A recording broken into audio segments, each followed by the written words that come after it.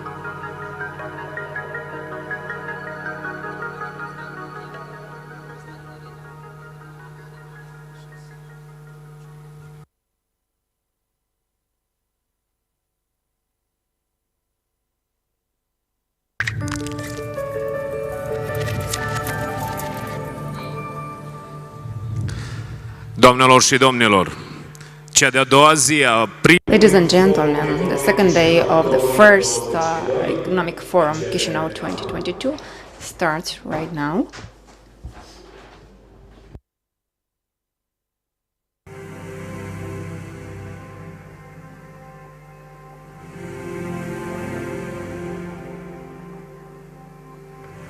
Chișinăul se transformă.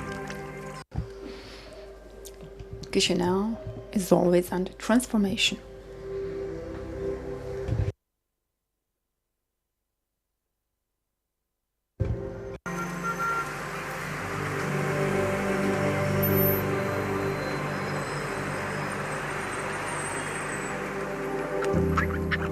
Construim un oraș. We are building a city with well set up green spaces.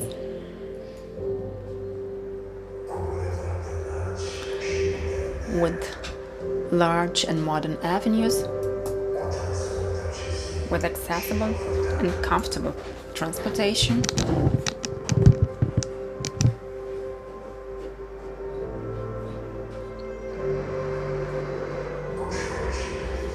with well-organized schools and kindergartens which are well equipped, with advanced and efficient healthcare facilities, with sports and leisure infrastructure.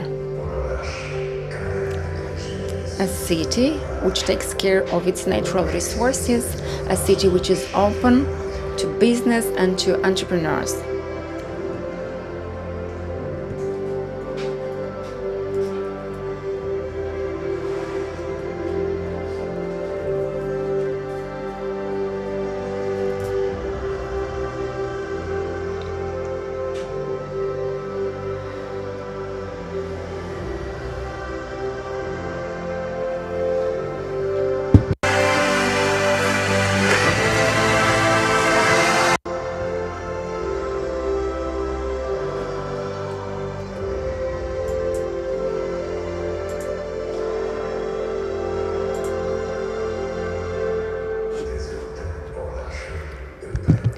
We're developing the city together. Good morning, ladies and gentlemen, and welcome to the second day of the first Economic Forum Chișinău 2022. Instead of morning exercise, I'll rather ask a question. Who is for the second day present here? Who is present here for the first day? Congratulations, you can give yourself a round of applause, and I hope very much you're going to take as much good information as possible from all the presentations that are going to be made here. So we're going to start with panel number 3, Urban Mobility in Chișinău, Sustainable Integrated Mobility and Transportation for today and for the future. I'd like to invite on the stage the facilitator of this panel, Mr. Reinhold Stadler, Civita Associated Partner.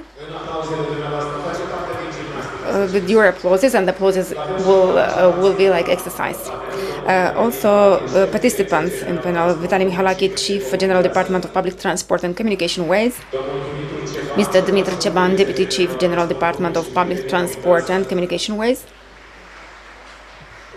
Mr. Frank Hefner, Unix Traffic Sales Manager, Central and Eastern Europe; and Mr. Efim Kolomnichenko, Sales Manager, Alpa City Resellerski Data. Mr. Stadler. Good morning. I confirm, my name is Reinhold Stadler. I represent Civita, but in this context, I'm also part of the team which develops the urban mobility plan for the municipality of Chișinău. Basically, we work for the future of the municipality of Chișinău and about the ideas to be developed, and we're trying to develop integrated public transportation system which is attractive, particularly for the citizens of the municipality. As you know, we are now in a turning moment, and we can see that a number of efficient measures have already been taken and are ongoing, about which you are going to find out in the following 1 hour and a half. On the other side, we can also notice that the motorization index increases, so the number of motor transportation increases. We have around 400 motor cars, and which means a big pressure on the traffic. And you can see that every day when you are in the traffic congestion, unfortunately, is now something habitual in Chișinău, and that's why we're going to try today and tomorrow and the next months to contribute as much as possible to rebalance the transportation system of Chișinău. And as you've probably seen in the presentation, you could see roads, but we are trying to switch from roads to complex streets. What means complex streets? Where there is a balance between all the participants in the traffic in terms of allocating space, so that there is sufficient space for pedestrians and for the bicycles and for public transportation, reserved space for public transportation, and also there is space for motor cars. But we are speaking about streets which are oriented towards all the participants on the traffic, and which intend to ensure the safety of the participants. We are going to continue the presentation coming from yesterday from Francisco Esteban Victores from Valencia, who is going to tell us online, I hope this works, about the Innovation Hub in Valencia, and then we are going to continue with the presentations that were namely intended for this panel today. So now I'm giving the floor to the online speaker. Francisco, can you hear us?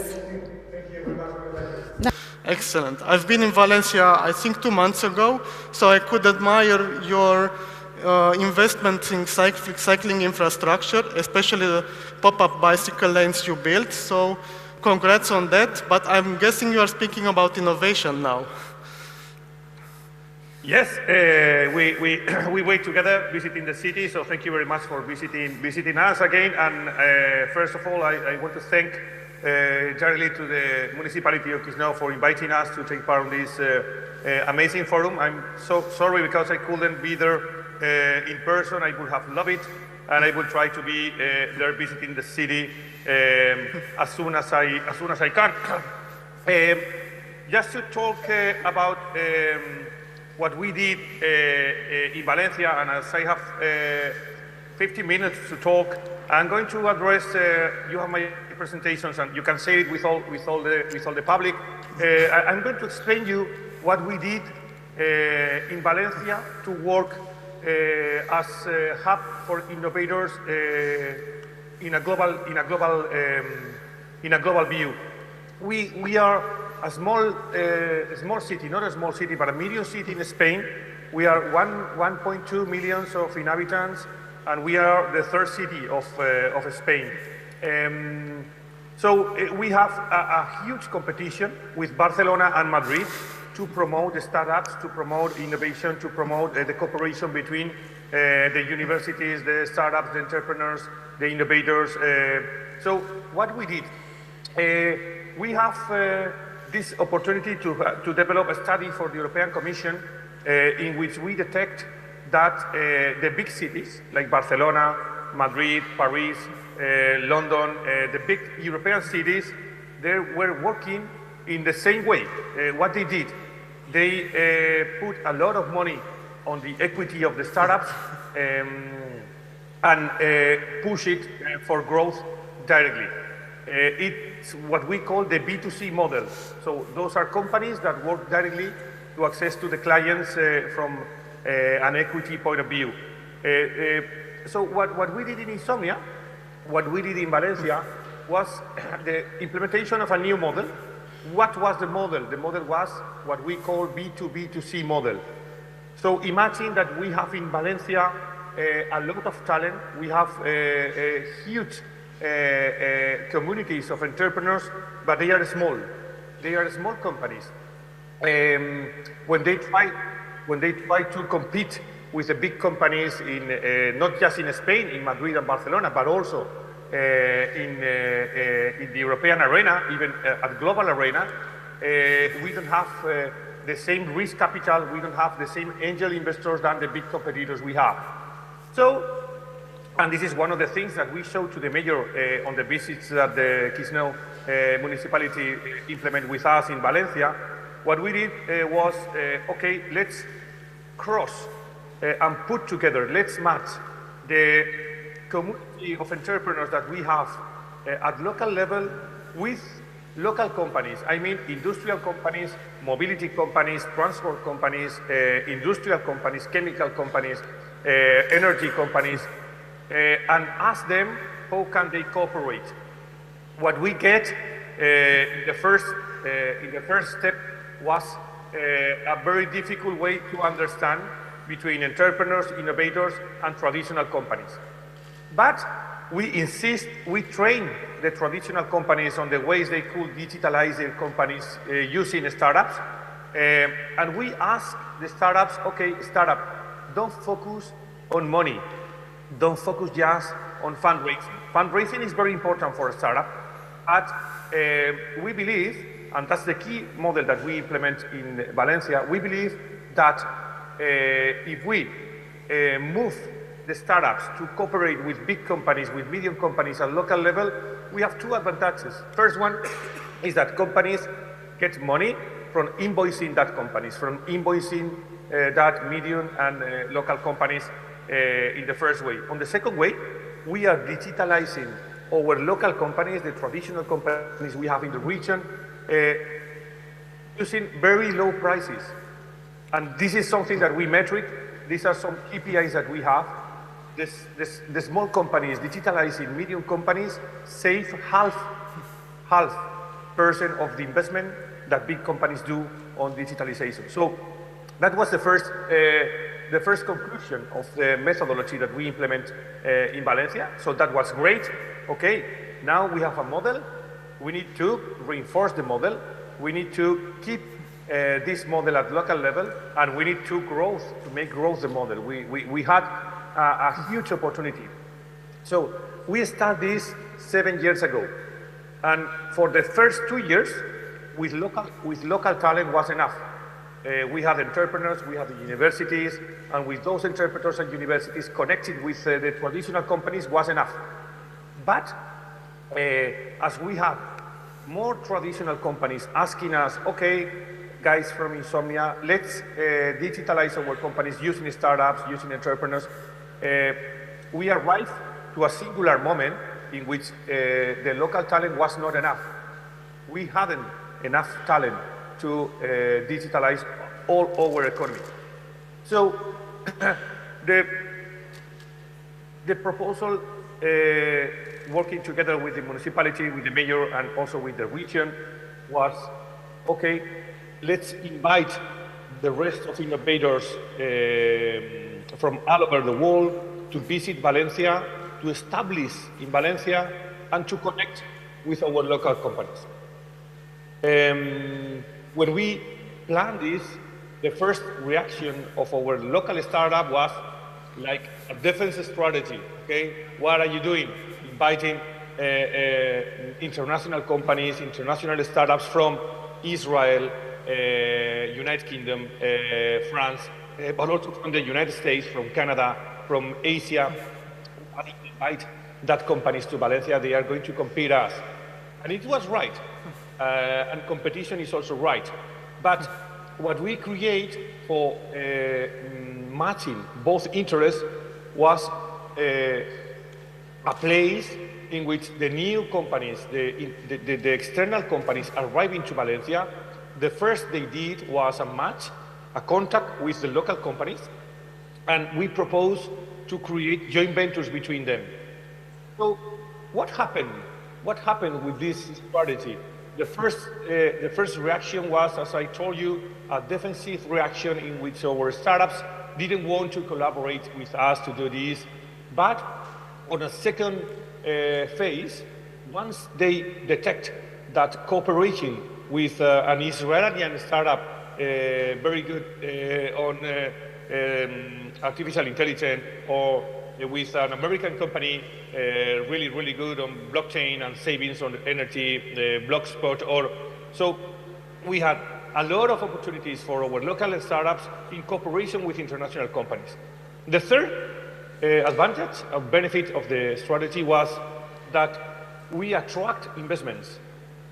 Now Valencia has a portfolio, and we move this portfolio all over the world in fairs, in all the international fairs. We move the same portfolio to invite emerging companies, to invite technological companies to establish in Valencia. And what we offer, of course that we offer connection with local talent, but what is more important is that we offer a hub of connections with traditional companies, big companies, medium-sized companies, but also a community of cooperation between all of us.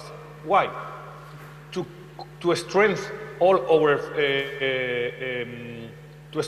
our offers, to strengthen all our opportunities, we create what we call the talent route.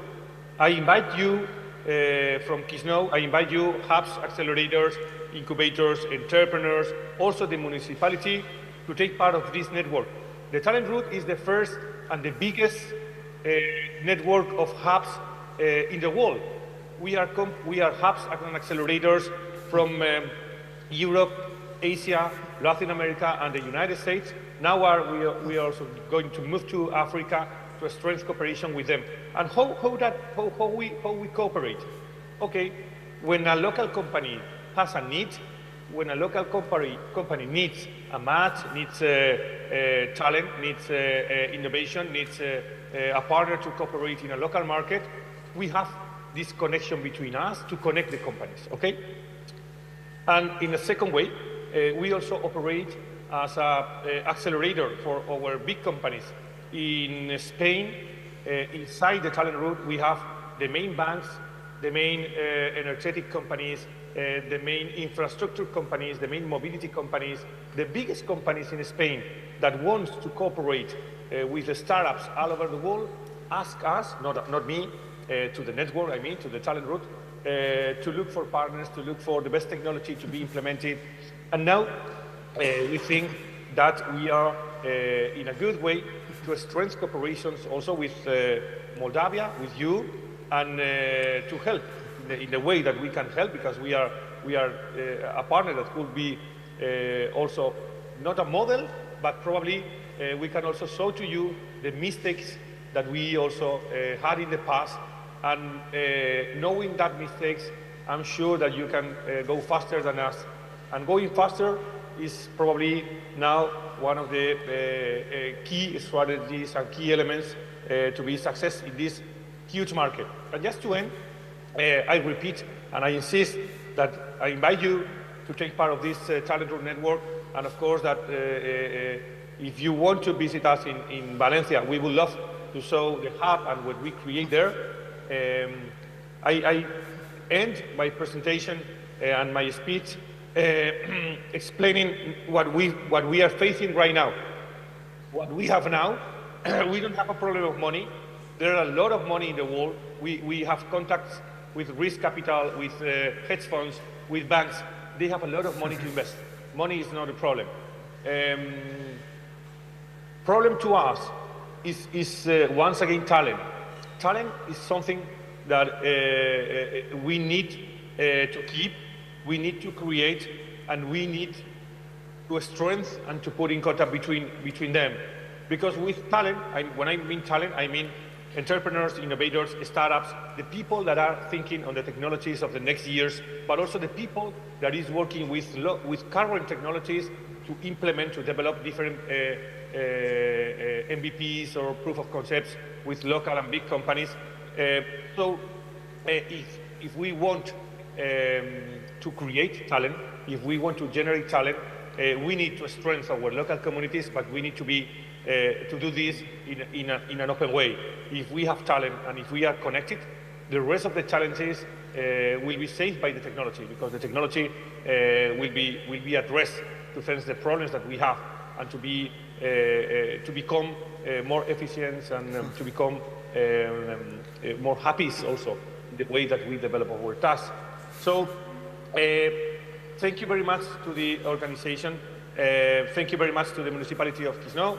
And sorry, because yesterday I had some problems to connect because it becomes late. I hope that these 15 minutes of speech are enough just to open a window for the cooperation. And we would love to be there with you next time. So thank you very much to all the audience. And I keep also for the questions at the end of the panel if you have any. Thanks.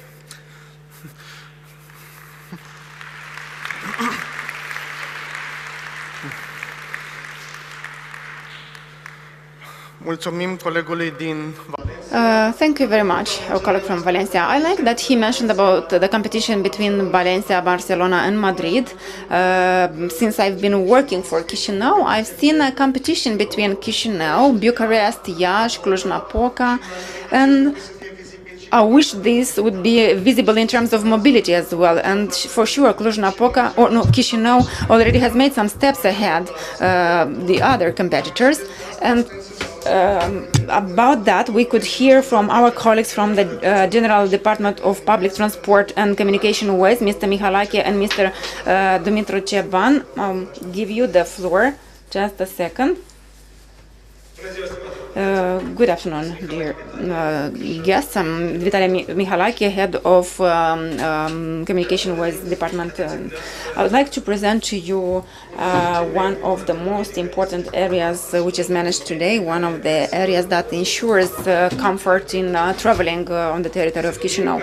It's the sector that started the transformation. Today, the municipality of Chișinău has 900 roads of national and local importance, which represent over 980 kilometers of municipal road, of which 635 roads within the Chișinău municipality. All this infrastructure has been permanently changing, and the repairs, maintenance, and all those who are present here can notice those changes, including the repairs that are happening here close to this building, including situations where in rush hours in the morning we are forced by the situation to go around some areas because they are under repair or under maintenance. But all these actions are being done in order to improve the infrastructure and in order to create a comfortable environment. Also, in addition to the roads network existing in Chișinău, we also have a network of bridges. 7 of them are bridges of importance on main roads, which ensure the connection between the sectors of Chișinău and the mobility of passengers from one place to another and ensure the life in Chișinău. These bridges also ensure the passage of goods transportation and the communication and transportation of goods on international routes, which are also go through Moldova. The bridges infrastructure contains 27 bridges, but they are strictly necessary to Chișinău, and that infrastructure does not meet the needs for fluidization of the traffic because we have high traffic in the morning and in rush hours. All of us participate in those jams, and we have to suffer because this traffic. But we intend to develop this infrastructure, to modernize it, and to create a comfortable infrastructure. Today, I would like to communicate to you that we are for the first time at the stage of repairing one of the most important bridges and one of the most important connections between the sectors of Chișinău, the Mihai Viteazu Bridge, and that site was assessed and bidded the cost of 108 million Moldovan lei, which represents over 5 million euro. Also, I would like to mention that Chișinău is among the first cities in the EU with regard to the network of electric transportation network, which allows us to transport passengers using trolleybuses on the entire territory of Chișinău. And recently, we started to provide this service to areas outside in the outskirts where we don't have a network.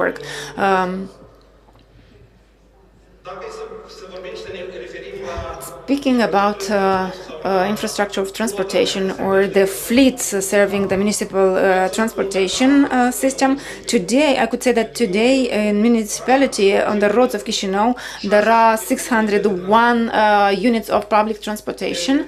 Very important thing I would like to draw your attention to, and the other speakers mentioned it.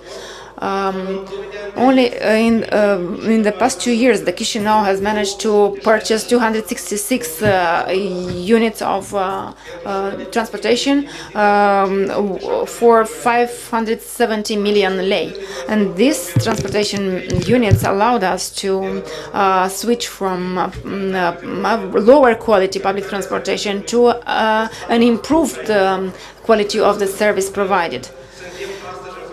And today we have the challenge of continuing to improve this service and challenge to satisfying new demands of the passengers who travel using this kind of transportation in Chișinău. We are also interested in adding to the fleet of public transportation with the high-capacity transportation means. When I'm saying that, I mean developing the transportation network and creating new intermodal stations by taking over the passengers coming from the suburbs of Chișinău and ensuring the transportation and distribution of the flow of transportation units on Chișinău depending on the needs and the final destination of each individual. Aside from this objective of additional purchase of high-capacity transportation units, we also need to add up small capacity fleet. And this objective has always been with us, and we intend to add to those areas which are less populated, but we need to provide the same level of comfort to the citizens of Chișinău municipality in order for them to be able to travel and to do their job or to travel to their work or to other locations.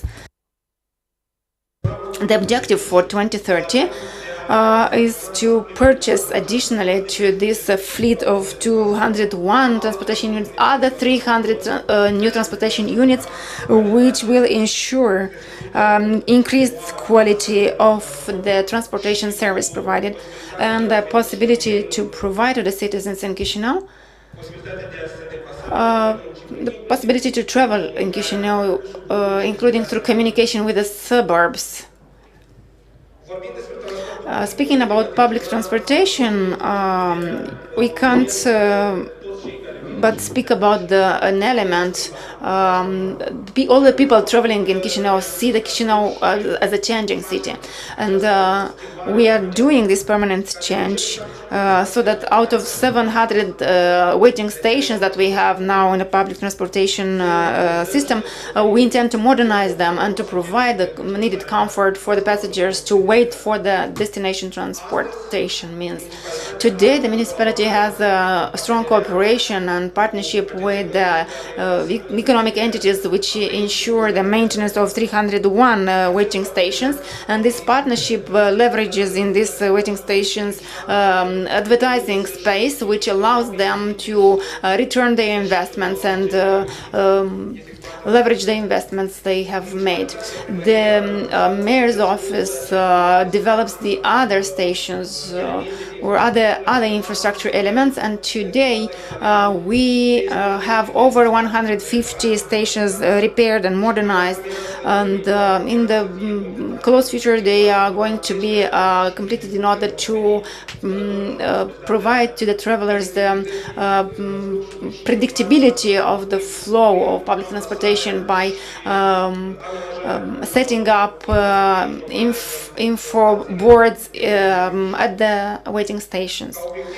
As an objective for establishing a modern and comfortable infrastructure, we need to build and set up over 300 stations in order to complement the existing network and to create for all inhabitants of Chișinău and the suburbs a comfortable transportation system. Speaking about strategic development projects, I would like to say that today Chișinău Municipality, the General Directorate of Public Transportation and Communication Ways, aims at developing two big sectors in the city.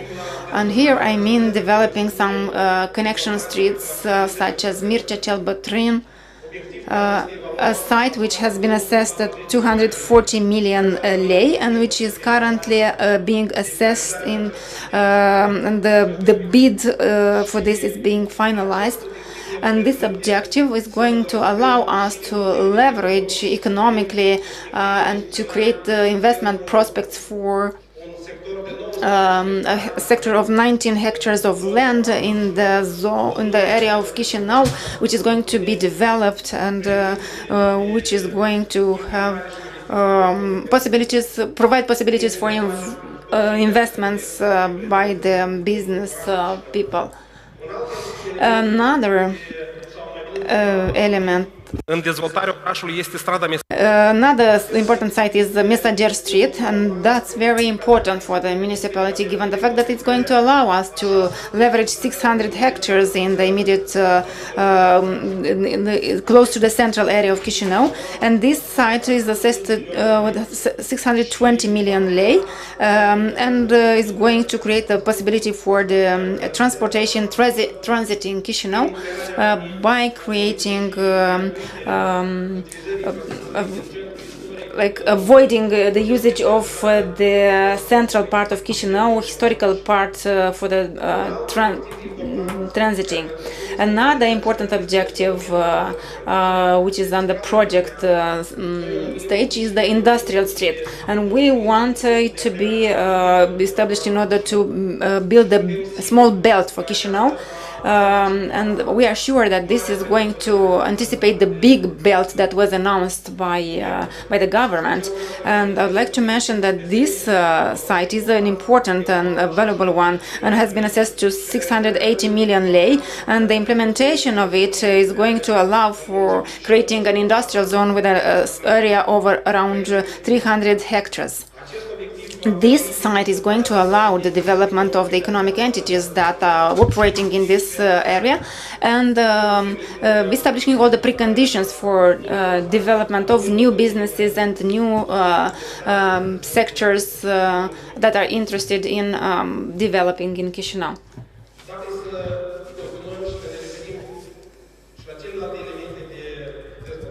If we speak about other development elements, the municipality today has identified a need for developing the parking system. The parking system is so important for the municipality and for establishing the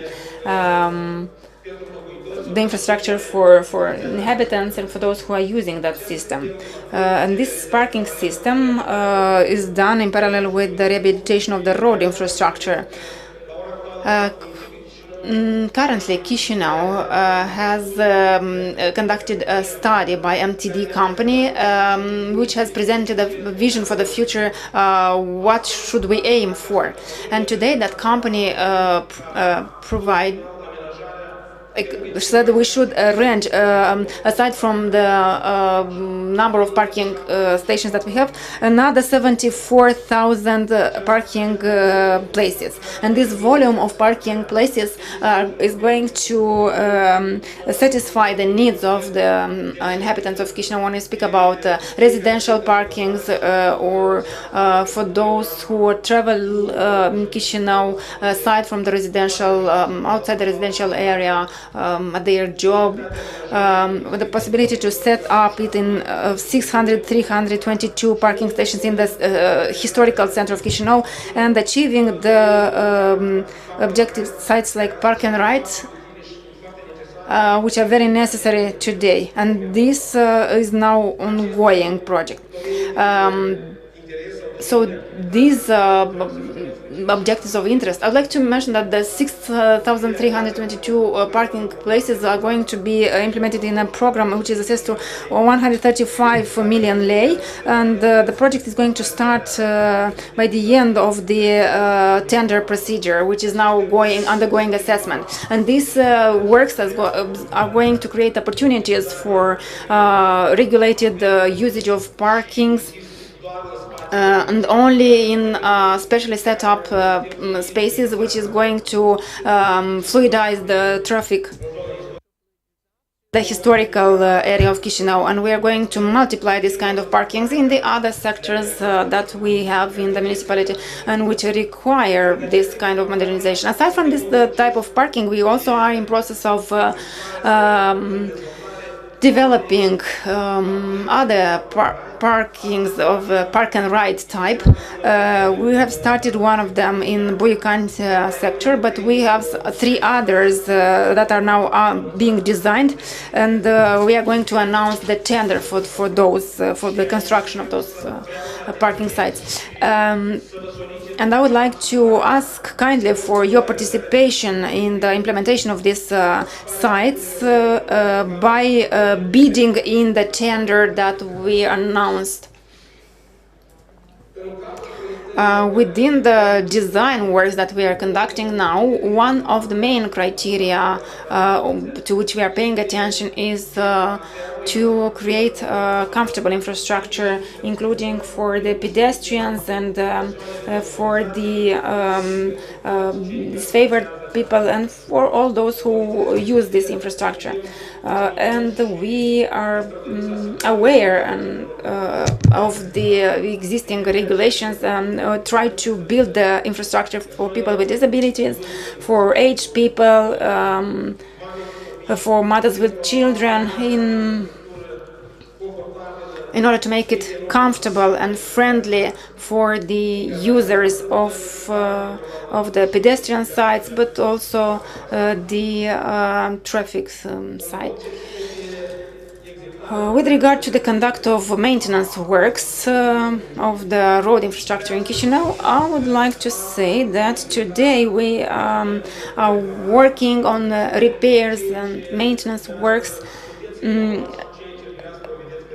and you can see that permanently. And current year, the municipality has conducted repair works for the magistral works with a length of over 19 kilometers.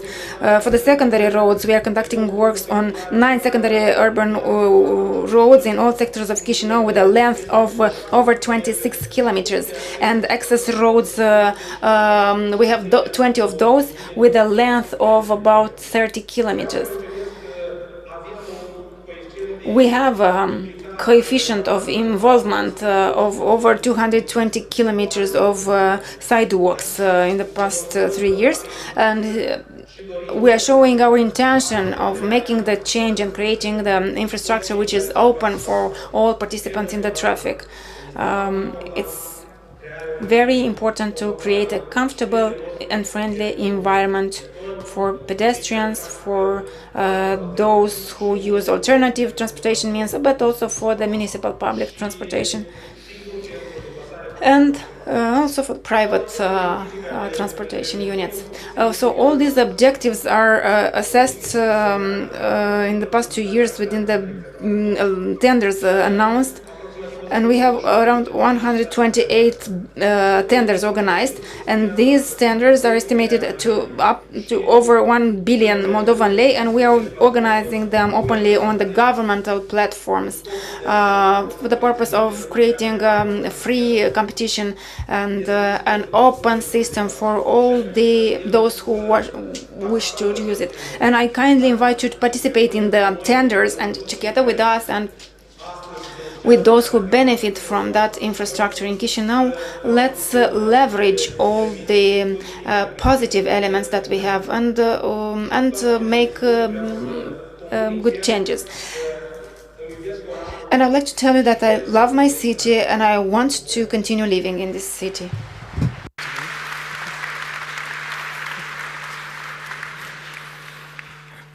Mulțumim foarte mult, foarte important.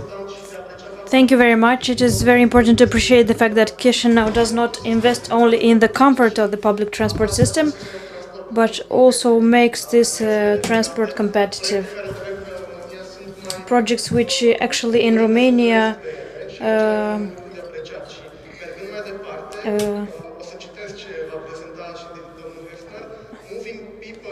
moving people, not just cars.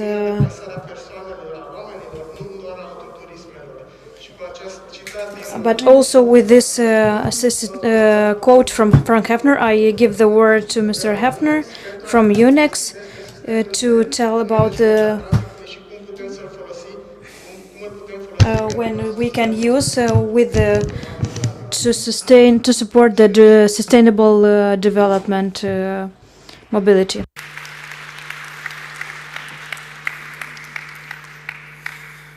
Good morning. It's a pleasure for me to be here to get the invitation to this economic forum in Chișinău, and I want to give you some inspiration, some ideas, and we can also support you in improving your traffic situation in Chișinău. I am representing Unix Traffic. We are solution provider in traffic management for cities, for municipalities. And I want first to start with some information about our company. Unix Traffic is a former Siemens company, was carved out in last year. We are worldwide acting. We have a yearly turnover by 750 million euro. We are growing every year by around about 5%. We are more than 3,000 employees, and we are with own units present in 25 countries. Regarding implementation of traffic systems, we did it already in 600 cities worldwide. We are acting worldwide in Asia, and yes. Can we go back with a slide? You can. It's running along. Okay. Oh, thank you.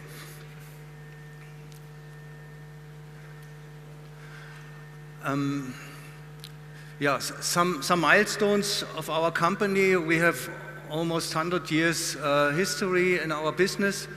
We installed the first intersection in 1924 in Berlin. This is the first intersection we equipped with traffic lights. In 1961, we installed the first traffic management center.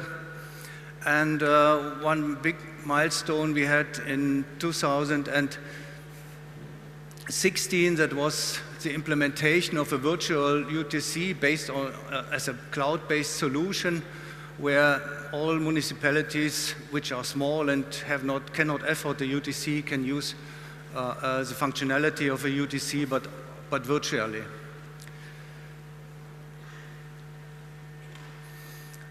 Here is our product portfolio. We have here's an overview you can see about our product portfolio. We provide the whole end-to-end solutions for cities.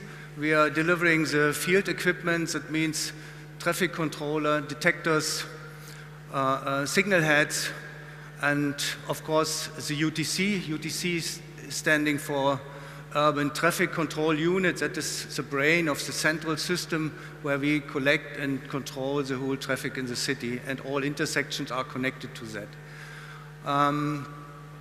And we have a lot of other solutions. We deliver also software for planning, modeling, and simulation of traffic solutions before we bring them in reality. An important part we see from our experience that, of course, the planning and modeling phase for traffic solutions is very important. We are delivering the software tools for that, and that makes you able to digitalize your roads, your intersection, and also the whole city, and build a digital twin. A digital twin means, and that is digitalization today, that you more or less make your city in a digital world and then try to test and to simulate different approaches how you can solve the traffic problems. Yeah? And before you go and practice, you do that, of course, virtually, yeah, that you know that approach is right or it is wrong, and before you do it in realization. And I think that is quite a good approach. And our daughter company, Aimsun, that we bought 4 years ago, located in Barcelona, she can provide different use cases for that, and you can see here on this slide for what this software is necessary. Next to the software tools that we're offering to the cities, but also to engineering office, we also offer project solutions. We do also projects, and these projects we can, of course, with our own engineering staff, offer to cities to solve different traffic problems. Here you can see it. We have on one side the software part, and on the right side we have our engineering service project that we can offer as a service to the cities. As I said before, an important part for traffic management is a central system. It's the UTC, the Urban Traffic Control Unit, that we, of course, control today in 3 different levels. On the operating level, that is the equipment that we have on the street. Of course, on the control level, that is in the control center, where we have different opportunities to control and to interfere in the traffic processes. And we have, of course, a strategical level, management level, we say, where we prepare solutions on a long term to increase the capacities of the street or to reduce the traffic jams on a long-term plan. Yeah. Next to this UTC, which we of course then integrate in the traffic central management system, with the UTC is then in the SCADA concert and guide system integrated. And next to this UTC, we can also offer then parking guiding systems and also data management platforms, where we collect all the data that we are collecting from the streets, from the environment in the city, and then analyzes. How that look like, we see here on this next picture. In a digital city, we can say that we get all the data on the left-hand side, traffic data from traffic detectors, environmental data, parking data, traffic incidents, public transport information, and even information from cars, because we are also communicating with vehicles in the future. And all this traffic data, it comes in this data platform that we call Symphony. And here in a closed loop, we are collecting and analyzing the data. We send this data in a management scenario, then we simulate and predict it, and in the end we create some response plans for that. And these response plans, we give back this information on the results, we give back to the stakeholders again, to variable message signs that the participants can see it and can get the information. They can get it over different mobile apps or even in the cars directly by this vehicle to infrastructure communication. Yeah, that is the data process. And another topic what I want to give you a small insight is, of course, the management software application Fusion. Fusion means that we not only controlling vehicles, we try to control all participants in the traffic, not only cars, also public transport, pedestrians, and bicycles, and others. So, and here we have another approach that we, of course, based on this participants in the traffic, we can regulate which kind of mobility we prefer or we want to prioritize. Is it really the vehicles, or is it more the public transport, or is it, for instance, the pedestrian and the bicycles? For that, we can offer different solutions. But the basis for that is, of course, that we always can detect the situation on the streets in the city that we are doing by detectors. That means with the help of the detectors that we install in the city on the roads, we are able to have a good and current overview about the traffic situation. For that, we are using different detectors today. We are using the loop detectors, we are using video detectors, wireless ground detectors, radar, infrared, or even video cameras with artificial intelligence, where we, by a deep learning process, analyzing different situations, and the camera is learning by a core unit to detect what is necessary for the traffic. Next slide.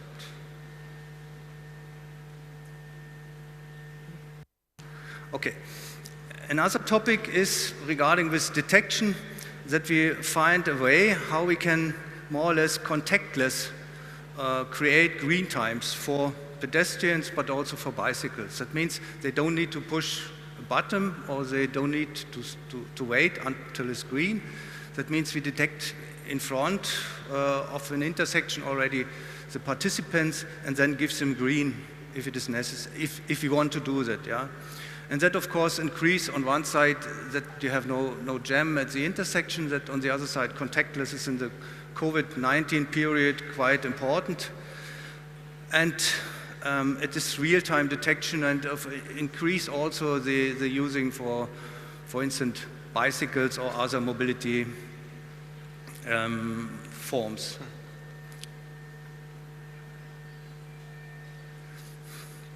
What we are doing, especially when Chișinău now wants to increase the bicycle traffic, is that we can also give bicycles prioritization on intersection.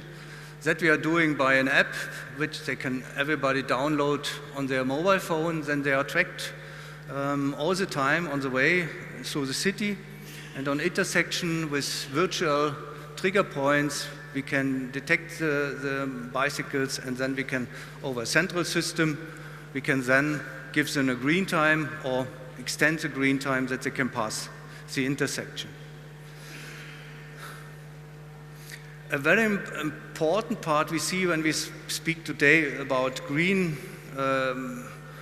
city or green solution is that, of course, this equipment that we install in the city is very energy efficient.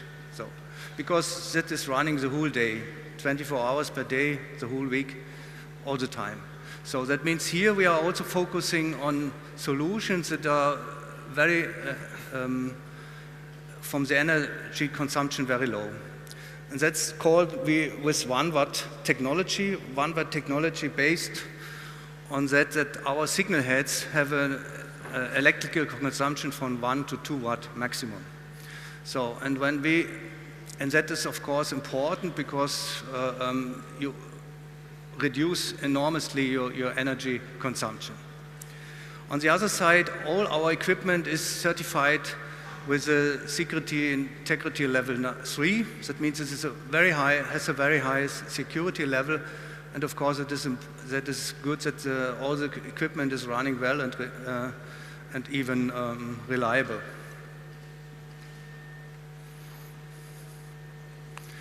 We made an example how much energy you can reduce or you can save if you use a 1 watt technology. As example, we took the city of Berlin, which has around about 2,000 intersections. If you would change all the signal heads which we have today on 230 volt LED technology to 1 watt technology, we would per year save around about 500,000 euro in energy costs, or even 20,000 kilowatt hours. And I think that is enormously to understand how important it is to use energy efficient technology. Regarding public transport, we have a similar solution like by bicycles. We equip the buses with an onboard unit that is then tracked, GPS tracked all the time. We also install virtual trigger points in front of the intersection, and if the bus is not in time, then of course we give them a green light or extend the green light that they are always in time and that the attractiveness of public transport become much better. Yeah, that was all from my side. We as Unix, as solution provider, we are ready to support you in your development in the city, and I'm looking forward for a good cooperation.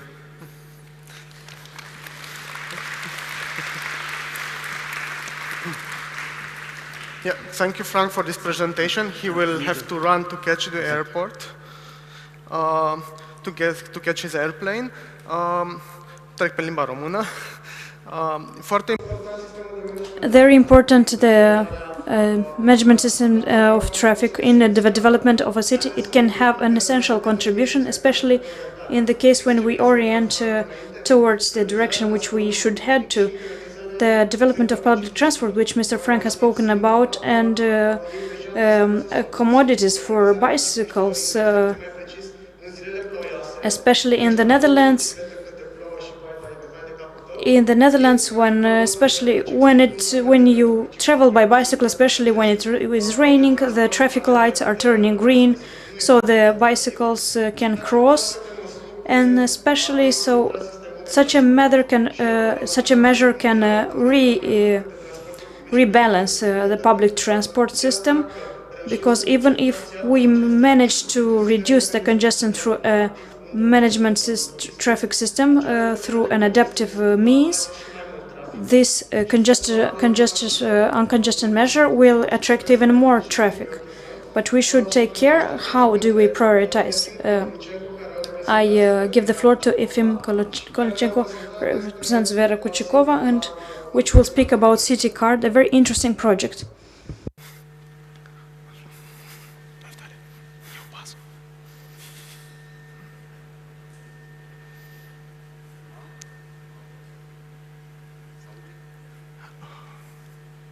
Nu.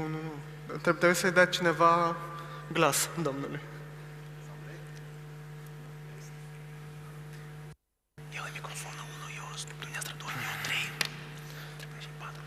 Ne ajută cineva cu puțin volum pentru domnul Kolonicenko? Test. Excelent. Acum se aude?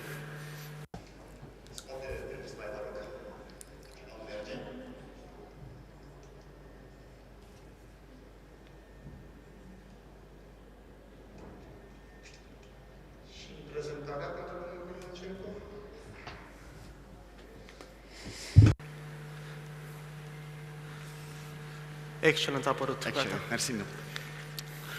Dacă se poate direct. Let's pass on to the second slide.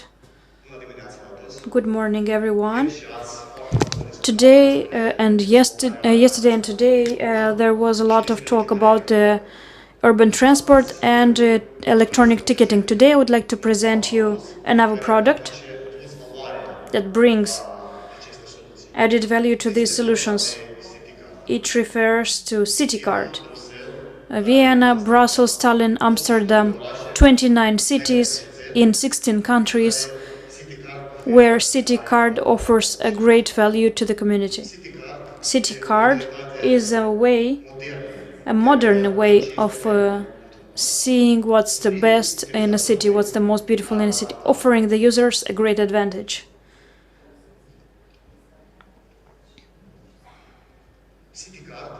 City Card can be an all-in-one ticket for the touristic attractions in Chișinău, such as entertainment parks, public transport, exhibitions, festivals, museums, stadiums, parking lots.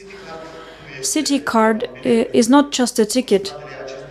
Behind this product there is a management platform of each aspect from the business of these activities. By selling the ticket is only a final product for an end product for the consumers.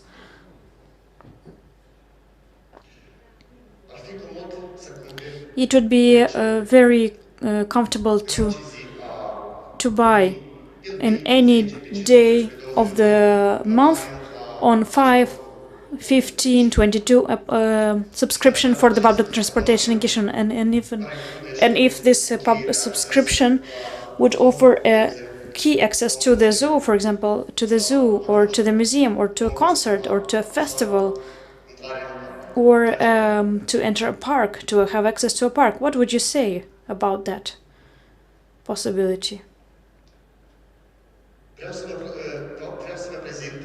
I would like to present to you this product, such as the majority of inhabitants from Chișinău and visitors would receive it.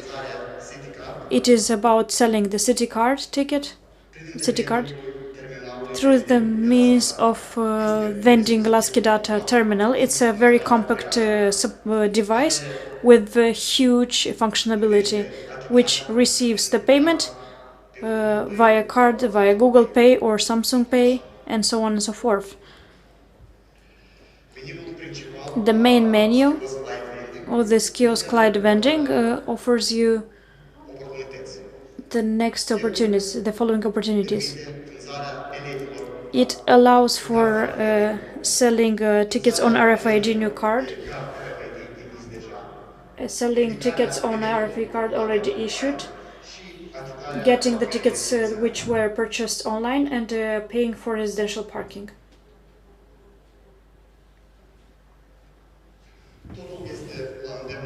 Everything is very in hand for the user. It can select the user can select the language. Also, it can select what service it needs. It can see very well the cost of the product, and the user can also pay very easily without cash. The vendor can in change promote its product in the promoting area, either if it's a concert, festival, a sports event, or a simple subscription, a monthly subscription for the public transport. The vendor can promote its product in the promotion area and the advertisement area. Also,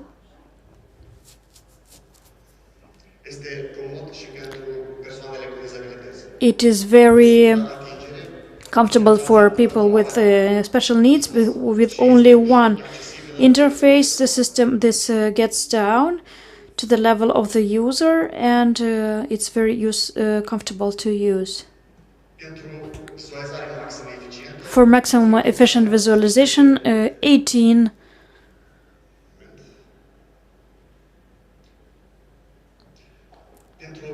for maximum visualization, 18 products can be placed, of types of tickets in the main menu. The popular products can be presented and predefined and devised on categories. In categories.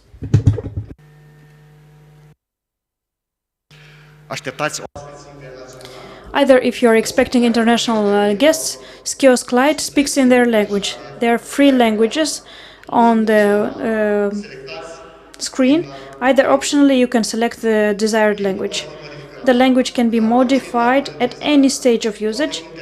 All the interface and the description of the products will be in the selected language. Will be showed in the selected language. Kiosk Lite is writing in the language of the international guests. The invoices can be issued in Romanian. Either the second language can be English, but if the guest chooses French or another language, the invoice will speak in his language, for example in French. Either in Romanian, first will be in Romanian, and the second option will be in the language selected by the user. So the invoice will be in that language. The payment option is guided, and it is very easy. If someone will want to pay, he or she will be very easily guided and will be able to pay with his or her credit card from Apple Pay or Google Pay or credit card.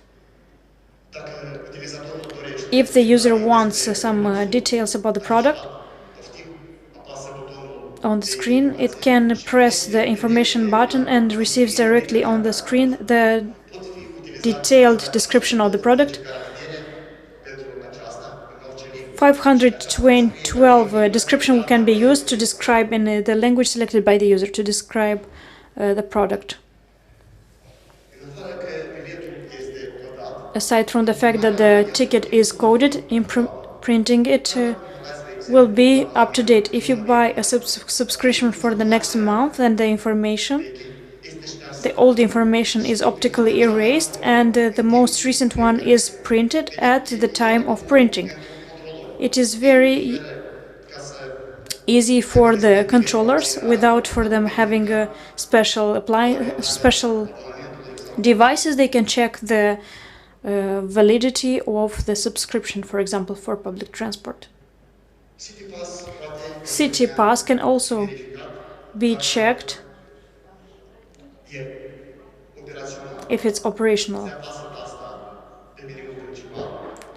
It can the button can be pressed on the main menu, and several cards can be checked if the card is operational or not. Kiosk Lite not only sells RFID tickets. Either you need simple tickets, so here you go, you have them with a barcode as a passing ticket, or without as a voucher, or maybe for only one ticket in the public transport. It's maximum cost efficient. It's very efficient.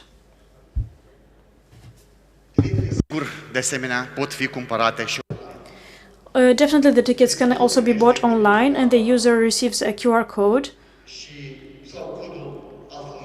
or the alphanumeric code on the paper or on the mobile phone. It gets to the user reaches the terminal, and by scanning the code or introducing the barcode or QR code or typing the code, he can pick up the ticket bought online.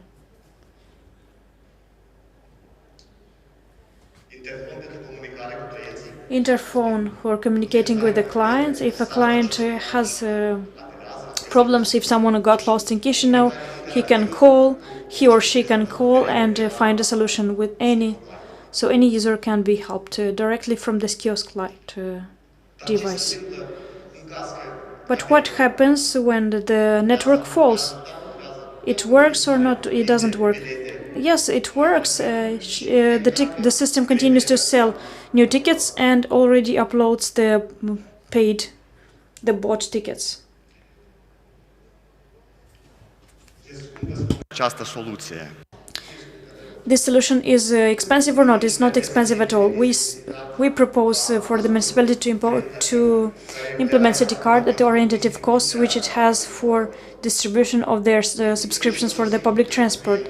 It's easy and simple for the client. It's very easy for the clients to buy a product on any day, not to think if it's the date of 1st, 17, 28. Having the platform of distribution and promotion as a city card, they can accomplish great results. Thank you very much. Mulțumesc frumos, mai ales pentru încadrare în timp. Așa cum ați văzut, e esențial ca sistemul. It's so essential for the transportation system to also be oriented towards the visitors of Chișinău. And since I visited Barcelona several years ago, and I wanted to access their banking system, and being a tourist, I haven't managed to do that, and that's validity for many such systems which are oriented mostly towards citizens, while tourists could also use bicycles to visit the city. Moving to public transportation. A tourist doesn't know the public transportation network of a city, and so therefore integrated tariff system would be very useful. Now I would give the floor towards our colleagues from the General Public Transportation Directorate and Communication Ways for the second presentation on these most important transportation projects.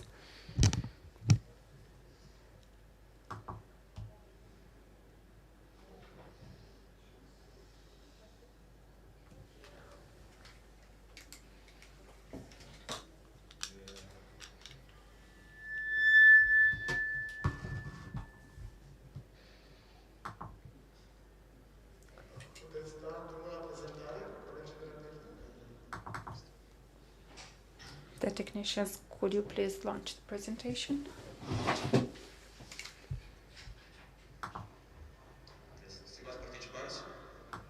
Dear participants, my name is Dmitry Chaban. I'm Deputy Head of the Directorate for General Transportation Means and Communication Ways. And I would like to speak today about the types of transportation means which people don't pay so much attention to, but which are more and more topical, which are called alternative transportation means.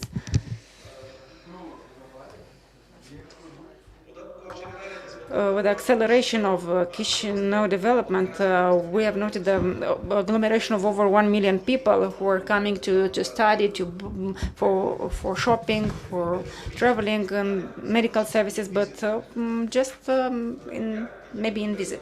And a personal vehicle remains the preferable way of transportation.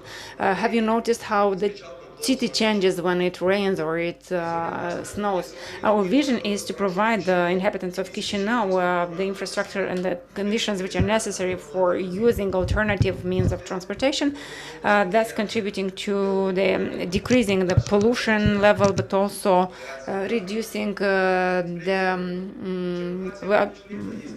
agglomeration and trafficking. For instance, riding with a bike is more efficient than riding a personal vehicle if there is a well-developed infrastructure for that. And here we speak about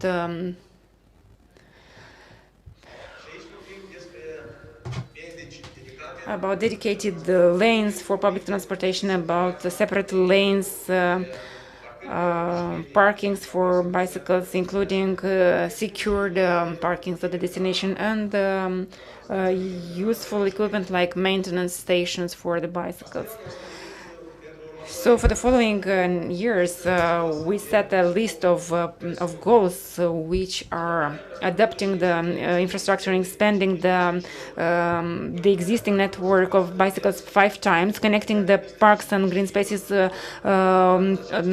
a lane for bicycles, creating reactive lanes in forests and parks in order to facilitate the development of active transportation and leisure. We would like to increase the number of users of bicycles by 30% compared to the current year, and would like to reach up to 2,000 bicycle users a day on the networks we are planning to build. We have taken over the best practices from different European cities like Valencia, which is a pedestrian city with accessible infrastructure, like Grenoble, which is designed for cyclists and is known as Green European Capital, and Lublin, which is the city with the most accelerated development of the alternative transportation system. In 2020, we presented the concept of strategy for the development of alternative transportation system, given the fact that in Chișinău, almost 41% of the users of bicycles run on a distance of 10 kilometers, and other 26% run for a distance of up to 20 kilometers. There is a link here also with the suburbs of Chișinău. Also, we should mention that the most frequent users of alternative transportation are young people. For instance, in the past 2 years, the use of electric scooters has increased 6 times. We have started the implementation of dedicated lanes for public transportation with the possibility for the cyclists to ride. And for 2020 until 2023, we plan to make a link between 2 most demanded parks in Chișinău through a green corridor. At the same time, we want to link all the sectors of Chișinău through an accessible cycling infrastructure, which is safe and comfortable. For 2023, 2024, and 2025, our goal is to create leisure lanes for active leisure, but also invest in the transportation network for cyclists at local level. But in order to measure those objectives, we have established a number of indicators which are easy to understand by everyone, which are the length of lanes, length of sidewalks, and the length of number of parkings, number of bicycles rented, number of spaces accessible for changing the transportation system. We are working on 22 kilometers of dedicated lanes and cycling lanes on the main roads of Chișinău, which you can see marked in green on this map. We have set up over 19 kilometers of cycling lanes, also on the main roads close to the avenues and the main streets in parks and squares. Also, we started purchasing works for arranging 600 places for bicycles in 90 locations of the city, and we repaired over 220 kilometers of sidewalks and pedestrian infrastructure in all sectors of the city, including in the residential areas, in order to facilitate all types of active transportation. In 2022, we provided 10 million lei for the program of adapting the infrastructure for people with disability, but there is a lot more to do, and for up to 2025 we intend to conduct the following actions: to set up over 110 kilometers of dedicated lanes, 150 kilometers of cycling lanes in order to provide alternatives for the cycling, riding, and we established as an objective to build the 150 kilometers of recreational lanes in parks and squares existing in Chișinău, and to build 300 kilometers of additional pedestrian infrastructure and to repair the existing one. Here we have a few examples of how we see those happening and We shouldn't forget about the related infrastructure, which are the multimodal stations for facilitating the use of alternative systems, parkings for bicycles, and main stations for bicycle maintenance. All these are estimated to around 660 million lei, or about 3 million euro. But there is a long way to get there, and the support of the business environment would be very useful in securing quality materials and solutions for planning and design and implementation of the projects, and for building infrastructure which would meet European standards. Today we are open for developing a system of renting urban bicycles through the bike sharing system, because there is an enormous potential for development here, and we're ready to come with an initiative to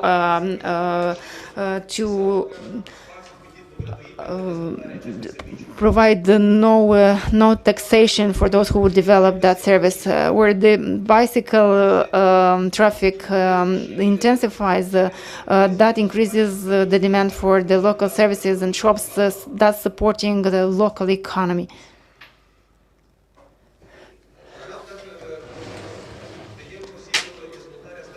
Development of multimodal transportation stations, because where travel can leave their transportation unit and use the electric scooters or the public transportation, so they can.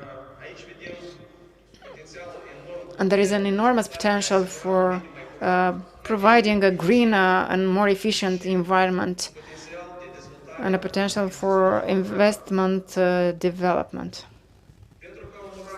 For a city to be as we want it to be, we invite you to have a cooperation, the business environment, in order to attain these objectives in the following years.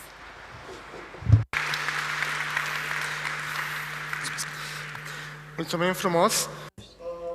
Thank you so much. Based on the earlier presentations, it's clear that Chișinău has a very nice future, and I'm happy that we have been discussing about projects that support what's now called alternative transportation. The desiderate is that the bus, the trolley bus, the bicycle wouldn't be alternative way, but the personal means of transportation should be the alternative transportation means, and this can be done in Chișinău through the projects that were mentioned.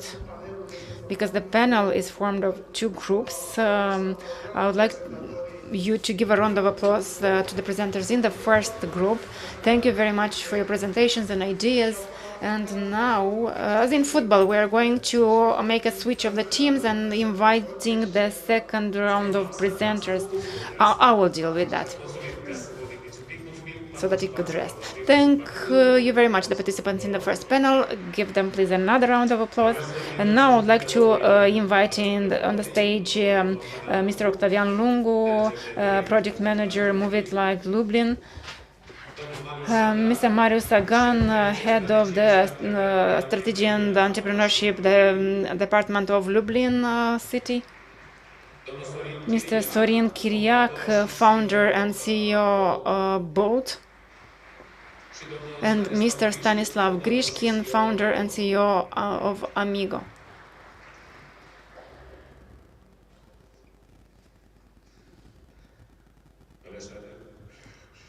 Mr. Stadler, you have the floor. So the new mobility team.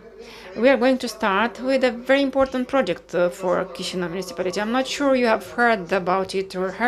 It's one of the projects which supports what you have seen on the previous slides.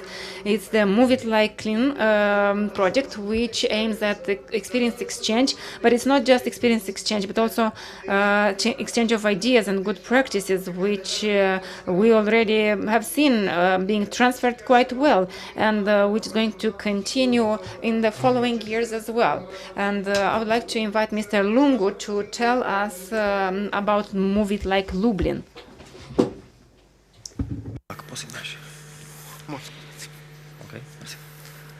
Bună ziua! My name is Octavian Lupo. I'm a manager of the Move It Like Lublin project, and I would like to get your attention for the following 10 minutes if I manage to tell you about what this project is about. First of all, the project Move It Like Lublin is a technical assistance project financed in a proportion of 90% by the EU, and that project is an initiative for development of sustainable public transportation. And it's very important that the project is implemented with the support or in partnership with our colleagues from Lublin. And I'm happy that we have here Mariusz, our colleague from Lublin, who is going to tell us more after my presentation. Also, I would like to tell you that the main purpose of this project is to improve the public transportation system in Chișinău. And how we do that? We do that through support from the project, from the expert teams that we are contracting by the team of the project itself, of the representatives of Mayor's Office of Chișinău, Mayor's Office of Lublin, so that in the end the authorities could build, I mean more for Chișinău, because in Lublin they already started to do that much earlier. So to build a system of transportation which is more inclusive, more safer, more resilient and more sustainable. The implementation term is 4 years. We are now in the first and a half year of implementation, and now I would like to tell you about the project objectives. In order to reach the goals of the project, we have to also reach some main objectives. So these 3 objectives that we have grouped in the formulation of the project itself are the following one. First is to improve the policies and the dialogue in the sector of public transportation at the municipal level. Also, it is very important to strengthen the capacities of institutional capacity of the City Hall of Chișinău and the General Directorate for Transportation. It is also very important to increase the quality of the management system, traffic management system, and this is possible through implementation of modern solutions and technologies. What are the results expected for this project? In order to be able to say that, well, we put them on paper at the beginning and then we were able to report them as achieved at the end of the project. If we speak about the transportation policy, we have picked 6 important results. First of all, to have a clarity about everything related to legislation in the area of transportation, both secondary legislation and primary legislation, but also to understand very well what are the commitments of Moldova undertaken through the association agreement. Also, by the end of the project, it's important for us to have much more active involvement of the civil society and the citizens in the urban mobility issues about which Raymond has talked at the beginning of this panel. Also, we need to have new approach for the development of public transportation in linking it with the suburbs. We spoke about park and ride types of parking.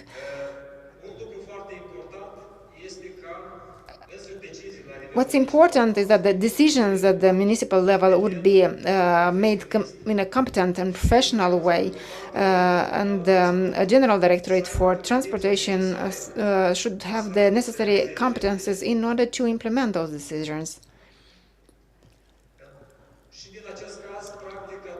And the second objective focuses more on the city halls and the transportation directorate of the city halls, so that it could function. The transport directorate is being under reform. I have seen the decision on the reorganization of that directorate, and I'm happy for that. So it's important for the transportation directorate to have the capacity to plan the transportation, so that it's not a chaotic planning. Or without objectives being traced for short, medium and long term. An important thing for that to happen is that everything that Lublin can offer should be assimilated by Chișinău. And we need to absorb as much as possible from their experience and expertise that Lublin can provide to us. For a better understanding of all these solutions and experiences, we are also conducting training programs, which are developed for the Transportation Directorate, but also for the staff hired by the public transportation enterprises. And these programs will be able to be replicated for the colleagues which couldn't participate in the first training phase. What's important is for the transportation means to become safe and to take into account the wishes of the travelers.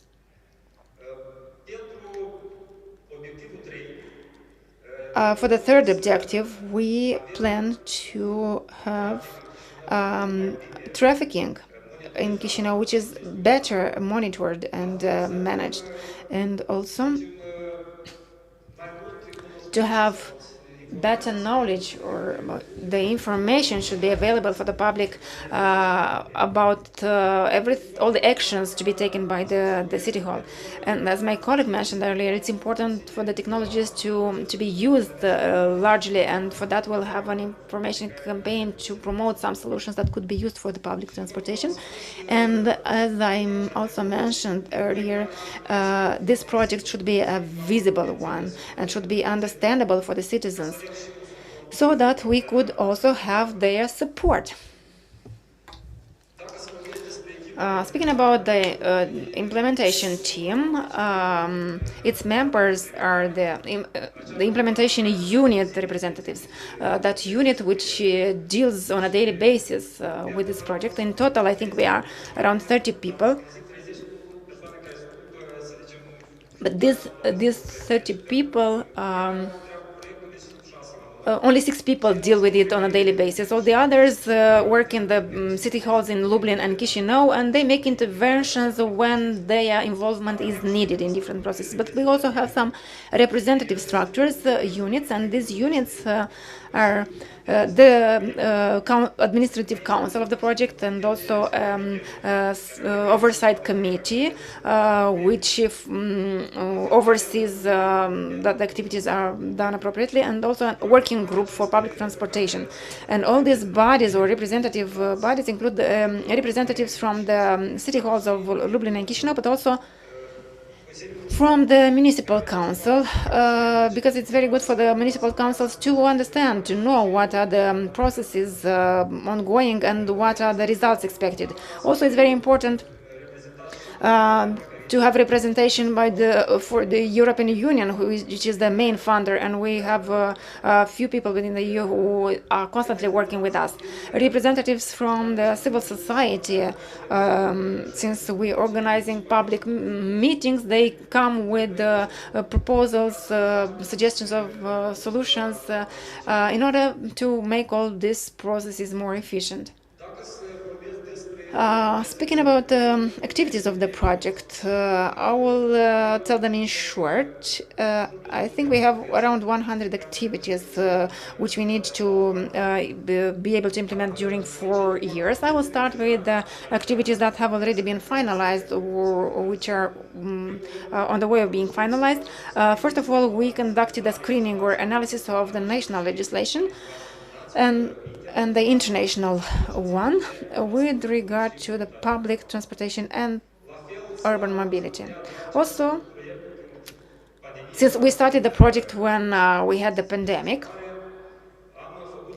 we conducted an international study in order to identify the existing solutions that could be applied in Chișinău in order to reduce the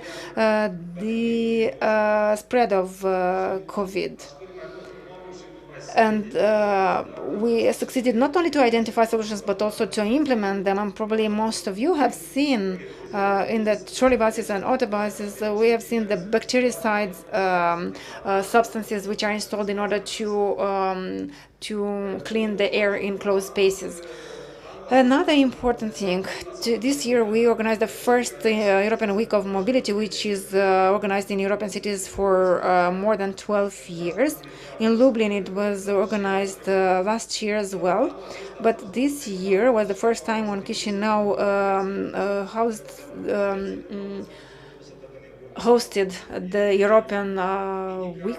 We had an event on Sunday,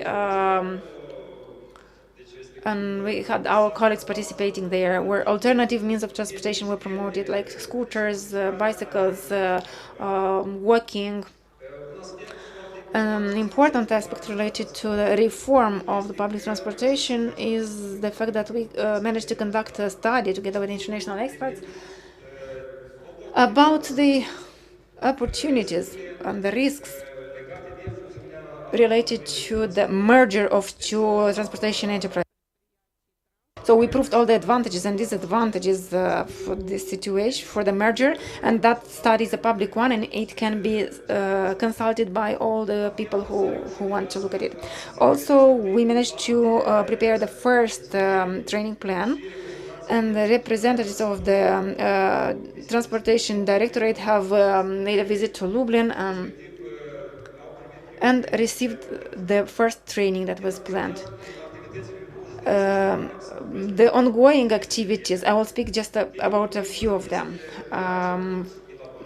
We started the development of the urban mobility plan, sustainable urban mobility, and I'm happy to welcome here Reinhold, who is basically the representative of the consortium of international experts who is going to develop during 2 years this urban mobility plan.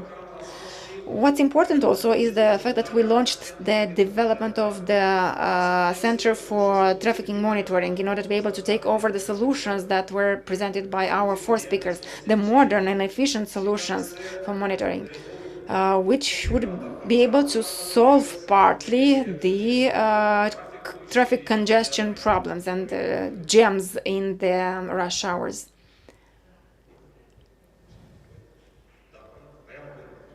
I have one more. What activities are we planning for the next period? First of all, to continue the training for those in the public transportation area, to conduct comparative analysis of the transportation system from both cities, Chișinău and Lublin, and to see what are the practices that we are going to take over in the first stage and then the second and the third stage, and be able to afterwards implement those. We talked about electronic tickets. We want to make a study on electronic ticket and also to have a pilot project to see how that functions and to apply the most efficient and most accessible one. And last but not least, we would like to, for all the information about public information to be very accessible, to have an application, a dedicated website, a dashboard, where everyone interested and the local authorities would have access to the relevant information. Thank you very much, and I hope this project could be considered an opportunity for investments and could be further developed. Thank you.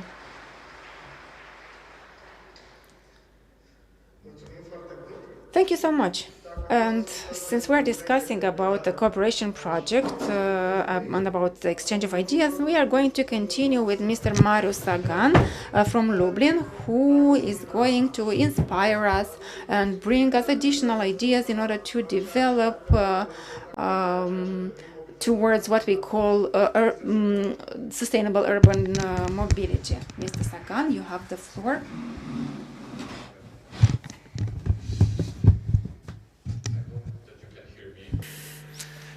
Good morning, everybody, ladies and gentlemen. First of all, I would like to thank you so much for invitation from the mayor to come here and to tell you about the project, about our experience. We have a common project with Chișinău. We have a very good project, and we are talking to the mayor to have other projects with your beautiful city. So this cooperation is developing, and I can say now that we are good colleagues as a cities. But today I would like to tell you about the challenges, problems related to the mobility revolution. What we can observe now is a complete change in the mobility paradigm in Europe, in the world, and all these trends are also coming and can be seen in European countries, in Poland, in Moldova. So this revolution occurred a couple of years ago. We, as a cities, we have to face with all challenges and all problems. I would like to tell you a story about how Lublin was adjusting to the new mobility circumstances, and also I would like to tell you what kind of mistakes you can avoid learning from our experience. We had, maybe it's not a good place to say that, we had a lot of mistakes going through the process of adjusting to the new policy, to the new world of mobility. First of all, what we see now, that 10 years ago, 15 years ago, we had a public transport as a main source of the mobility in the cities. We had the private cars, we have the private cars, and now we have much, much more. We have scooters, we have electronic bikes, we have car sharing, we have a completely new modern means of transportation, and that makes a lot of opportunities on the one hand and challenges from the other point of view. First of all, I would point out the first opportunity. You can see it on the left side, that new ways of mobility can significantly contribute to the zero emission transition. I would say more, in some cities, especially smaller cities, this is the only way now to introduce zero emission transport.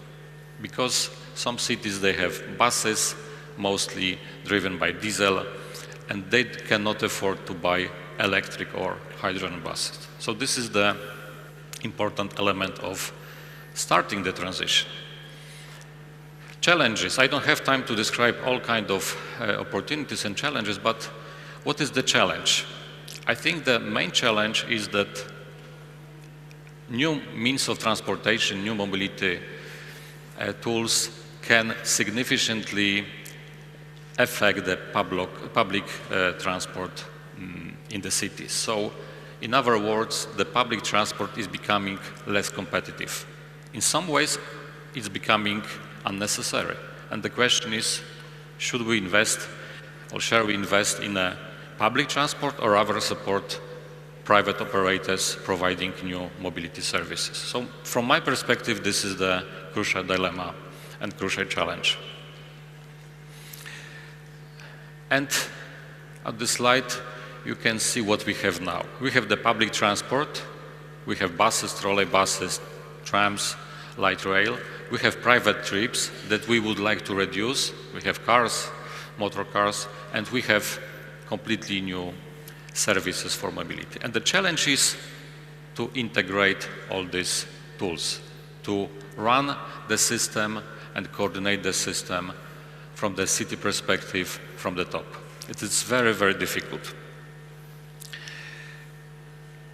In Lublin, we have 3 stages of this road to the sustainable development. First stage started 12 years ago and lasted from 2010 till 2015. I will tell you a little bit more in a minute about this stage. This stage was mostly dedicated, or in this stage we could see one crucial element: the purchases of a new buses, trolley buses, and purchases of the system of management of public transport. The second system completely reviewed the approach, because we were investing into the new buses, new trolley buses lines, and suddenly it showed that we have a lot of new opportunities, like new mobility services. And we have to rethink strategically what we should do after that. And This stage 2 is, I can say, it's the intermediate stage, and it's still is present in the city, but we entered the new stage, which is the stage of the challenge, how to integrate the existing means of mobility to a new means of mobility. And this stage started in 2019 and will last for the next 5, 7, maybe 10 years. Stage 1, as I said at the beginning, huge investments, new buses, new trolley buses, new management systems, ITS systems to improve the traffic in the city, a lot of money, very convenient services. The citizens were really happy because they finally got the system showing where is the bus in the city and in how many minutes the bus will come to the bus stop. So that was a revolution for the citizens, and it attracted people to go into the bus and use the public transport. But there is a challenge. And challenge is that at the same time, city introduced the bike system, city bike system with 700 bikes, 130 stations, and people moved from the public transport to the bus system. So they started to choose. They had a good offer, they had the new buses, new roads, GPS system showing where is the position of the bus, but on the other hand, they had a mobility option number 2, which was a bike, and they could use, our citizens could use the bike for free for the 20 minutes. And what happened after 2 years? The number of passengers in the public transport dropped yearly from 1.8 million passengers to 1 million passengers. So it means that we lost 7 million passengers because they moved from the public transport, from the buses to the bikes. The question, is this good or not? And the public transport system lost a lot of money on that. On the one hand, but on the other hand, how can we measure the health of the people using bikes? Stage 2. New operators, mostly private ones, and the problems. How to coordinate all these efforts to build a pleasant place for the, or nice place as a city for the new means of transportation. And first problems occurred. First problem when we had the first electric scooters was the problem that everybody was abandoning scooters everywhere. So there was a complete mess, and the scooters were lying on the pavements, in the parks, sometimes even on the streets. At that time, we didn't have any law, Polish law, because the service appeared immediately to solve this problem. So the solution was to start to talk to the private operators and work out the basic rules of behavior for that kind of service. So we started in 2020. We sat at the table with the operators and we discussed that, first of all, there will be 20 informal places for the parking spaces for scooters, electric scooters. And the second thing was that we agreed that the maximum scooter speed in Lublin will be not 30 as before kilometers per hour, but 12 kilometers. And the operators of the scooters put this into the technical parameters of the electric scooters. So this is the case of the mutual cooperation, how to solve the problem which is not regulated by the state. The cases from the third stage. full integration. I think this is the biggest challenge in Lublin and in other cities, how to integrate all these means of transportation, how to build the effective mobility mix policy, and also how to avoid the problems with uses of the public resources. What I mean public resources. And this is another example showing what kind of problems we made in Lublin. When we were buying buses, a lot of buses, hundreds of buses, in 2012, 2013, we didn't know that we will not be needed as a city so many buses and trolley buses. We didn't know that this mobility revolution will explode, and we bought more buses that we presently need. So some buses in Lublin are not used anymore because they are not needed, and they are new. This is the case. How to optimize the system, how to purchase the equipment and not to have this expensive toys useless. The second problem is the question of the infrastructure. The problem is how to encourage people not to come to the city and leave the car outside the city or use the public transportation modes. And we have two solutions. One solution is the internal mobility, and we built as a city integrated transfer hubs, which is a place situated at the outskirts of the city, encouraging people to leave the car there and use the other means of transportation to go to the city center to work. So we offer the bus or public transport services or trolley bus.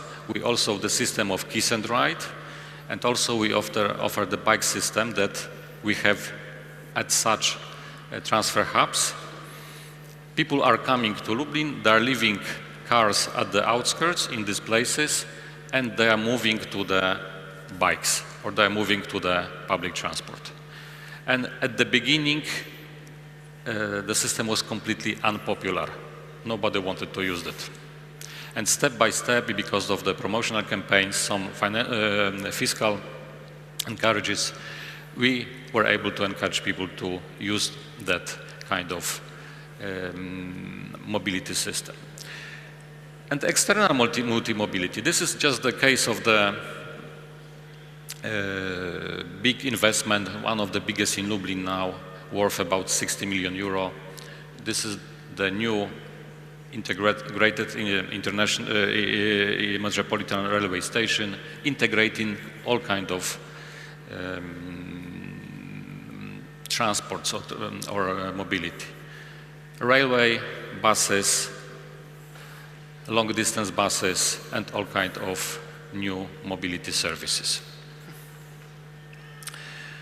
And the last problem, I don't have much more time, but I promise not to speak more than for 2-3 minutes. The problem is that the problem appeared 2 years ago, 3 years ago. The customers, the clients, people using the public transport in Poland, now they have a choice. They have the choice to choose the public transport. They can rent a car, they can rent an electric scooter, they can walk. So the problem is now how to encourage people to use the public transport, because people are moving from the public transport to the new mobility models. So for us the solution is IT applications, the system that is providing I think favorable solution for the fares in the public system.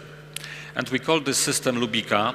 This is the electronic ticketing system which is really innovative because it's based on the flexible digressive fare. So if you travel a long distance from one place to another place in the city, you will pay less.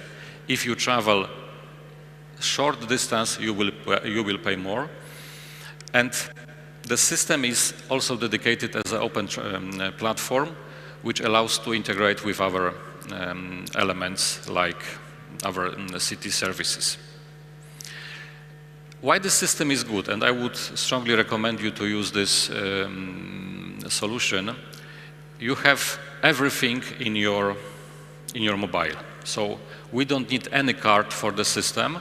You have the application, you go to the bus, you scan your mobile on the bus electronic terminal, and then when you get off of the bus, you log out, and the system is calculating fare for you and taking money from your electronic wallet. And that's it. So you don't need any paper, any cards, nothing. Summarize.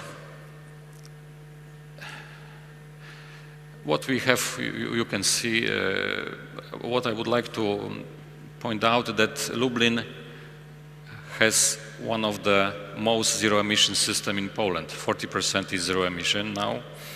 We are also working to implement the first hydrogen buses in the city. But what is the clue? And I would like to show you this last slide to have some takeaways from my presentation. So first takeaway, this is a long and windy, difficult process to transform the city from the one model to another. It takes about 15 years. Second important element is that, and the last one, that you cannot forget to modernize the existing system. Because I saw in some European cities that they moved to the new mobility on the one hand, and they left the traditional mobility, traditional transportation system completely uninvested. So this is not the way. You have to invest both into the old mobility and the new mobility. And I think the third takeaway is that you need to integrate the system, to work with the local operators of the private mobility services. You have to work with the government, with the other stakeholders, and this is the clue to have the success in the city. Thank you so much for the attention. I'm sorry for exceeding my presentation. I'm giving the floor to the moderator. Yeah, thank you for Mr. Sagan. We have a lot to learn, and especially we are proud to being able to learn from your mistakes. So that's a good opportunity for us. Scuze că a trebuit să fac puțin, am rămas aparent fără baterie, mi-au dat baterii și nu cafea. Apparently, I went to take a battery, so I was given a battery and not coffee. I ran for a battery. It is needed for an involvement of the private sphere in the development of a city. So the city has abilities to develop its transport system. Here we refer to human resources, technology, and also financial resources. And that's why the private sector can come up with a great help to develop things in this direction, because things will move more agilely. And in this respect, I will give the floor to the private sector, to Mr. Sorin Chiriaxio, Bolt, Republic of Moldova, to tell us a bit about the Bolt project. Hello, ladies and gentlemen. Chiriac Sorin, representative of Bolt company on the territory of the Republic of Moldova. Bolt is present in over 170 European cities in over 20 countries and is the biggest operator of micromobility in the world. Our mission at the local level and both of our company at the global level is to create a city for people who want to move with an alternative type of cars and not by cars but with another source of transport. I will speak today how we developed in Chișinău this system and the means to create a safe transport system for users. 1,250,000 kilometers. This is the distance tracked passed by Bolt tricycles in Chișinău. So equivalent of this figure would be 31 times surrounding the globe, but from equator, or some travels from of Chișinău from one side to another. Daily we place on the streets of Chișinău over 500 tricycles. We try to make it more efficient, placing them very comfortable places. 76 tricycles are used in the first 4 hours from placing them, and then in the first 8 hours, 91 tricycles are already used by users, taken by users.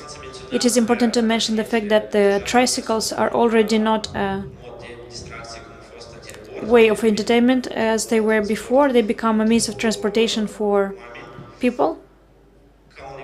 As an example would be that we have over 500 users who crossed over 300 kilometers across the year, over 2020, in 2020. So there are also people who have reached records. We have users who crossed around 1,317 kilometers, which would be the equivalent of over 3 travels per day, let's say. Here I would like to tell you about the most frequent destinations which are used by Chișinău citizens.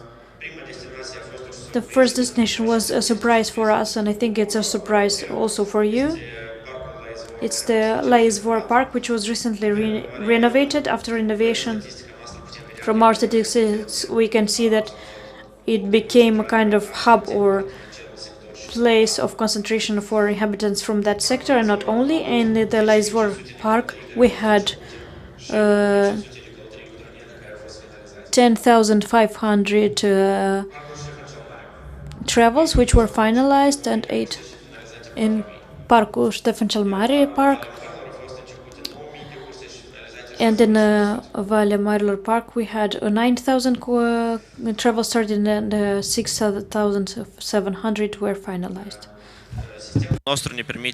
Our system allows us to see the locations in Chișinău where the users most frequently access the platform in searching for tricycles. We understand that in these locations, either it's a grown influx of potential users, or it's a deficit of another type of transport.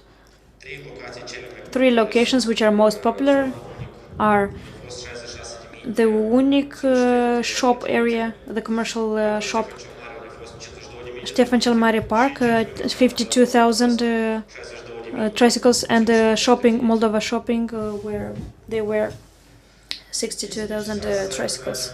It is needed to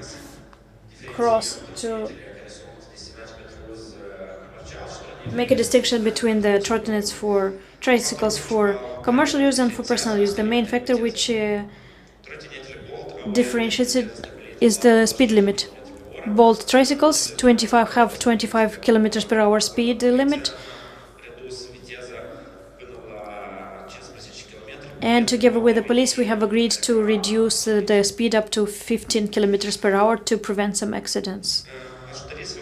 I would like to speak to you about 3 measures which we undertake in order to prevent the subsequent accident and to enhance the security of the users. First of all, the first module is, we call it tandem riding. Probably many of you have seen that on the streets of Chișinău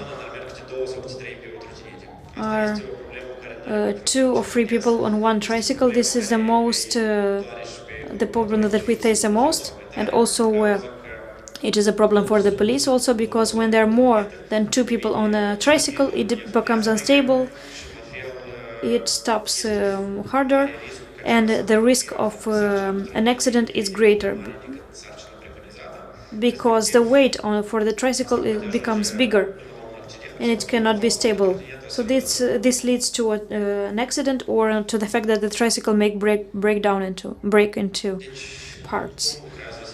How does this tandem righting system work?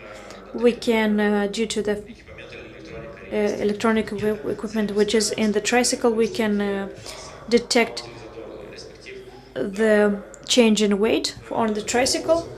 If for travel the user had 100 kilograms and on the next trip is of 150 kilograms, we understand that it's due to the fact that on the tricycle there are there is more than one user, two, for example.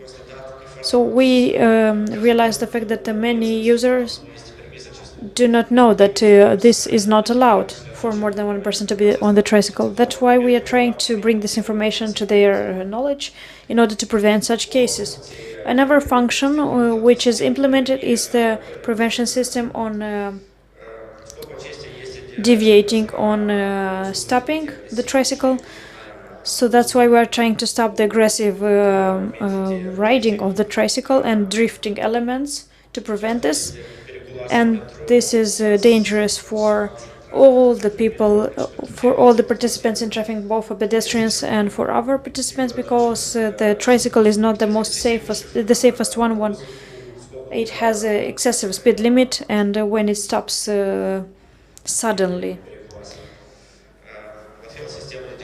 Also, the system detects when the wheel is blocked for drifting and notifies the user at the end of the travel about this and asks the user not to do this again.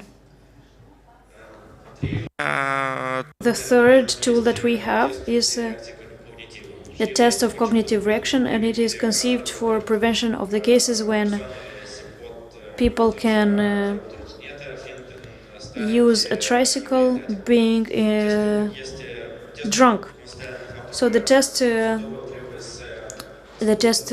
consistent with the fact that the user has to answer some exercise in a kind of a game, and the application evaluates how fast the user has conducted the test. If the user does not pass the test, the request to get a tricycle is rejected. We consider that these measures will enhance the security both for our participants in traffic and for pedestrians. Thank you very much for your attention, and for all those who want to use our services and who would like to use them, you can benefit from a discount by introducing the discount from Chișinău 2022. Thank you very much. I think that tricycles should yell when two people get on it, but it's very nice, and I appreciate the fact that there is a continuous process for improvement this product and services, and this is a very important thing and specific to the private sector. We have discussed in the beginning that Chișinău municipality has a very high index of motorization, and because we have many cars in the city which overload the transport system. You know very well, those of you who have a car, personal car, if 23 hours of 24 that car is parked, it's a parking lot 14 square meters, so you occupy 23 hours, and it's a space that Chișinău does not have, you know very well. And in this respect, the services of car sharing are essential because they actually offer a much more efficient usage of that car. A car, you can have access to a car, you do not need to own it. I can get from point X to point Y very easily. You can use the public transport or the bicycle, and in this case the car sharing services are vital for a city who wants to make more efficient its transport system. And I will invite Mr. Stanislav Grishkin from Amigo, the car sharing service from Chișinău.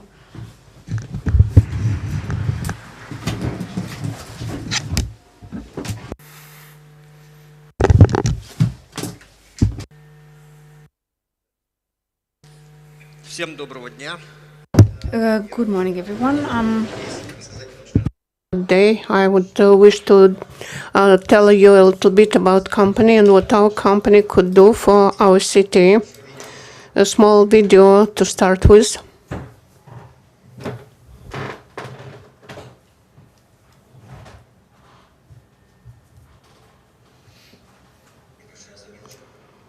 Just a second, some technical issues.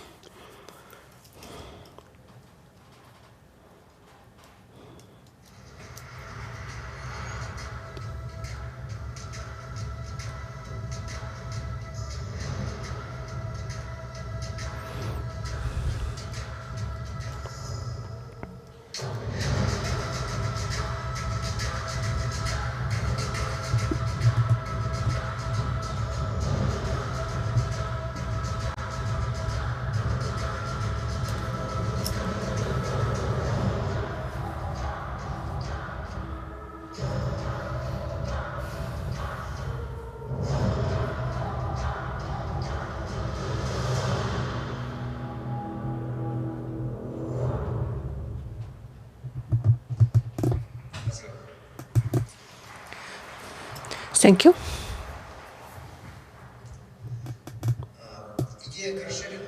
So the idea of car sharing is far from being new. It's been successfully developed in the neighboring countries. This idea, and while studying this idea and making analysis of the neighboring countries, so we gave ourselves a question. Why shouldn't we have it in Chișinău? Chișinău deserves to have it, and we took a risk and we opened a company for car sharing. The only thing that we added was that we decided car sharing should use electricity, and I explain why. So the interest towards electrically-fired automobiles when we just were opening the company, and now it's grown up so much that our company is enjoying a great success. Even just people coming to try it, to test it, and people are purchasing such automobiles for their own use. And going a small way of analysis and adjusting our analysis program, we started our business in August 1, 2020. And we started with 7 automobiles, electric Renault. So before the end of 20, we managed to acquire 10 automobiles of this type, and actually we used the 10 automobiles throughout the whole year. That was like a test drive to answer a question, do we actually need car sharing in our city? And the answer to this question was yes. That made us believe and cherish the hopes that we do the right thing. And during 21, while using different forms of financing, we managed to amend our automobile park up to 53 automobiles. And taking into account that we are using electric cars, and seeing the interest growing to this type of cars, we decided to further extend it in the model line. So today we have Renault Zoe, Leaf, BMW, and even Tesla S. What our company could do for our city. So basically today we discussed and we could hear a lot about that is a big problem for the city, traffic jams, huge traffic jams and parking lots missing. So we have some statistical data telling us that electric cars and car sharing could actually bring down the load by reducing 5 to 6 automobiles per private cars. And taking into account that we are using electric cars, it means that we are directly influencing the ecological situation in the city, not only by reducing the number of cars on our roads, but also being friendly to environment and improving by so doing the ecological situation, lack of exhaust, lack of vibration, and actually what actually is creating a problem while using the standard cars. So basically, while understanding that this is a business we should do and we need to develop it, and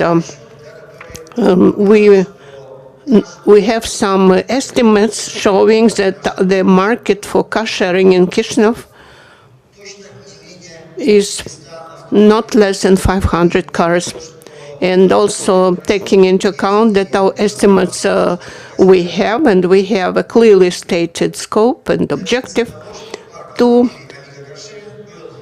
actually car sharing, to raise it up to 500 cars up to in 5 years' time. So 2 years have passed out of 5, and what will it give to our city? I mentioned already, but in order to make the most efficient use and influence on to achieving the goals set, we shall be happy to cooperate with the municipality. Such a cooperation could actually be expressed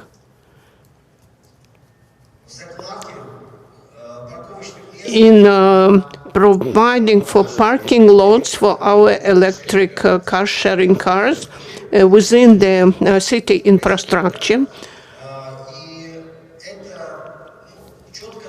And this will send a clear signal for the users to understand that the car could be left at a certain place and you take it for use, and then use only private car to come to the main city, and probably it will not be as useful as using car sharing option. And also we suggest a cooperation in the domain of allowing for traveling for car sharing on the roads of general use. That's many times we see that it's impossible to park your car in the central part of the city, especially. So, and if we will get permission to make use of the public transport isolated lines, that will help us to actually find the proper way to travel through the central part. And so we have set the objective and opening our desire towards cooperation. We will insist on moving towards our goal. We'll take care of our city, and we shall be happy if our service will bring and will be useful for our city and for our country.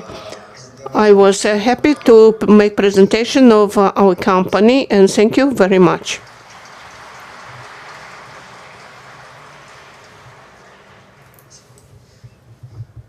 Mulțumim foarte frumos. Din păcate, nefiind vorbitor de limbă rusă, n-am putut să înțeleg. Am înțeles. Since I am not a speaker of Russian, I haven't understood. I only understood Tesla S, and I hope that's part of the fleet existing with the company. Now we are going to close this panel. Earlier, we discussed about the urban mobility for Chișinău, a project that is ongoing. So it's about the transportation strategy for the following 20 or 30 years. You've already seen some parts of the plan in the presentations of our colleagues from the City Hall. And there is a website for this mobility plan where you can interact with the project team, you can send your ideas and can highlight the problems existing in the transportation sector, and also it's .am.com. Also, you could help us fill in the questionnaire, which will provide us data in order to develop the transport model in the mobility plan. That's the English version. We also have a Romanian version. And the first click on fill in the survey, if you could do that by filling in the questionnaire and distributing it so that we could develop a tool which would help us prioritize the projects and measure them as efficient as possible. I mean, the transportation projects. Now I'd like to thank you very much that you have bared with us. Apologize for the delays. For questions to any of the speakers, you can find us during the coffee break. We could discuss in more details about any unclarities that you have or any questions. And I kindly invite you now to go to the coffee break. I'll give the microphone to my colleague, and I'd like to thank the speakers for the ideas they presented and for the motivation they shared. Thank you very much, Mr. Steiner. Thank you all the facilitators, all the presenters in the panel. And now we announce a coffee break of 10 minutes, maximum 15 minutes, and we are going to announce when that ends.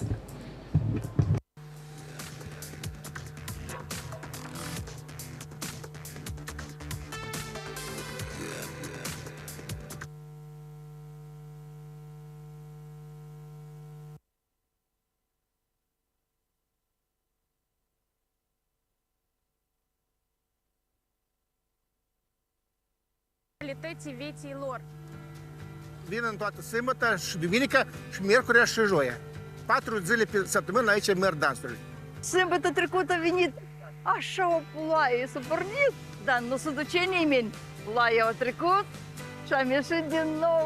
Pentru pensionari, pentru oameni în vârstă, comunicarea, mișcarea, asta este viața. Noi întinerim. Eu mă simt parcă studentă, ce când am venit cândva. Petrec timpul cu bătrânii, învățându-i lucruri noi, de care n-au știut până acum. Au început să-și facă primele lor poze, să vorbească cu ceilalți, să îi sune și se simțeau foarte energizați. Я не умела вообще работать с телефоном и научилась всему, что они знают. Ne-au arătat cum sună hotare la neamuri. Interesante vieți și te auzi. Când te sună, asta e foarte mare bucurie la inimă. Bătrânețea este o perioadă cea mai frumoasă pentru persoane. Părul sur, cum spune că este o coroană pusă pe cap ca la cel tânăr. Eu consider că sunt niște persoane foarte tânăre și dacă au ajuns la așa o vârstă și să împartă înțelepciunea asta pentru toți, pentru că și noi, tinerii, avem foarte multe de învățat de la ei. Мы чувствуем себя как раз в русле жизни. Так что большое спасибо, что о нас не забывают. Fiecare din noi poate să contribuie și să ofere o bătrânețe cât mai fericită și liniștită persoanelor vârstnice. Dragile noastre bunicuțe, bunei, mame și tați, persoane la vârsta înțelepciunii, vrem să vă aducem un omagiu, să vă spunem un mare mulțumesc pentru ceea ce sunteți, pentru ceea ce ați făcut, pentru țara noastră, pentru Chișinău, că grație efortului dumneavoastră s-au construit școli, spitale, academii, universități, fabrici, drumuri. Vrem în această zi să vă spunem cu toții mulțumesc și să vă asigurăm că Primăria Municipiului Chișinău depune toate eforturile ca să vină cu un sprijin și cu un răspuns cât se poate de apropiat de doleanțele, necesitățile dumneavoastră, de la recriere până la protecție socială, de la ajutor până la o mână întinsă și dialog între generații. Mulțumesc pentru ceea ce sunteți și vă dorim multă, multă sănătate și mulți ani înainte.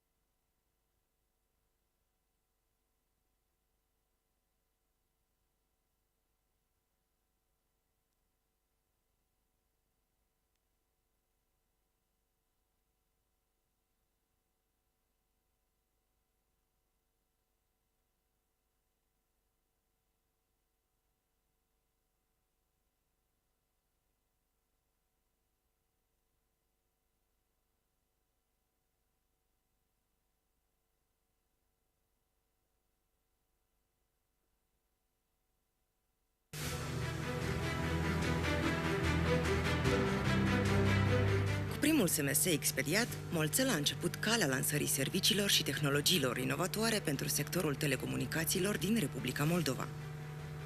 Încă de la început, unul din principalele obiective ale companiei Molțel a fost îmbunătățirea continuă a experienței clienților și dezvoltarea mediului de afaceri din țară prin digitalizare. Prima transformare digitală cu impact răsunător a fost semnătura mobilă, un serviciu cu o popularitate progresivă chiar și după 10 ani de la lansare, un rezultat extraordinar al unui parteneriat public-privat. Odată cu această soluție, a fost impulsionată și apariția ecosistemelor digitale. Astfel, a fost posibilă implementarea platformei digitale de transmitere și semnare a documentelor în format electronic, mDoc. Rezultatul este o eficientizare substanțială a timpului de execuție și resurselor implicate, în special în relația cu clienții business, însă cel mai important, reducerea cu aproape 70% a hârtiei utilizate în acest proces, ceea ce reprezintă un pas semnificativ în direcția economiei verzi. Tot cu scopul digitalizării și grijii față de mediu, Molțel a lansat e-contract, versiunea Ego a contractului semnat pe hârtie, care exclude consumul acesteia, o soluție inovativă și simplă pentru client. La fel de simplă în utilizare este și aplicația My Molțel, ajunsă în top cele mai populare și descărcate aplicații din Moldova. Cu aproape 1 milion de conturi create, este o soluție digitală ce a reinventat independența în administrarea propriului număr și continuă să fie o platformă de primă necesitate pentru clienții Molțel. Anual, numărul apelurilor la serviciul suport clienți scade invers proporțional cu numărul de utilizatori a aplicației. Experiența digitală a clienților este în continuare diversificată prin intermediul magazinului online Molțel, ce permite tuturor să facă cumpărături la distanță, inclusiv conectarea sau portarea unui număr cu livrare rapidă la domiciliu în orice colț al țării. Cea mai mare parte a livrărilor este asigurată cu ajutorul mașinilor electrice din dotarea parcului auto molțean. Magazinul online, în combinație cu eSIM, este un alt exemplu de ecosistem digital. Prin posibilitatea de a fi comandată și activată online, este una din soluțiile digitale perfecte, atât din perspectiva economiei de timp, cât și a consumului de hârtie sau plastic. Mediul de afaceri, în ansamblul său, este o simbioză de soluții digitale și produse inovatoare ce propulsează creșterea și dezvoltarea companiilor. Agenții economici din Moldova au la dispoziție instrumente oferite de Molțăl, prin intermediul cărora pot să sporească semnificativ eficiența operațiunilor, cum ar fi administrarea fluxului de apeluri cu ajutorul platformei de telefonie inteligentă Virtual PBX sau gestionarea flotei auto prin intermediul soluției Monitorizare Transport. În mod direct sau indirect, toate aceste soluții, servicii și platforme ale companiei Molțăl contribuie nemijlocit la dezvoltarea durabilă a societății. Angajament asumat prin semnarea memorandumului de susținere și promovare a obiectivelor de dezvoltare durabilă ONU în Moldova. Soluțiile digitale reprezintă o componentă importantă atât a agendei de mediu, cât și a sustenabilității companiei. Acestea vor continua să aibă un impact profund asupra societății prin reducerea decalajului digital și să contribuie la creșterea oportunităților pentru toți membrii societății.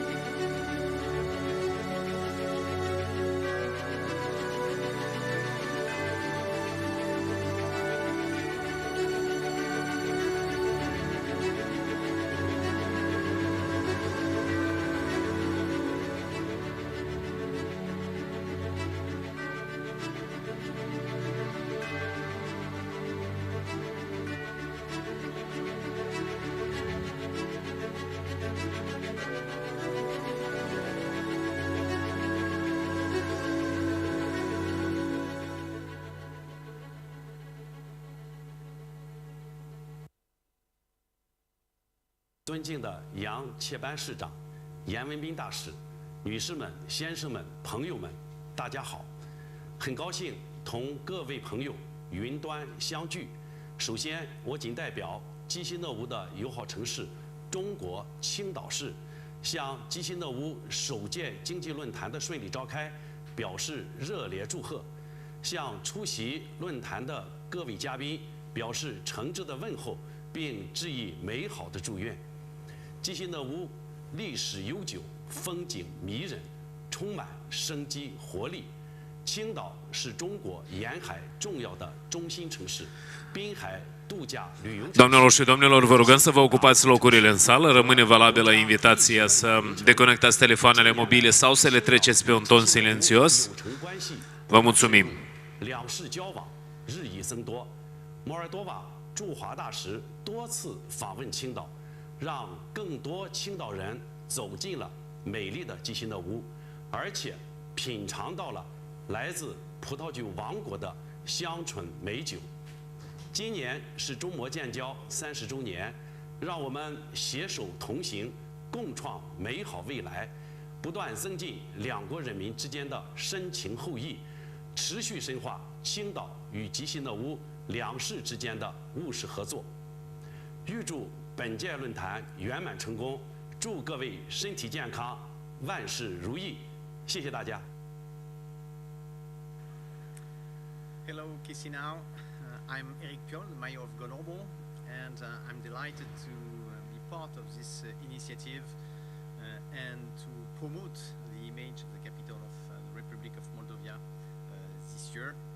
We are really inspired by this event and we are delightful to contribute. Grenoble as well is a model city. We were chosen by European Union to be European Green Capital for this year 2022, and part of this we know that cities can protect inhabitants against climate change, against biodiversity loss, but as well can promote social justice.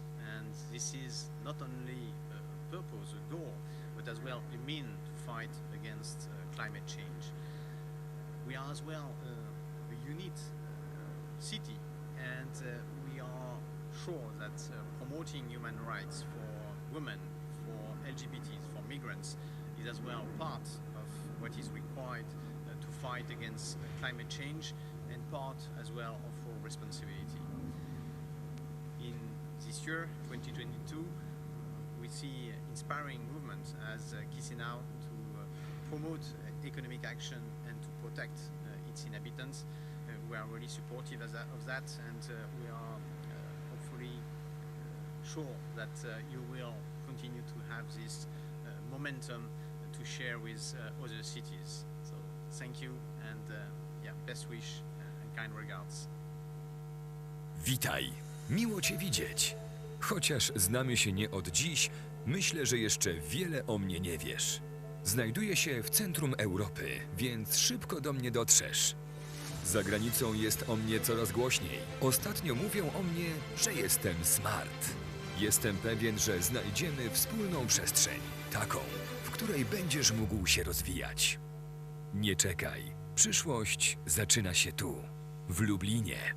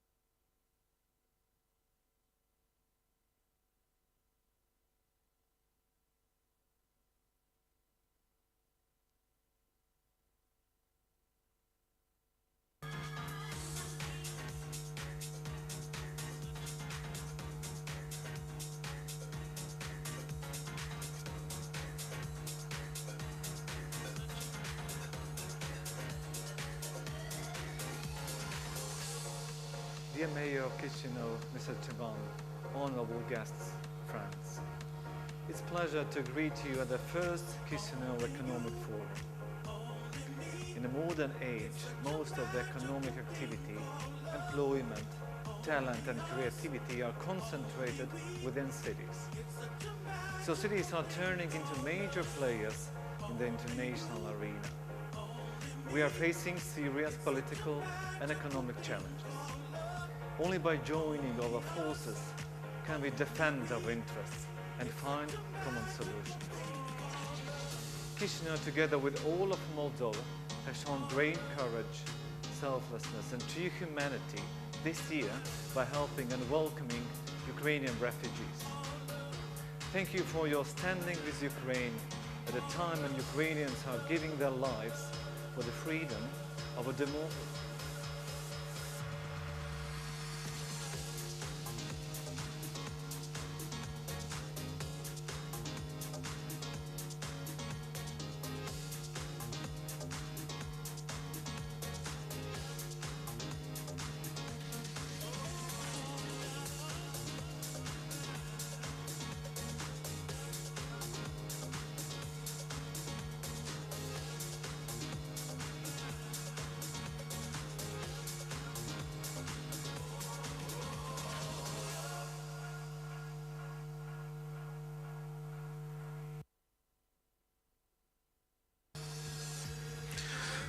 Doamnelor și domnilor, vă rugăm să vă ocupați locurile, vă rugăm să deconectați telefoanele mobile sau să le treceți pe un ton silențios. Ladies and gentlemen, please take your seats.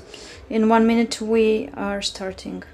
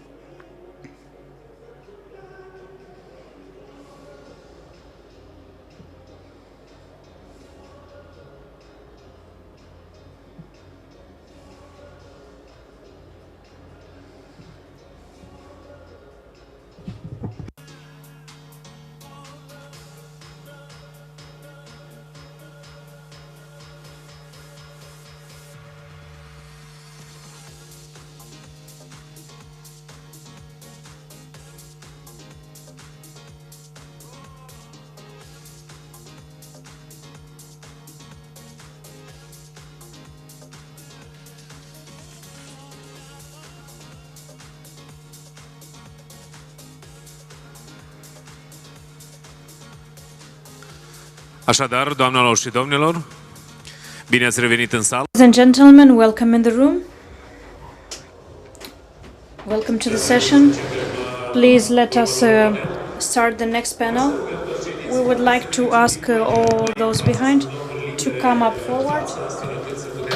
There are 3 places in front, so you can better receive the message, both visually and audio. Definitely, it's. Următorul panel are tema turismul urban. The next panel is about urban tourism as a tool for developing the city, which brings benefits to the touristic sites. Mr. Stanislav Rusu, former director of the tourism agency, president of the Association of Hotels and Restaurants. La fel aș vrea să Roman Vitiuk, head of the General Department for Commerce and Tourism. Mrs. Natalia Turcanu, Executive Director of the National Association for Inbound and Domestic Tourism. And Mrs. Audrey Scott, Strategic Specialist in the field of tourism and marketing and Cornered Market, Czech Republic.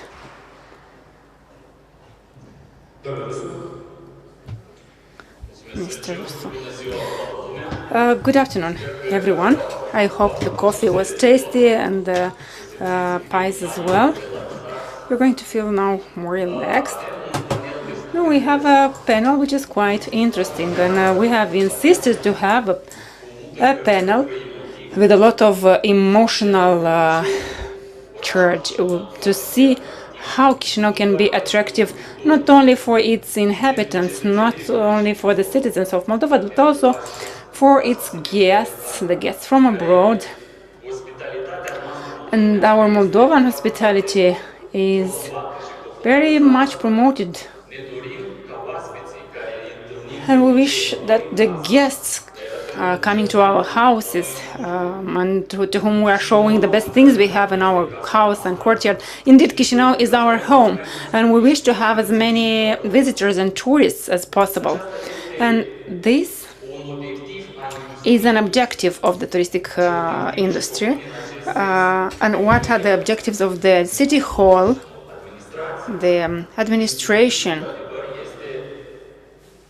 in this sense? Because through tourism it is possible to increase the local budget. And how can we do that? How could we benefit from those incomes from the tourism field in order to be able to invest in infrastructure, in modernizing services, and being able to conserve and to repair the architectural monuments?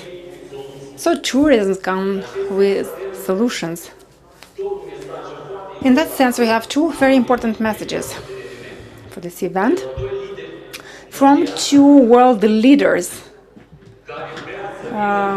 who would like to come in front of you with two messages due to this forum. And I would like the technical... So the message from the State Secretary of the World Tourism Organization and the UN and the leader of the World Tourism addressed to the participants and organizers of the forum.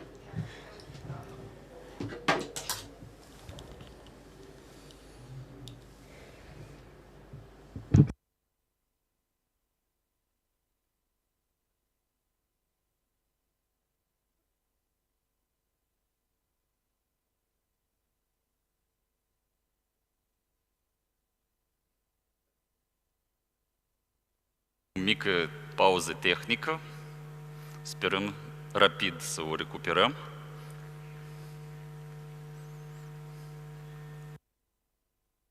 Dear Mayor, dear Ivan Cheban, dear delegates, it's a pleasure to greet you on the opening of this important forum.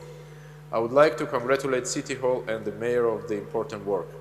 You are putting your country on the map. The Republic of Moldova is an active member of UNWTO, and we value your support for many of our key projects. Now, the country is also emerging as a top destination in the region. I have personally visited Chișinău a few times. Each time I enjoyed the warm welcome, and I enjoyed excellent gastronomy and wine as well as great culture. I know that Chișinău has changed a lot since my last visit. With this team, Mayor Cheban has developed the infrastructure of the city, building parks and entertainment centers. There are also new restaurants and hotels, and museums and monuments have been restored. And now Chișinău is hosting an important forum for city and leaders from all over the region. I look forward to hearing about the outcomes of your discussions, and I wish you inspiring and productive 3 days. Thank you. Mulțumesc. Mesajul liderului turismului mondial a fost foarte clar, concret. Este un oraș care merită a fi vizitat. Chișinău is a city that deserves being visited. Chișinău is developing, and a lot is being invested in infrastructure, and this can be seen. În general, de toți turiștii care ne vizitează.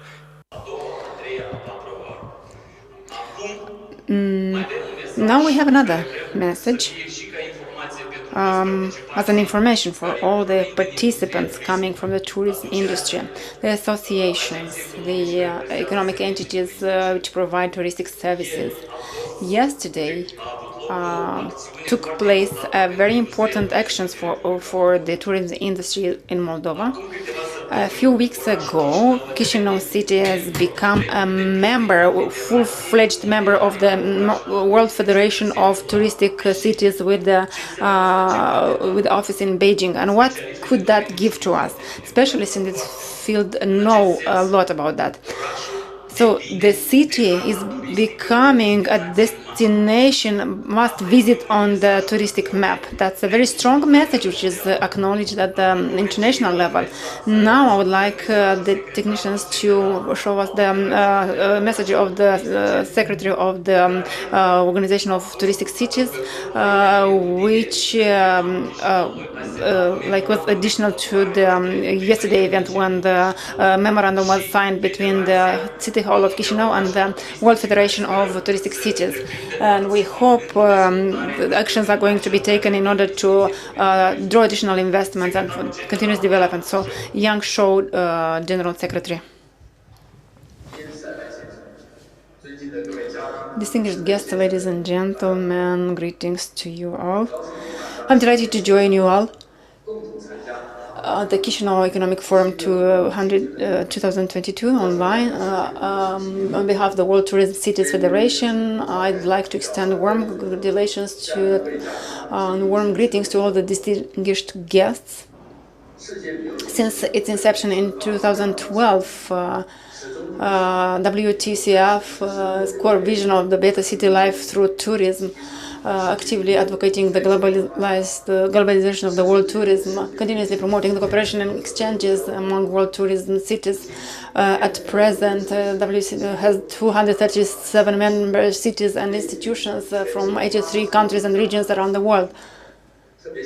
On August 9, 2022, Chișinău, the capital of Republic of Moldova, became a member of the WTCF. Hereby, on behalf of WTCF, I'd like to extend a warm welcome to Chișinău. The recovery, like the key to prosperity through the COVID-19 pandemic, has a huge impact on the world tourism.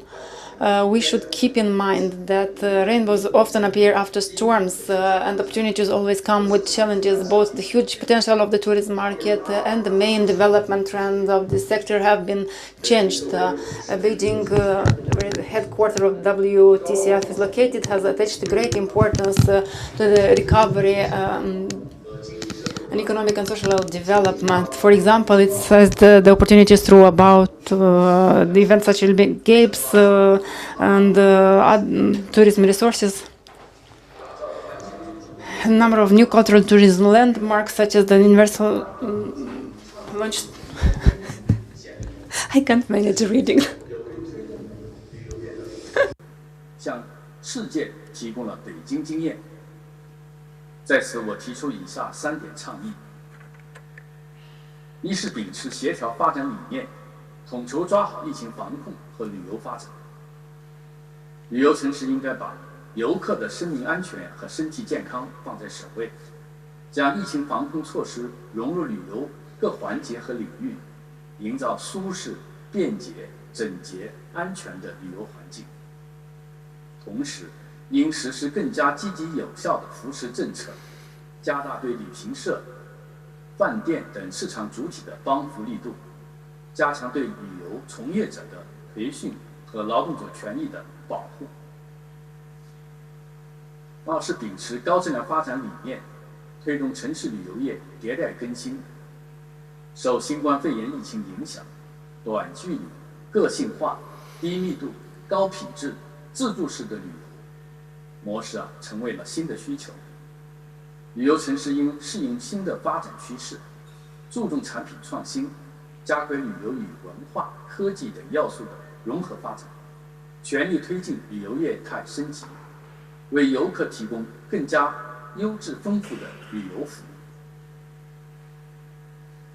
三是秉持可持续发展理念，促进旅游城市绿色低碳发展。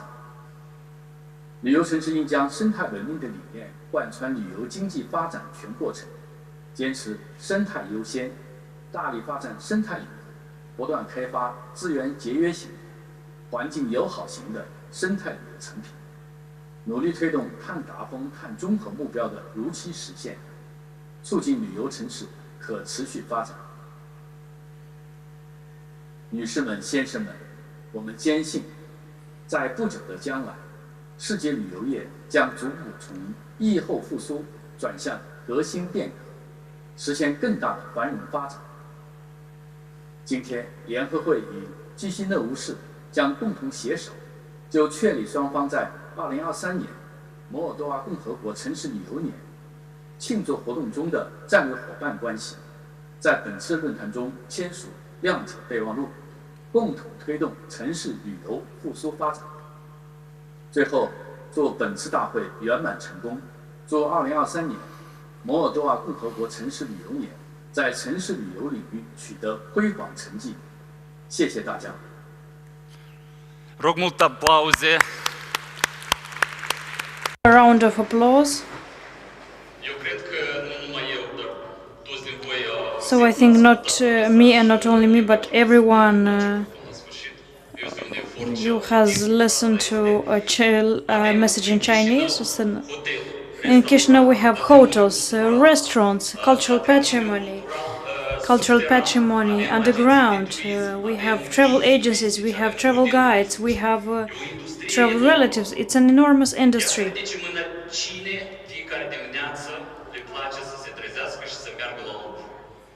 Tell me who likes to wake up in the morning and walk to work. So there are some kinds of people like this. So let's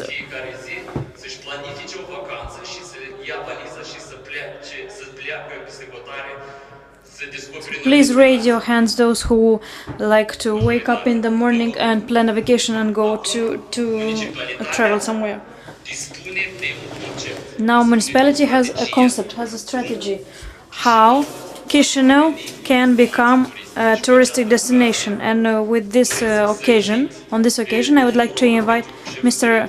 Roman Vitiuc, head of the Economy, Tourism and Trade Department, to make an interesting presentation on what plans does the municipality have on developing and reaching these objectives. Thank you.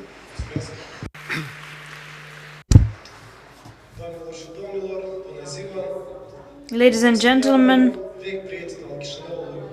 hello. As an old friend of Chișinău, Dalai Lama has said, once a year go in a place where you have never been. I assure you that Chișinău is the perfect destination in this regard, because it's on a distance of 1 hour of direct flight from Bucharest or Istanbul, at a 2 hours distance from Berlin, 3 hours from Paris, 3 hours and a half from London, or around 4 hours from Lisbon.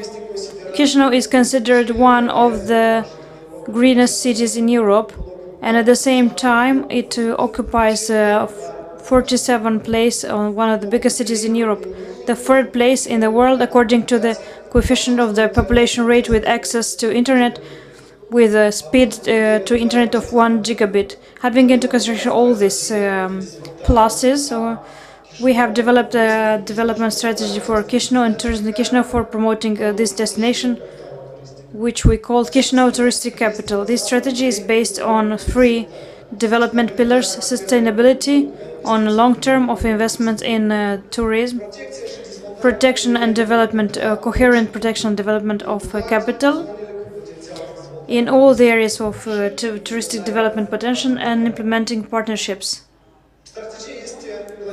The strategy is planned to be realized on a period of by 5 years, but that by 2027 Chișinău would become a renowned touristic destination at the European level, competitive and attractive for investments. I will not stop on strategic deficit, but I want to see the main directions which are reflected in the strategy.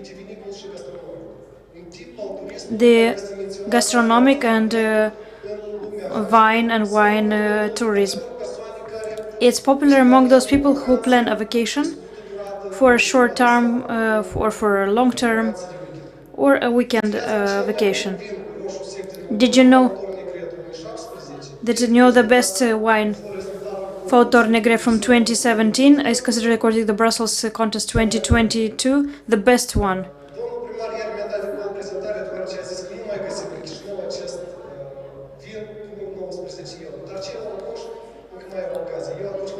Mr. Mayor has opened some brackets yesterday when he said that you cannot find this wine with 19 euro. How much would this wine would cost in European capital. It was mentioned again by the mayor yesterday.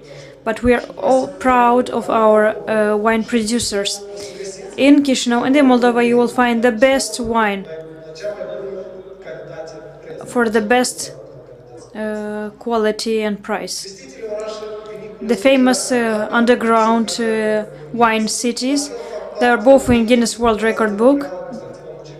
They are either part of a territorial administrative area of Chișinău or are nearby. Cricova, the biggest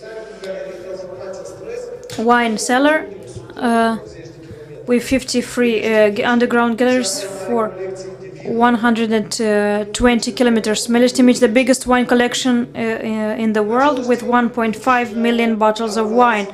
So yearly also in Chișinău new wineries are opening and wine bars. Currently there are more than 20 such places which practice different local mixed events for wine, other for food festivals. In the conditions when a good wine asks also for a good food, the Moldovan kitchen offers a quite wide variety of dishes, which combines the culinary methods and combination of products which at first sight may seem incompatible, like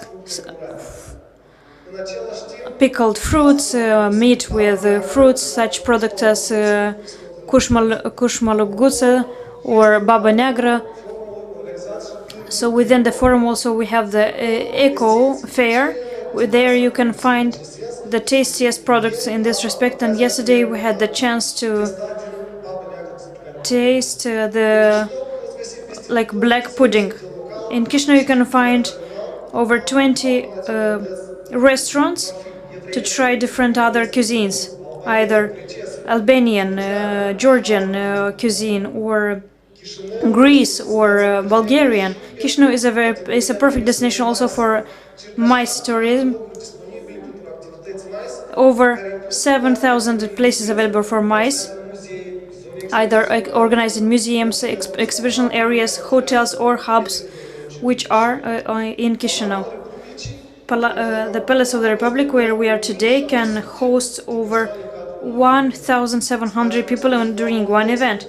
Moldexpo exhibition spot, over 1,000. Coverage with a mobile 3G or 4G internet broadband is a strong point. When mice tourists get into a city, they need visits, excursions, shopping, traditional cuisine. All of this can be found in Chișinău, and not only. In the conditions in which tourism, business tourism and mice refers to events and international conferences, Chișinău already is a host of different events of such type, such as Chișinău Economic Forum, Moldova Business Week, Moldova Tourism Forum, the festival I Salute You Chișinău Summer Fest or National Wine Day, which starts today. So after the forum, don't hesitate to try, to taste some wines which our wine producers are offering. I cannot say not to stop at the sports event which are organized in Chișinău, because however, even if they are not from mice category, but the Chișinău International Marathon, and for the fact that Chișinău for the second year in a row was a host for European Championship for beach football, is an appreciation of the results which we have accomplished in this field. Chișinău can be included in a list of this top destination for digital nomads. Change of the world due to the pandemics, the COVID-19 crisis has generated a large number of people which want to travel and work remotely. Chișinău in this respect offers a very high speed of internet, 91.4 megabits per second, a reduced cost according to the statistics. Chișinău is on the 4th place out of 50 from ranking as the cheapest for living from Central and Eastern Europe. Co-working spaces offered by the TechWell Hub, MediaCore, ArtCore, iHub also are a plus in this respect. The reduced cost of transport 0.30 euros public transport cost, or by 10 euros travel by taxi in any area of the city. And the proximity of all the sightseeing and touristic spots with an interest and with a national and international and local interest. Castelmimi and Tomanok Bay, from Chișinău you get to there in less than 1 hour. Medical tourism is another direction which deserves attention for those who want to invest in Chișinău. Here I will stop more to dentistry, dental tourism, because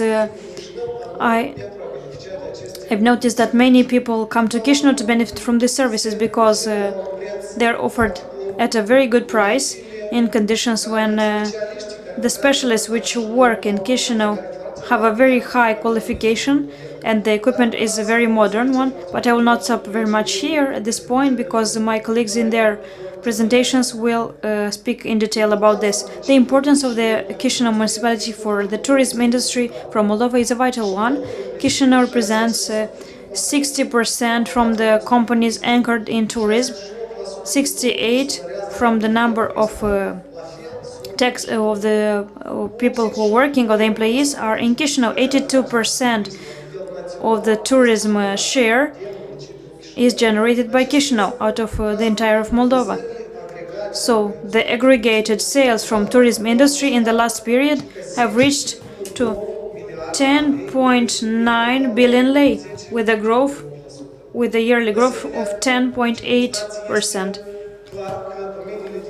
So it is clear that the investment areas are very important, especially in the field of tourism. Here we refer to hotels, tourism agencies, the terrestrial transport and air transport, car renting, and so on and so forth. And also, since the tour agency offer prices for better trips than the ones from the region, we propose to benefit from these options.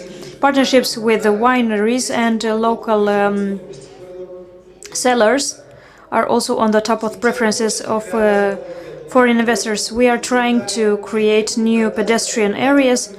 As a local public authority, we come with the support in the development of infrastructure destined to tourism activities. At the same time, we have developed a favorable framework aside from restaurant, cafe. We promote the local cultural and touristic activities and other similar events in Chișinău. Now you will not find a weekend where in Chișinău is not organized either a fair or sports competition or a open air concert. We are supporting the initiatives of the guides and opening of new touristic routes.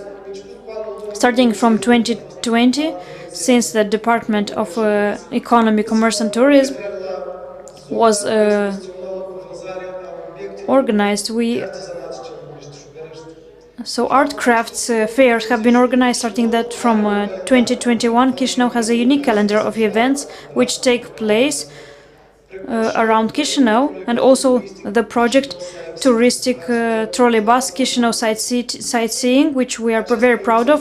With this trolley bus have been organized over 430 trips, out of which 300 trips according to the weekend schedule. Another 300 thematic trips with dedicated to winter fairs or other to professional days, the day of doctor.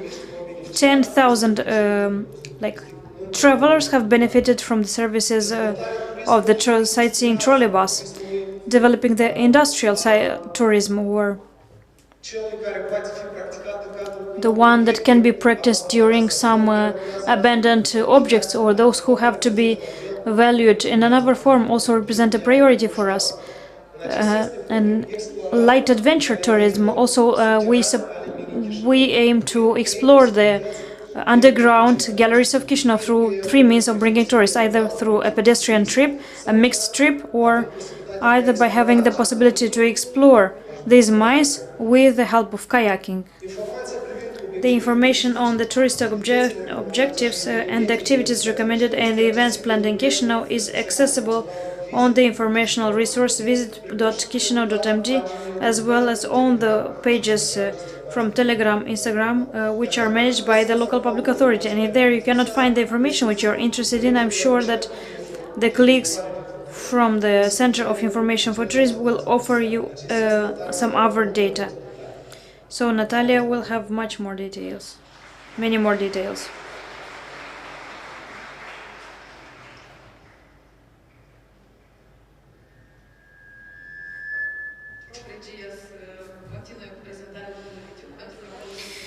The presentation of Mr. Viduc. I will not speak very much, but we have a lot to discuss and many plans. We appreciate very much the cooperation that we have with the City Hall of Chișinău, and for us is very important the support in developing the local offer of the Republic of Moldova, the local tourist product. And we opened together the first informational touristic point in Chișinău in November 2017, which allowed us to be closer to the tourism which come to Chișinău, which is the gateway to see the nice places in our country. Thus we could offer for the foreign tourists over 16,000 tourists from 90 countries have entered our office, and we consulted them together with the volunteers. We involved and we trained volunteers from universities from Chișinău, and I think we trained over 100 young people, which afterwards helped, and they left to see study at international universities, and they did their internship at the informational center. I present National Association for Receptory Tourism.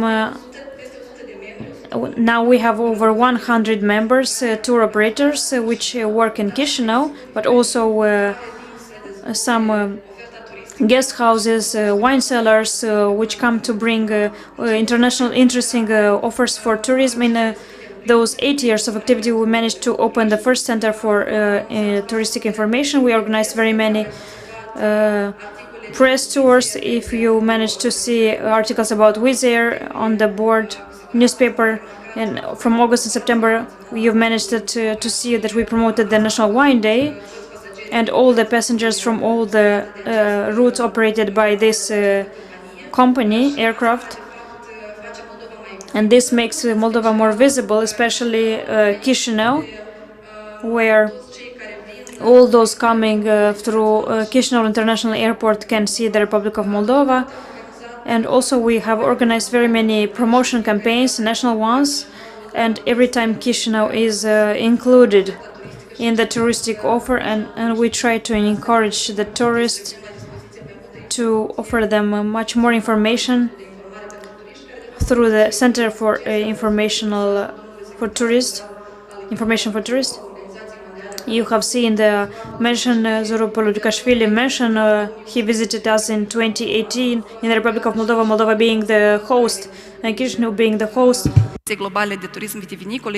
of the Global Conference of Wine, the third edition, and we appreciate a lot that he visited us and he left a message in the guest book of the informational center. The center is a platform, actually a very good platform, not only for tourists who come to visit the country and to inform them, but is also a platform where we promote the events from Chișinău, a platform for communication for all the stakeholders in this field.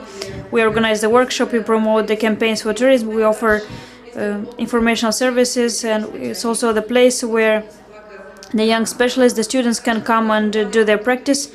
The Informational Touristic Center was launched in 2017, and I've mentioned this information. I will keep mentioning it. To a great extent, we have brought our contribution to the development of the infrastructure of the touristic product from Chișinău. It was through the development of those audio guides, which now are integrated in that nice project, the touristic trolley bus, which came up as an idea from our side, an initiative a few years ago, and we wanted to have something similar with the hop-on, hop-off buses from other European cities, and I said, let's use the public transport that we have and to be more original, and the City Hall has listened to us, to our desire, and together, side by side, we managed to jointly to organize a project which is a sustainable one, which keeps developing, and we will keep developing other interesting routes for tourists. We are very happy that we have this support and this understanding that together we have a common vision. We have also contributed a lot to the development of the strategy, which is already proved one, the strategy of the development of Chișinău as a touristic destination, but probably you have seen the indicators, street indicators. We have helped develop the infrastructure and diversify the touristic offer, and this make a capital more attractive from the touristic point of view. Definitely we want to keep on having some urban installations. You are here touristic map, and I hope we will organize it, and the touristic brochure, the guide about Chișinău as a touristic destination. At the touristic information center you can find the map of Chișinău with locations where you can stay, what you can do, activities, events are promoted both on our platforms, country platforms, Moldova Travel from Instagram, from Facebook, which we manage, but also on the web page, Moldova Tourist Information Center. But we are also ready to open new touristic routes and to have this, to keep on working on those plans of the Chișinău as a touristic destination by attracting not only from resources, funds from the budget of the City Hall, but also to attract international funds to apply for European projects, and to have in this regard also the support of the strategic partners. In this respect, I want to mention and to thank a lot the contribution which was brought, but because together we were also supported by the activity of supporting the competition from light industry, and which is a project financed by USAID, and the fact that we could contribute to the development of the strategy for tourism for Chișinău is also their effort, including Audrey's Court, which you can see here as a speaker, has brought her enormous contribution in order to have a strategy in take into account the current trends, the challenges, international challenges, and this hope will a nice cooperation for the future. Thank you very much, and I hope we'll have a much more touristic capital with more tourists coming. Mulțumim, Natalia, mulțumim, Roman. Deci, much, Mrs. Natalia. Thank you, Mr. Roman. I remember that a few years ago in this Chișinău City Hall, we did not even have a person working on tourism. And a few years ago, 1 year or 2 years ago, we developed an organizational structure which was focused on tourism. We also had a strategy. We also have an action plan with specific tasks, and I wish good luck to this new structure, on which we count very much, which will bring added value, and will keep realizing those actions, and only through a partnership and through a dialogue with the associative sector and with the strategic partners and with the entrepreneurs from the tourism area, will have good results. Thank you very much and good luck. Definitely we have still another interesting speaker. It is we speak about Audrey Scott, speaker specialist in the area of strategic marketing called market from the Czech Republic, which will tell us about how can we promote ourselves and how can tourism become a driving force for the economy of the cities. Because if 10 years ago I asked, where have you been, where have you traveled? In France. To France I've been traveling, to Italy. No, now when you say, you can say, visited Madrid, Prague, Strasbourg, visited. Chișinău becomes a destination which prevails as a country destination. Audrey, you have the floor. Mrs. Audrey, you have the floor.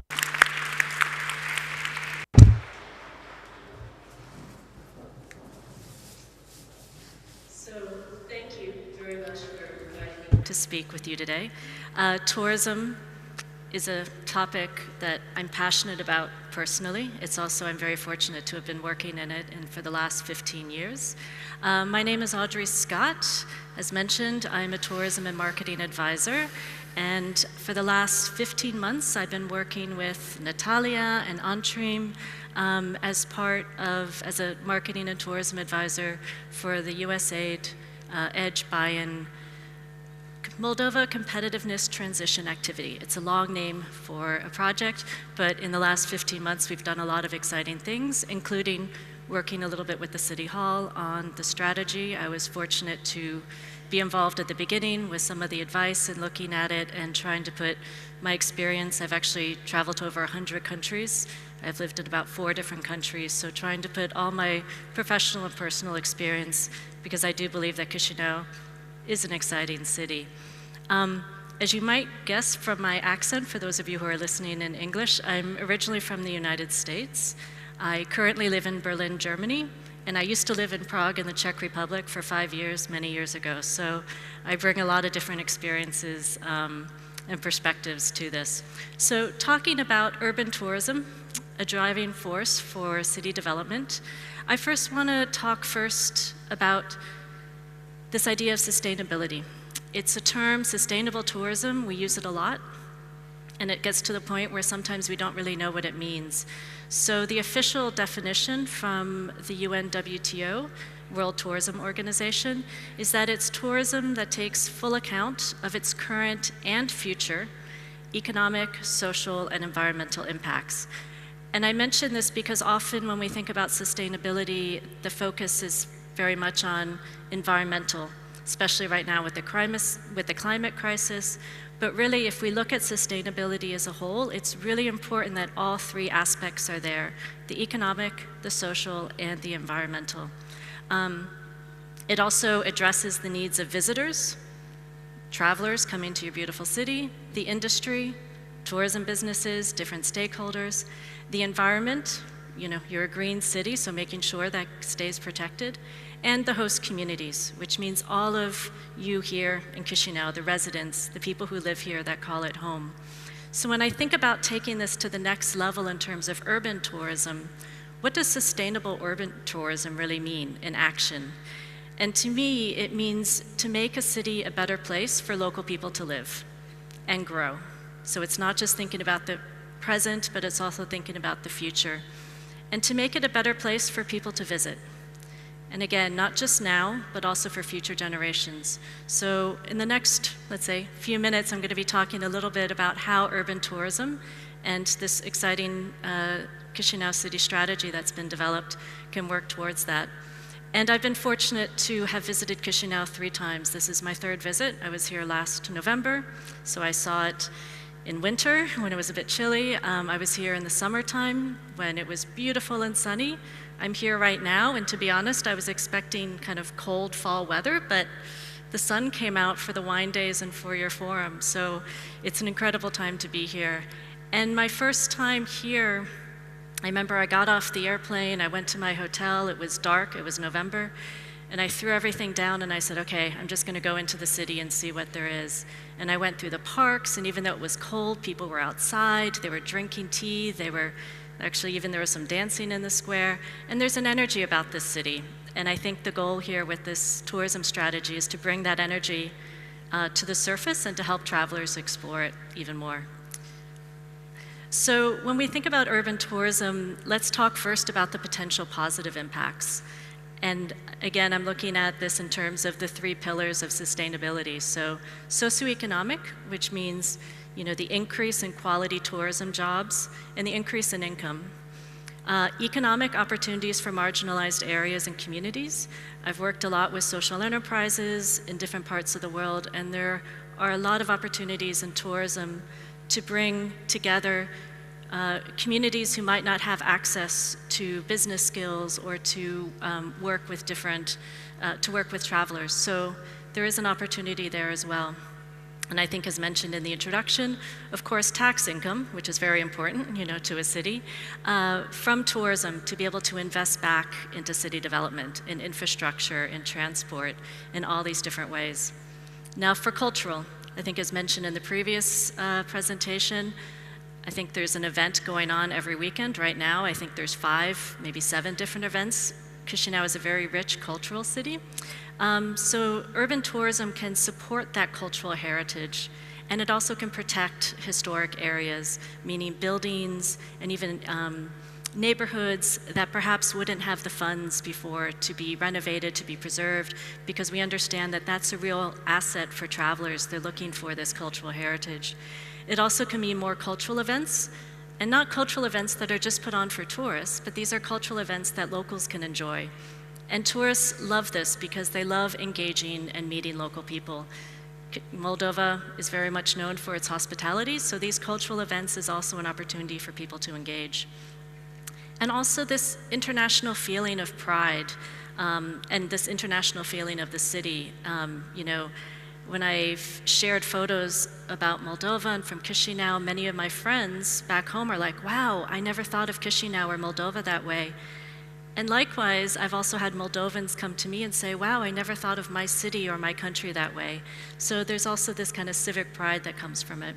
And in terms of environment and infrastructure, urban tourism development can also drive better infrastructure, better transport, more efficient use of natural resources in terms of renewable energy, reducing waste, plastic waste, things like that. And as I mentioned, investments in renewable energy, that's something that I think is going to become bigger and bigger in tourism and in urban planning. Now, I'm also going to say more tourism isn't always better. There's also possible negative impacts from urban tourism development if it's not done strategically, if it's not done sustainably. And I mention this because, sometimes in places they're like, we just want the tourists, like it doesn't matter. And I always say, be careful what you wish for, because sometimes it can become too much if it's not properly managed. And also if the strategy, the marketing, the promotion isn't aligned to get the right type of tourists, the tourists that you really want. And so some of the possible negative impacts from urban tourism are increased prices for local people. It becomes more expensive to live. I was recently in Portugal, in Lisbon, in Porto. For a lot of people, it's just becoming too expensive to live in the downtown area because a lot of the apartments are being given over to tourists. And so this is something that also, you want a vibrant city where real people are living. It can also overload the infrastructure in terms of increased traffic, as well as more waste, a high use of natural resources. And it also can be a threat to culture and heritage. And what I mean by that is when you have so many people, it can destroy some of the beautiful buildings or parks or resources that you have. So it all needs to be thought about in advance to manage the people who are coming.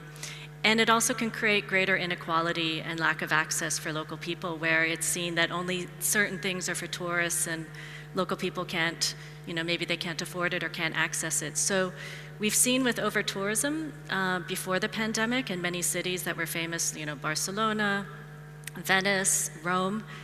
And I remember when the pandemic happened, I was part of different webinars and people were like, oh, over-tourism, it's over. But as we've seen in 2022 in a lot of places, it's back. And so this is something that I just mentioned as caution to make sure that, as we're going forward. So we need to think about how to engage in urban tourism development that maximizes the positive impacts that we talked about and minimizes the negative ones. And here are just a few ways that I've seen from other cities, but also that I've seen in kind of best practices around the world. And first is inclusive governance and tourism management. I think this has started already with the strategy. It's been an inclusive process. There's been feedback from different stakeholders, not only the tourism business, but government. And so that means multi-stakeholders, but also private-public partnerships. Community engagement, which means actively communicating with residents what's going on, the tourism development that's happening, why it's happening, and also what changes they might expect in terms of benefits, but also to be honest about perhaps some of the negative ones, because this open communication will start to get everyone involved with it. In addition, as I mentioned earlier, being able to engage marginalized communities and neighborhoods in tourism development, perhaps in products. So that way, visitors to Chișinău, they don't just stay in this beautiful little center, but they have an opportunity to explore different neighborhoods and perhaps see a different side of the city and meet new people. And again, it also with improving transport and cultural infrastructure. So this means making it easy. You know, we have the trolley bus already, but what are some other different ways with, I think we saw the Bolt scooters before, to really focus on how can we make it easy to get around and allow travelers and tourists to really explore places, which also makes it better for local people. Same with the cultural infrastructure with signage. There's so much here to learn, and there's so much that I think even when I talk to locals, they're also interested in learning about the city. So together, this inclusive development can benefit, as I said, both tourists, but also local people.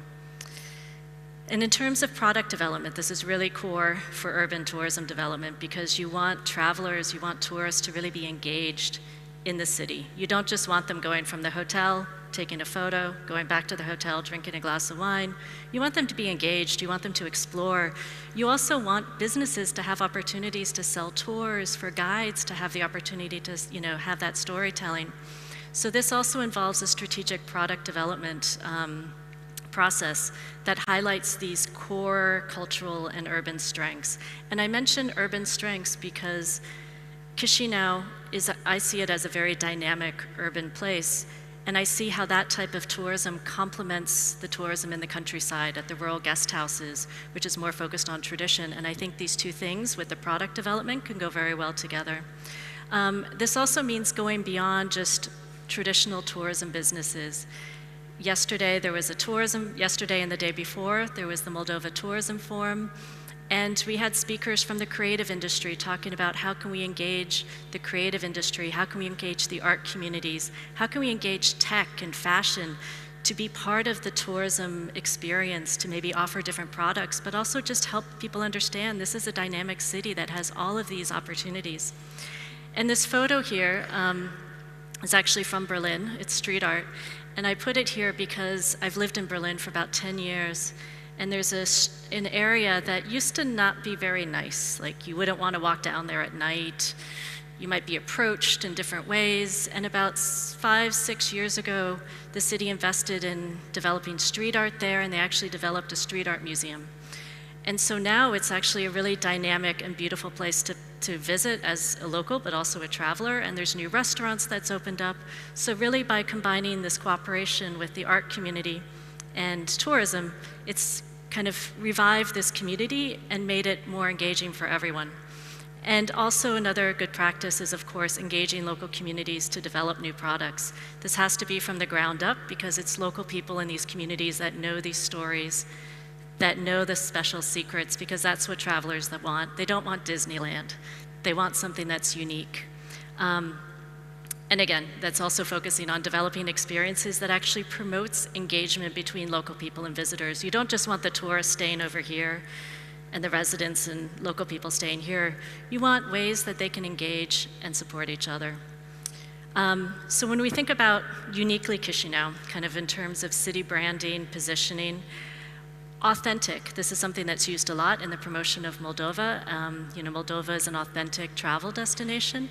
And when it comes to Chișinău, I think it's also important to remember that authentic does not need to mean traditional. And I come from Berlin. Berlin is not a traditionally, let's say, beautiful, or, you know, you don't go to Berlin to look for traditional German culture. If you want that, you go to Stuttgart, you go to Munich. But Berlin has its own urban authenticity, and I think this is an opportunity also for Chișinău. And that's about highlighting the strengths of what's uniquely Chișinău and what's different from other places. One opportunity is to work with local city ambassadors. You have some incredible young people here who are so passionate about wine and food, and they're doing really innovative things in fashion and design and culture. Have them also tell the story of Chișinău and work with them. And that also means, you know, promotional and marketing campaigns that are customized for strategic target markets. I do a lot of digital marketing training with Entrim, with small businesses, and that's the first thing, is to really make sure that you're focused, so that way you have you will get the visitors, you align your marketing and visitors with the type of travelers that you want. And this was mentioned earlier. I always say Chișinău, it's closer than you think. When I go back to Berlin, everyone thinks, oh, it's in the east, it's far away. And I said, well, actually, no, it's a 2-hour direct flight. And they're like, really? So I can just go there for a weekend? And I'm like, yeah. And so I'm trying to also, with my friends and colleagues, because there is this opportunity to really promote how it is closer, and it is very much connected with Europe, especially now with low-cost airlines and direct flights. And so I'm almost done with time, so I just want to say that, when you align the strategic product development and the marketing, it really comes together to attract the type of quality tourist that the city wants. You don't just want anyone. I lived in Prague for 5 years. There were a lot of tourists that you don't want here that were in Prague. I used to not go into the city center of town on weekends because of all the drunk people. You don't want that. So you really want to focus on trying to get the type of travelers that you want. It engages visitors in different experiences, this alignment between product development and marketing, and it also can reframe the way a city and residents think of themselves. Again, this pride, and for people to say, wow, I never thought of my city as having these special attributes. And it also makes a statement. When this product development, marketing, the strategy comes together, it says we care. We care about our city, we care about the future, and we really want to work together to make it better for everyone, for visitors, but also local people. So just in closing, I always am thinking about how these positive impacts intersect. And so first we have the local community, you have residents, and there's the opportunity with urban tourism development to really focus on income, quality jobs, cultural, natural preservation, improved infrastructure. You have the visitors, so this urban tourism can give them more authentic travel experiences. They get to go deeper. They have that local connection with people, that local connection with the city, where they go back home as their own ambassadors of the city. And then you have the tourism sector, the stakeholders, the businesses, and for them, this work on the strategy, the work on focusing on tourism development in the city, allows them an authentic marketing story, as well as developing different types of tourism products that go beyond just the standard things, so something really unique. And it also benefits their businesses and it benefits their employees. And so altogether, it really comes down to the city development and the shared benefits with all of us. So thank you very much for having me, and appreciate it. Thank you very much, dear Audrey. Desigur că acum vedem ce impact pozitiv poate aduce. Now we can see what positive impact a touristic product can bring to a city.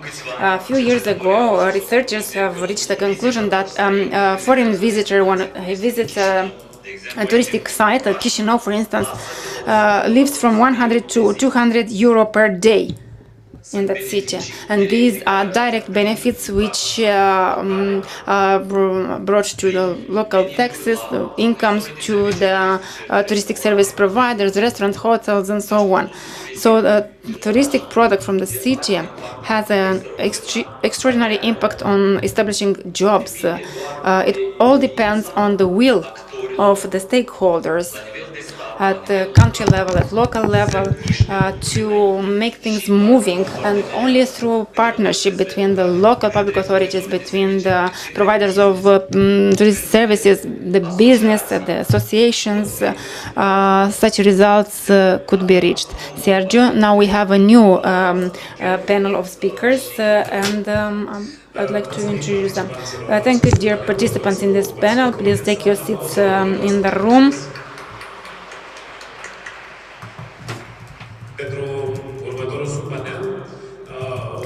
For the next panel, we'll have online the Deputy Mayor of Chișinău, Mrs. Angela Kutasevich.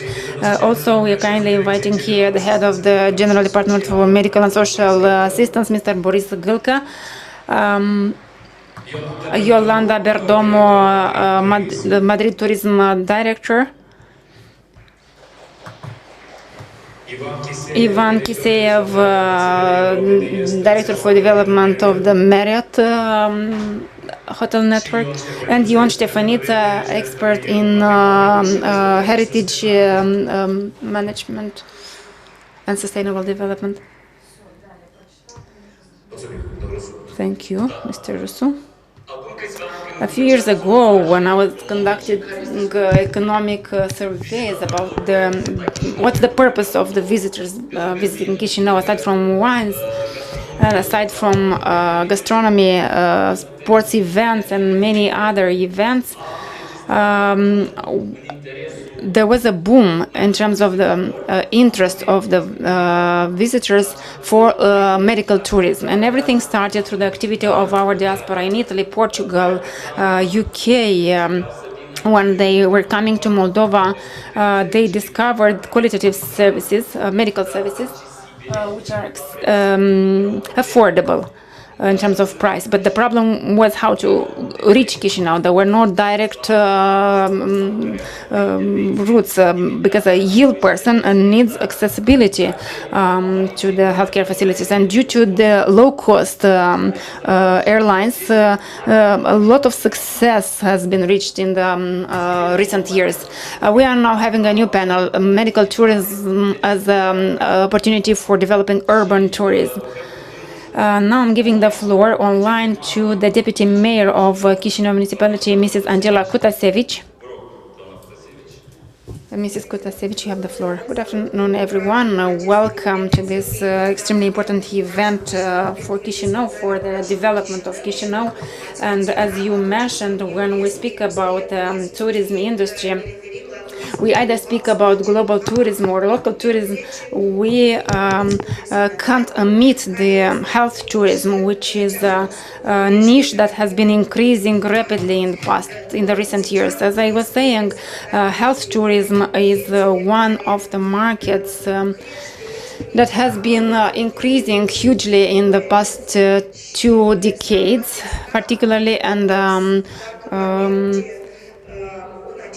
if it continues the same pace, we are going to have an increase of the income by 2028 on the health tourism field by 21.1%. And also the financial profit will increase up to $53.51 billion.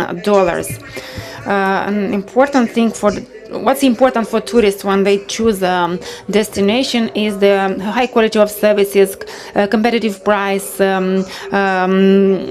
qualified staff, using the new technologies and modern methods for treatment, availability of specialized services, credibility, and of course reputation. And well, Chișinău is a touristic place, a site which provides all the comfort to the visitors, having, aside from infrastructure of the hotels and restaurants and other related services needed by tourists, it's a city that has managed to preserve the authenticity so that every tourist visitor could have a unique experience and could have memorable emotions. According to some analysis that we have done, I could say that 5% of the tourists visiting our country come here for treatment purposes, for prevention and treatment. Although the pandemic affected tourism itself, the travel restrictions have led to the decrease in the number of tourists. But according to the data of the National Statistics Bureau, we can see that in 2022 we have had an increase of the number of tourists who have come for treatment purposes or for healthcare, and their number is over 9,000 tourists. The most demanded types of services of healthcare demanded by the visitors are modern dentistry, family planning, plastic surgery, and also health rehabilitation and recovery.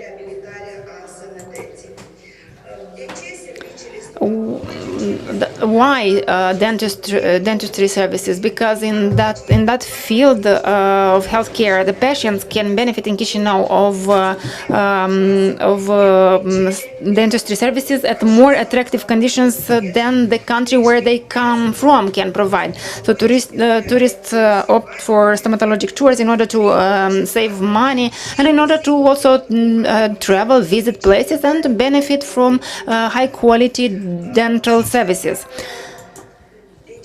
Why would tourists choose such kind of services in Chișinău? Because we can see that in total in the country we have 917 private dentistry facilities, of which 524 of such facilities are located in Chișinău. Therefore, they have a big choice here. Very high quality services and diverse services are provided not only by private dental facilities but also by the public municipal ones. One example of wide range of dental services are provided by the Chișinău Municipal Dental Center. Of course, patients who come for stomatologic treatments can enjoy high quality and professionalism of the specialists, advanced equipment, and also a good combination between treatment and seeing beautiful sights. Another demand which could be developed is family planning. In vitro fertilization is the most efficient form of technology for assisted reproduction. I would like to say that the first in vitro fertilization in the country took place in 1995, and the first child born after in vitro fertilization was born in 1996. And so far there are over 10,000 in vitro fertilizations that happened. The success rate is 40 to 45%. Now we have 4 in vitro fertilization clinics, and the 5th one is now opening. And we could transform Chișinău as a city which gives birth to lives. Chișinău, or the City Hall, is now developing a municipal program for assisted reproduction in vitro fertilization, and the beneficiaries of that program will be ladies from low-income families who have a residence permit in Chișinău. And our intention is to support through these families to be happy. Another important area which is in high demand and continuously developing is cosmetology and plastic surgery, because here people are demanding the services of aesthetic specialists in order to have the expected results in reasonable timelines. According to the statistics, the number of plastic surgeries in Moldova has been increasing by 30% every year, and the highest demand are the minimal invasive surgeries. The following type of services that require development and which are in demand is the development of Moldova as a balneosanatorial or spa destination, and we are well known by having a post-Soviet infrastructure, post-Soviet heritage, which has been obsolete. And in order for these facilities to be competitive on the inbound tourism market and more attractive on the domestic market and also on the foreign market, of course, additional investments are needed. The most well-known place is the Vadului Vodă, spa and leisure facility, which has now over 20 leisure centers, and is the most demanded recreation facility on water. Why should we choose Chișinău for treatments? Because here quality health care for reasonable costs. We have qualified doctors which are recognized internationally. We could avoid the waiting lists existing in many countries. We have a personalized approach towards the patients. We have high ambitions, and we intend to develop by 2030 and to have important projects in the medical tourism and to rebuild the natural destinations in the suburbs of Chișinău and to increase the number of agreements between cities in terms of medical tourism to attract investors in the tourism infrastructure. And the extremely important aspect is to provide economic facilities for the service providers in the healthcare field. We are going to focus on increasing the level of confidence in the safety of services provided in organizing events for raising awareness about the services, where we are going to highlight the specifics and the potential of this place, and we are going to create and develop more broad packages where we are going to combine the important resources of destinations, such as the combination of spa products and the hydrotherapy, kinetic therapy, or beauty services. Medical tourism can become one of the important segments which requires to be developed and which can bring profits both at local level and at regional level, because the development of this sector is going to impact the health of the population, both the people of the country and in the region. And I hope this forum will draw the attention of the investors and potential partners who are willing to come and to invest in Chișinău. Thank you very much for your attention. Thank you, Deputy Mayor. Indeed, the platform of the forum today perhaps is going to help us create investment opportunities and maybe transform Vadoivoda in a new Baden-Baden. So let's set for this ambition and let's work for that purpose. The administration of the local authority has the willing to do so. Are you not tired yet? Please bear with us for a little more, because we have a new speaker now, but in a more original format this time. I would like to invite the head of the Health Directorate of Chișinău, Mr.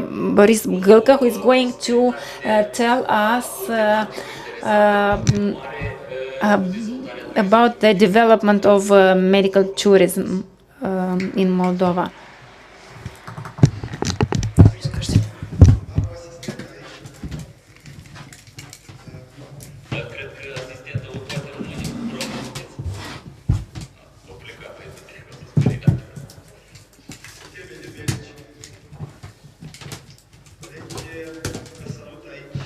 Dear colleagues, I salute you here at the Republic Palace of the Republic. Boris Gâlcă, doctor. I salute first of all the guests to this great forum, all who see us. All mentioned by the Mrs. Vice Mayor Angela Kutisevich. I can say that the medical tourism has developed ever since ancient Greece, and more recently in our contemporary era. It was actually practiced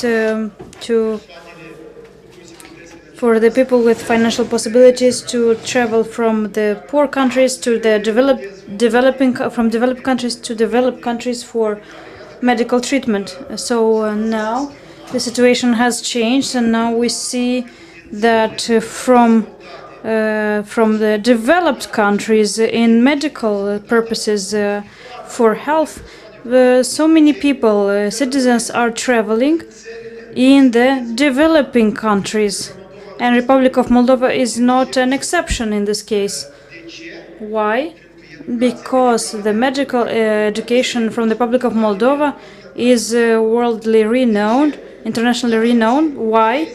Because 35 countries in the world have chosen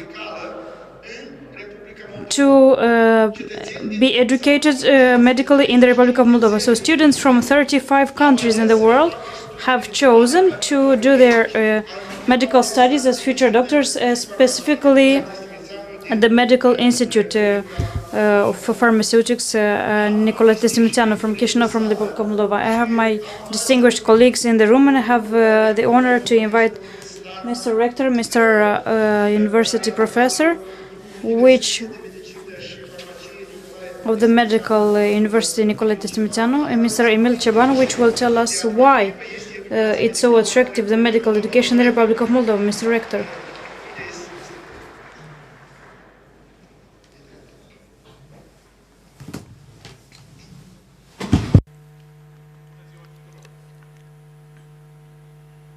O să vă rugăm să includeți microfonul domnului rector. Vorbiți.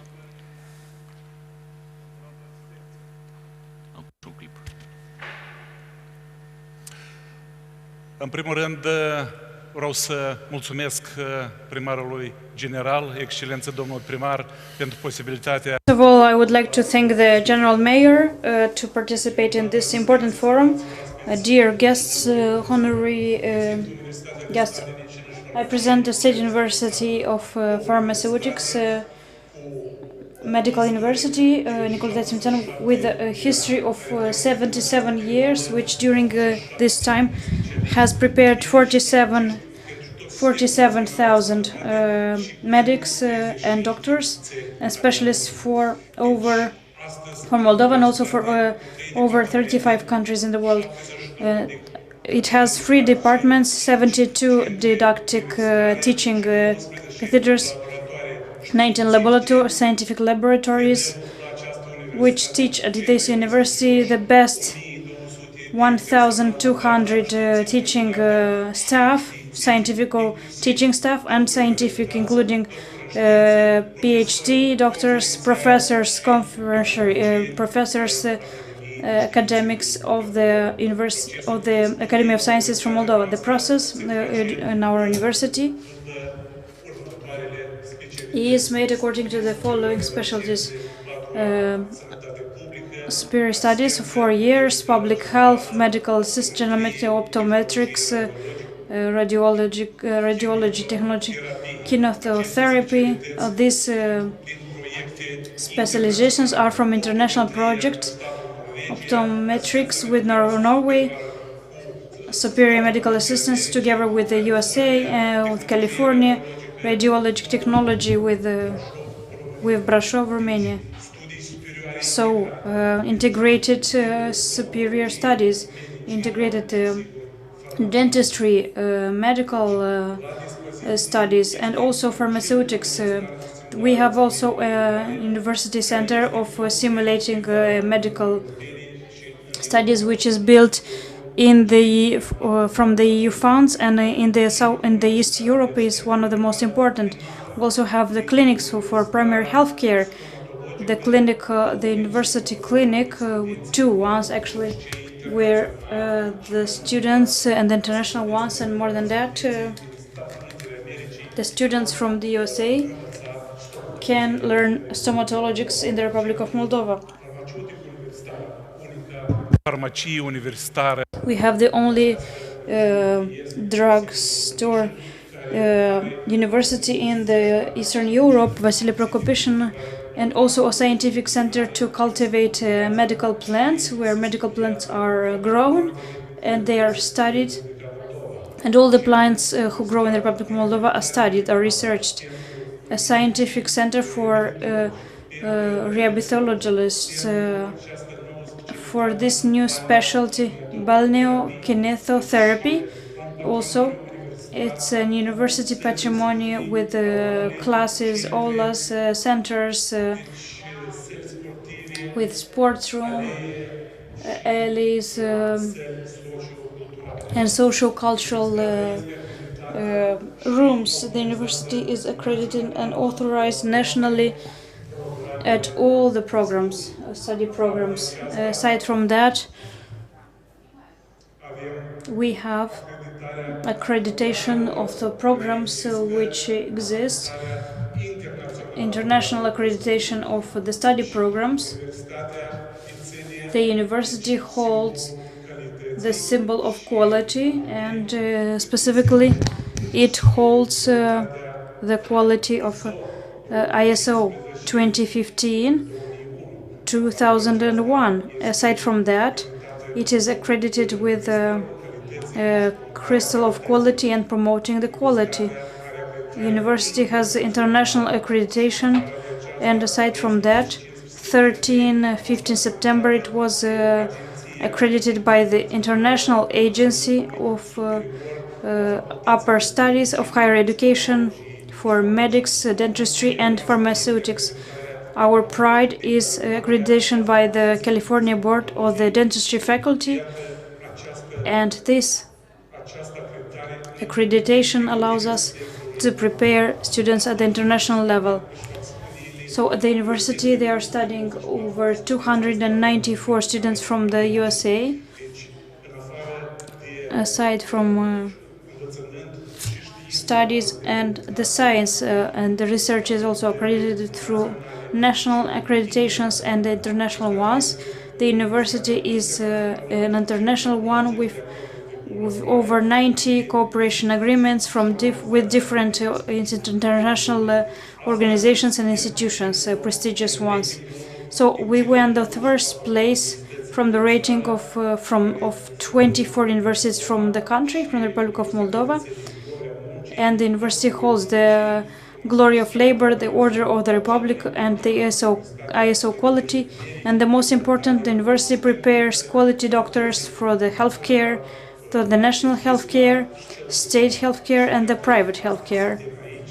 And that's why we are here today, to be available to participate in this medical tourism. Thank you.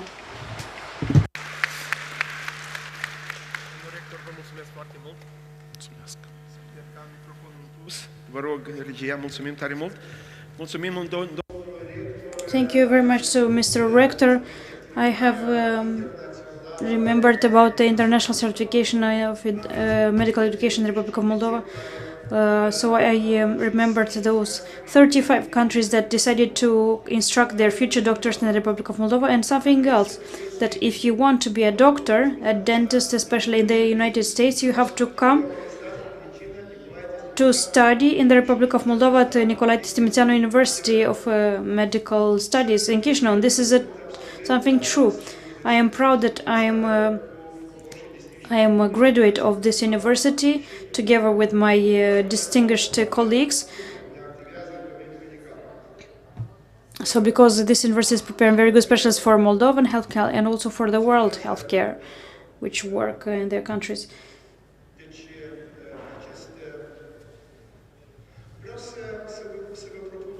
I want to propose you something.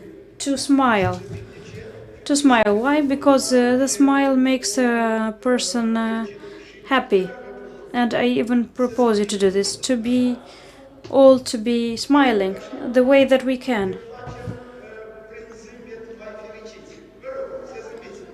So please smile. Nicely. Thank you very much. But as I've looked across the room, I've seen different types of smiles. The wide open smile, or with a closed mouth, or maybe even those who didn't have a reason to smile at the moment. However, I want to invite someone, the university professor, Mr. Valeriu Fale, who knows how to make someone happy, how to make someone smile nicely. Mr. Professor, I salute you, so please, slides. Thank you very much. I also, dear guests, I propose also to smile with those teeth that you have. Dear guests, in a lack of time, I will try to continue or to relate those ideas that I have, that Mr. Emil Ciobanu, and to continue with the implementation of those technologies and methodologies or the modern digital technologies involved in the dentistry, on all the ways of digitalization in dentistry with all the aspects, especially the diagnosis, planning, treatment, motivation of the patient, and also management of the dental clinic. The involvement of these technologies allows us to with smart brush to detect those diseases. With a great implementation has the artificial intelligence, the capacity of a computer to think together with the human brain, training the appliances by training the devices to perform different tasks without in advance planning, the usage of the intellect of the artificial intelligence in the dentistry, such as augmentation assistance in the diagnosis, digital technologies for caries and for technologies, the digital planning of dental implants, the digital analysis, photo documentation of occlusion, also determination of the dental color, intraoral scanning, digitalization of the clinical case, system of the recording the articulations of the mandibula, and the digitalization of the dental models, integration of data, radiology, functions, scanned models. All of these are integrated and allow us for the doctors to obtain functional rehabilitation of this individualized system and personalized system. Facial scanning, with the help of which we can choose that smile which is perfect for that patient. Planning of the rehabilitation of the digital assistance, assisted design of the future restoration with the usage of CAD, CAM, and to it maximum precise. All the digital system cannot function without a human involvement, without those possibilities of the human for them to be involved in the day-to-day and on a daily basis. That's why we need educational programs, applicatory programs, scientific programs, in order to be able to develop this area, for it to be more attractive for those patients of ours, for those citizens that are in diaspora, and why not for all the citizens around the world. More than that, I come up with a request, kind request, both to the local public administration and the Republican administration to help us through different maybe versions, but not to, the most important, not to impede us to develop those areas. We know how and we want to do it, and we will do so that our patients, to have patients from all over the world. Indeed, we have patients from Canada, from the USA, and let alone the countries from the European Union, from the European countries, and those surrounding Republic of Moldova. Mr. Professor, thank you very much. Thank you very much for the quality of the services at the world level which are available in the Republic of Moldova. What I remembered from what you've mentioned is that we have dental services, elite dental services, very top quality, specialists with international certifications, equipment and technologies of world class. And also remember that in the Republic of Moldova, people come to smile nicely. So in other words, Chișinău and Republic of Moldova makes people smile nicely.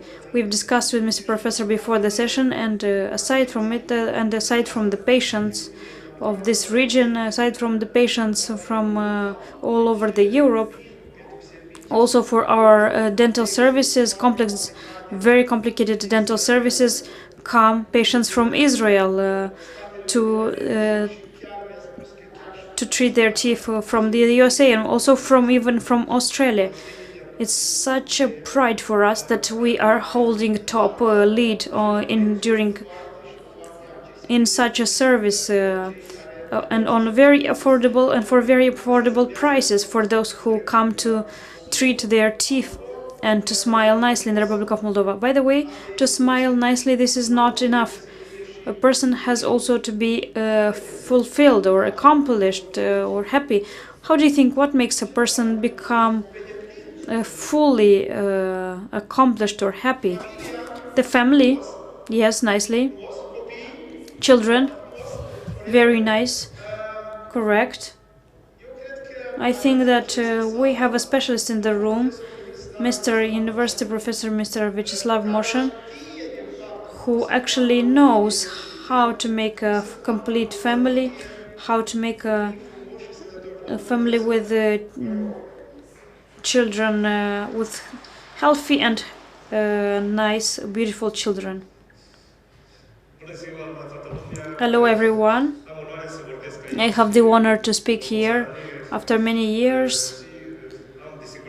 And definitely I am nervous because the field which I represent is a very important one for our countries with a very low fertility. And you all know that we live in times that all the families that are planned now are more than after 30 years, after people have turned 30, after they have set up a career or studies, not only in the Republic of Moldova, but also abroad. More couples want to have a baby after 35, 40 years, and then we implement the method of assisted reproduction and help the families have a baby. Definitely this is a new branch for the Republic of Moldova. It is not so well developed as the dentistry, but we hope that through the technologies that are advanced in the Republic of Moldova, we can help. We can help many couples, and not only from the Republic of Moldova, but also from abroad in this issue. But if it's refer the advantages of the reproductive tourism in the Republic of Moldova, the assisted reproductive center in the Republic of Moldova can offer a complete range of services in the field of infertility at international standards, because our specialists have a huge experience in this area, and they offer solutions, both personalized ones with a very high degree of success compared even to European standards.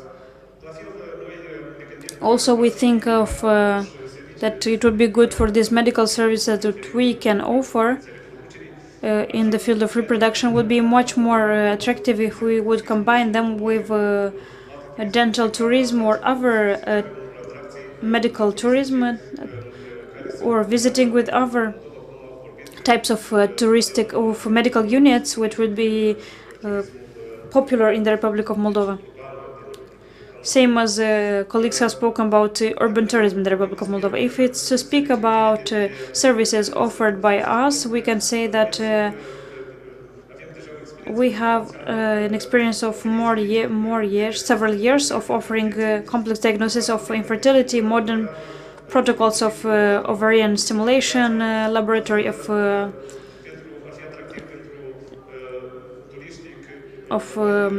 very modern laboratory. Here is available also the preservation of for donation of ovocytes and material for conceiving a baby, biological material. Also the experience that the Republic of Moldova has in the Republic of Moldova in this field, the specialists, our specialists, including me, we have a vast experience of more than 25 years in the field. The first baby was born with the help of such methods was in 1996. If it's to speak about the neighboring countries, we are 1 or 2 years ahead of Romania, together with Romania, with Belarus, and let's say we have a vast, very rich experience. Now we have 5 in vitro fertilization centers. The success rate is according to 40-50% with a degree of birth of 35-40%, and the prices which offer our centers are the lowest in Europe. The cost of procedure are under 2,000 euros compared to the prices of for such services in other countries. Currently, if it's to speak about destination, the countries of origin of the patients mostly come from Romania, but also we have patients who come from the UK, from Ireland, from Italy, also from the United States. We would want definitely to have the more patients coming from abroad, but for this we need to offer them modern logistics. We need facilities. We need very good hotels, very good air routes, very good roads, to have the possibility for translators to offer them something very special for them when coming here, to feel both safe and feel comfortable, so that the expectations towards the Republic of Moldova to be linked not only to success but also for them to have nice memories, to visit a restaurant, a winery. So I plead for the fact that I think that medical tourism should be integrated with other touristic facilities which can be available in the Republic of Moldova. Thank you very much. Mr. Professor, thank you very much. I have a short question. You have mentioned several countries where the patients were coming from, but tell us all, in how many countries you have helped maybe you have their babies born from such methods? Currently, definitely from my personal experience, there are more than 5,000 babies who were helped to be born by me and my team. The most faraway country or family is in Brazil, which came here from Brazil to help them have a baby. So also in the United States, who came here, and by our methods they have 2 babies and they're very happy. This is extraordinary. Indeed, we applaud Mr. Professor. This is the first professional in the Republic of Moldova who has started the assisted reproduction, the in vitro fertilization, in 1985. He was the author of the technological of the child born in through this method, and as you can see, there are children born by this method also in Brazil. He helped with this. We will continue the topic of happiness in Chișinău. And another question, please excuse me if I'm somehow funny, but what makes another person happy but also fulfilled? There's something else. The smile, the family, the children, something else. To have a house, yes, definitely. But something, what else? Yes, someone made a non-verbal communication, the body language, a nice body and a perfect image of the face, of the body, the physical condition. And I will invite here someone who definitely knows how to make a nice appearance or look, physical appearance. For ladies and also for gentlemen, we speak about those high-quality services at the international level, about plastic surgery, reconstructive surgery, and also aesthetic surgery. Mr. Professor, University Professor Anatolie Taran, you have the floor. Vă salut! Bună ziua! Sunt onorat de a fi prezent astăzi în sală pentru... Hello everyone, I'm honored to be present here today to present you the services about the beauty surgery, as Mr. Boris Gok has mentioned. Definitely if the beauty lacks, there are some other questions even more arising. The aesthetic surgery compared to the other type of surgery is also different, let's say, and is different compared to the other type of surgery by the fact that it reforms or changes some aspects of the human body, or it's the alternative of the other types of surgery. In Moldova we have a team of doctors with international training. In Chișinău, in the Republic of Moldova, there are 5 clinics of performers that offer beauty surgery services, out of which there are 3 hospitals and private ones also, but with very high-end technologies. The surgeries from the clinic where I work are definitely plastician surgeries, is very up-to-date, and they are trained abroad. They have conducted internships abroad for several years. The first intervention, aesthetic intervention, or that of refining some parts of the bodies, was conducted in 1997. The plastic surgery from our clinic has 2 rooms for surgery interventions and has all the devices and equipment to undergo specialized surgeries, and the surgery rooms allows us to offer such services with the most exceptional and performed equipment. Special attention is given to the intensive therapy rooms for the comfort of the patients, and comfort of the patients is very important. Under the supervision of the doctors and nurses, we have 25 beds and 5 beds for intensive therapy, which can give assistance to all the patients at the same time. The care and the conditions offer a comfort under the supervision of medical staff and both of the assistants from the institution.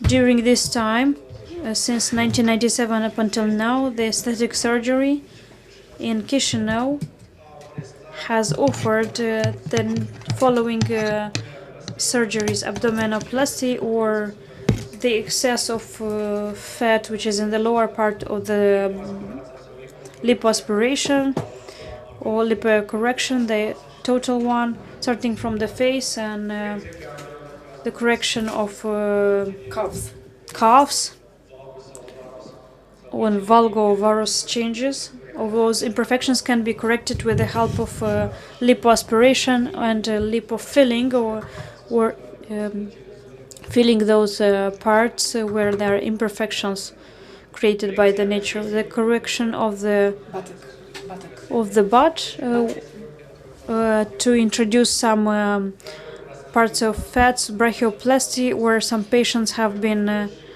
a bit more fat and they have reduced their body mass, mammal augmentation. It has been discussed a lot in the medical tourism in the Republic of Moldova and in the world. The most requested surgery is the mammal augmentation. There are also patients within the clinic. We also had patients from Italy and from most of the European countries, either Moldovan women or either from other countries. Mastopexy, or lifting, mammal lifting, again breast lifting. It's again an intervention which we offer surgery in some cases for the patients which had to suffer from cancer, breast cancer,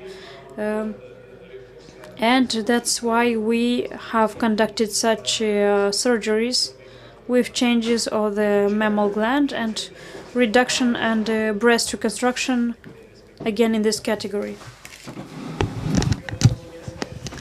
Thank you very much, and I hope that what has been presented is going to be useful to the international representatives, but also the domestic ones that are dealing with medical tourism.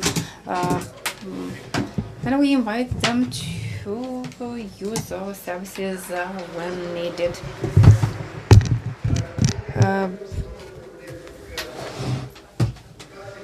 I think the problem of Moldova is that the tasty food in Moldova and the good cuisine we have here sometimes makes a lot of work for the plastic surgeons.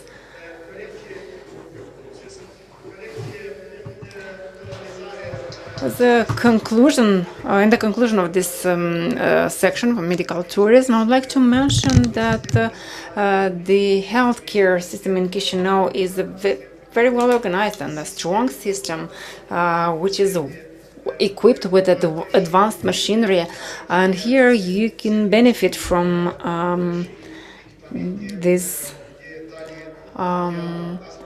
state-of-the-art equipment. Mrs. Stasevich spoke about spa treatment, balneoclimateric treatment in Moldova, in Vadul lui Vodă, Călăraș, and other areas of Moldova. And in conclusion, I would like to say that actually the advantages for medical tourism are the ones you can see on the screen. Internationally certified medical services in case of in vitro fertilization, in case of assisted reproduction, we have a very high rate of success. 40-something percent of success, so low cost and high quality. In other words, nice looking and happy people made in Chișinău. Thank you very much, Mr. Gluck. I hope you still can bear with us for a little more, because we have other three interesting speakers with very important topics for urban tourism. It was for the first time when more was talked about medical tourism than the wine tourism. Usually Moldova is positioned as a wine destination, but medical tourism should also start somewhere. So, dear workers and the medical system, thank you for everything that you are doing, because you're doing very important things for the society.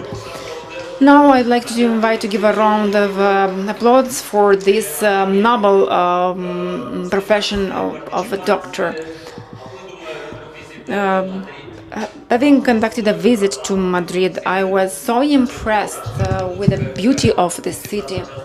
I think many of you who visited this destination have seen the way local authorities develop this vector of urban tourism, and I have seen I've met a famous person, a dedicated professional who knows how to develop qualitative urban tourism and be successful with that. I'm now giving the floor to Mrs. Yolanda Perdoma, who is the head of the tourism department in the Madrid City Hall, and who has visited us today with a forum with a short message about her experience in the urban tourism area and how can the management of the destination sites to have results for the rural tourism. Dear Yolanda, the floor is yours. Thank you, my dear.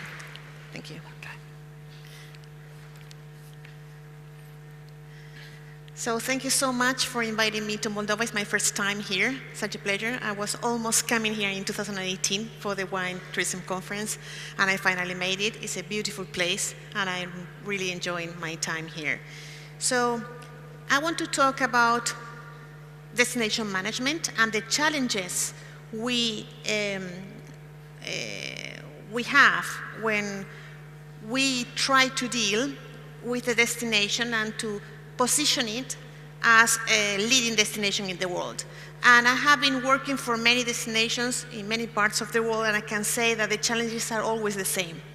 You find them all over the place, and what has been discussed here are questions and issues that many professionals are dealing with all over. And I wanted to leave you with some key messages, with some questions that I think are answering some of those challenges and that I have experienced myself. One of the most critical elements is the governance model. How are we going to interact with each other?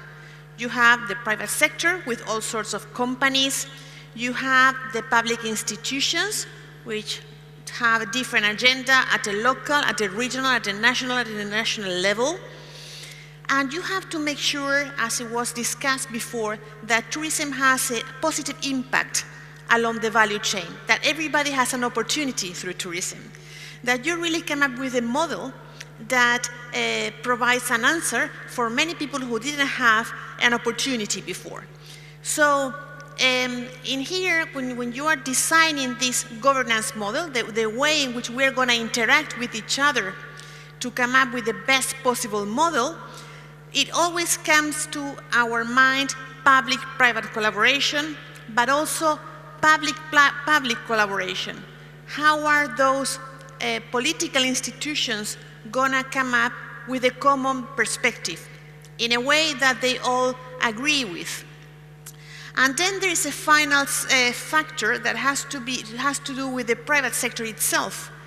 When we're going to build a model such as the one that you want to build here, that you're building here right now in Chișinău, you have to make sure that all the private companies that are going to come up with that model are going to be collaborating with each other. This is co-opetition. Co-opetition means competition and collaboration at the same time. Those companies are going to be competing with each other, but they have to find the way to collaborate. It's the only way forward, and to understand that the competitors are out there. The competitors are here, but I mean, we also need to compete with other destinations. So this is what Madrid has been thinking about for many years. What was the challenge in Madrid until now? You had the city hall, the mayor, doing the promotion of the city itself, and then you had the region. The region of Madrid has many cities around Madrid. So you had two different institutions promoting Madrid. On one hand, you had the mayor, and on the other hand, you had the president of the region. And that was inefficient in many ways. So it was a long dated request from the private sector to solve this situation. And that's what they have decided to do, and it's starting right now. A new entity that's gonna do the joint promotion of the city of Madrid, the region as a whole, and with a completely different approach, because this is being done within an institution that was already there but wasn't doing promotion before, which is called IFEMA. And those that know the tourism sector, it is the institution that organizes the Fitur fair, which, I mean, there are three very important tourism fairs in the world. One takes place in Madrid in January in Fitur. The other one takes place in Berlin, in ITB in March. And the last one in London in every November, the World Travel Market. So Fitur is one of these very important fairs. So they have decided to choose this institution because they were partners of IFEMA before, and they thought that has some of the critical requirements that this exercise is asking for, which is legitimacy. You need an institution that is recognized, that is respected, that has some experience dealing with this, and that is, is seen as a respected place by all these stakeholders that need to be engaged in this exercise. Then this initiative is meant to optimize the resources within the public sector. Because sometimes now what we have seen is that they were duplicating the efforts. So the resources, the public resources were not used in the best possible way. And finally, it provides financial stability. Sorry, because I think I just passed. Yeah. So it provides financial stability. One danger you have in the public sector sometimes is that there is a short-term thinking. It is not the case of Chișinău, for what I've seen yesterday and today, because you're really thinking ahead. But in many cases, it is short-term because there is a political term and people want to accomplish and they need to show results. But in this case, they have a financial budget for several years and they are thinking long-term. So this is quite positive. And what are the objectives of this new initiative, of this Madrid tourism entity that is going to do this joint promotion? Well, it is to attract a higher impact visitor, one that is going to be able to spend more money in the destination, that is going to stay longer because of its profile, and that is going to help overcome some seasonality that Madrid is experiencing. So this requires a new exercise too, because it means we have to go to new markets, to new inbound markets, not the traditional European ones, but we're talking about North America, we're talking about Asia and the Middle East. And in those places, Madrid doesn't have the visibility that it has had in the traditional inbound market. So that's also a challenge. It requires a lot of effort and really a very well-organized strategy. And in terms of positioning, Madrid wants to position itself internationally as the best, as the world's best lifestyle. It was mentioned also before, for those who have been to Madrid, it has great gastronomy, leisure. It's a place, it's a safe place where people enjoy themselves. And it's because the people locally enjoy themselves that we can showcase something attractive for the travelers. So we're going to be highlighting gastronomy, also wine tourism, because people don't know, but there are many wineries, like a very short distance from the city.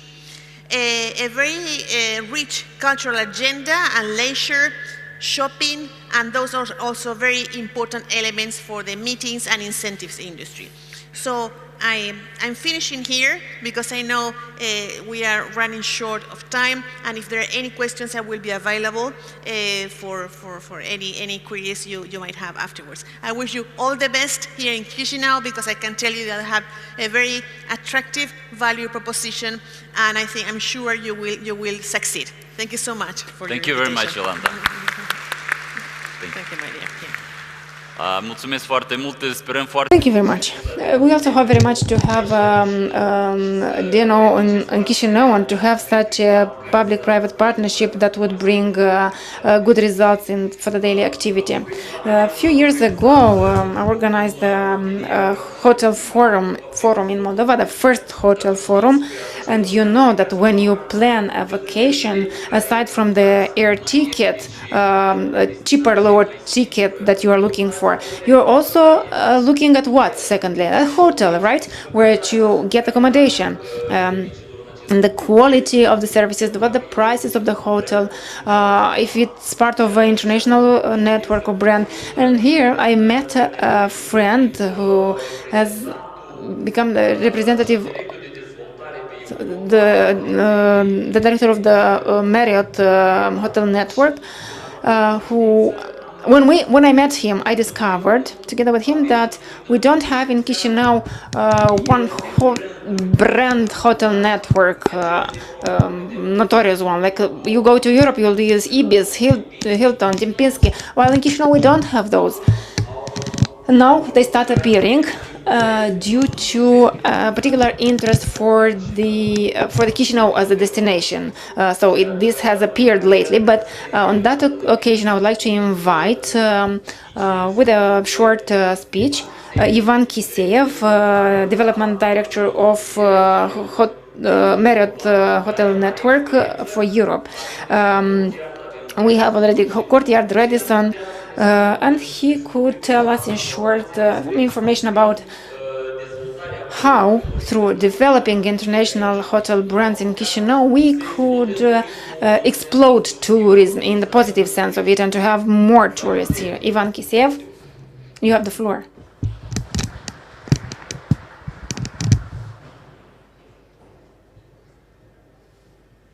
Good afternoon, ladies and gentlemen.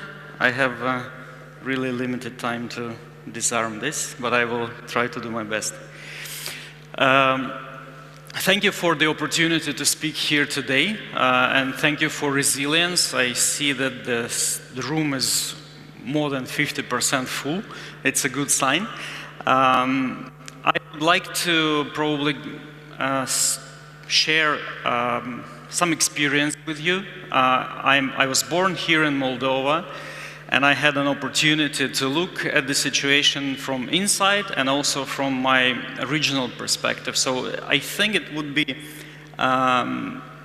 interesting to share and probably to discuss later what I see as a perspective. So first of all, I would like to just boost the message which was shared before.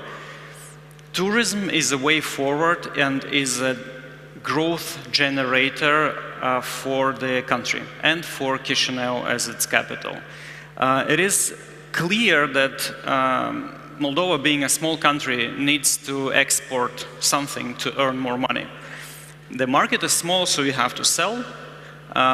You can sell traditional export, you can sell goods, and probably with time, if everyone works together like government, municipality, you can be in top 30 candidates to host next Volkswagen factory, maybe, if we're lucky. And as we say here, Doamne ajută, but nobody knows. I mean, we have to work in this direction, but it's not guaranteed. Moldova can export services to earn more money, and we're doing it, yeah? We just realized that you can come to Chișinău one person and leave completely different person, even looking differently. We're doing it. But that's not enough. And if we work hard, in time we can be probably in top 10 candidates to host the next, I don't know, Apple back office or Microsoft, whatever. But also that's a perspective, and it requires lots of efforts, and the competition is pretty high. Where Moldova can be in top 3 easily is in selling or exporting experiences. Here we have all the competitive advantages, and this is why tourism.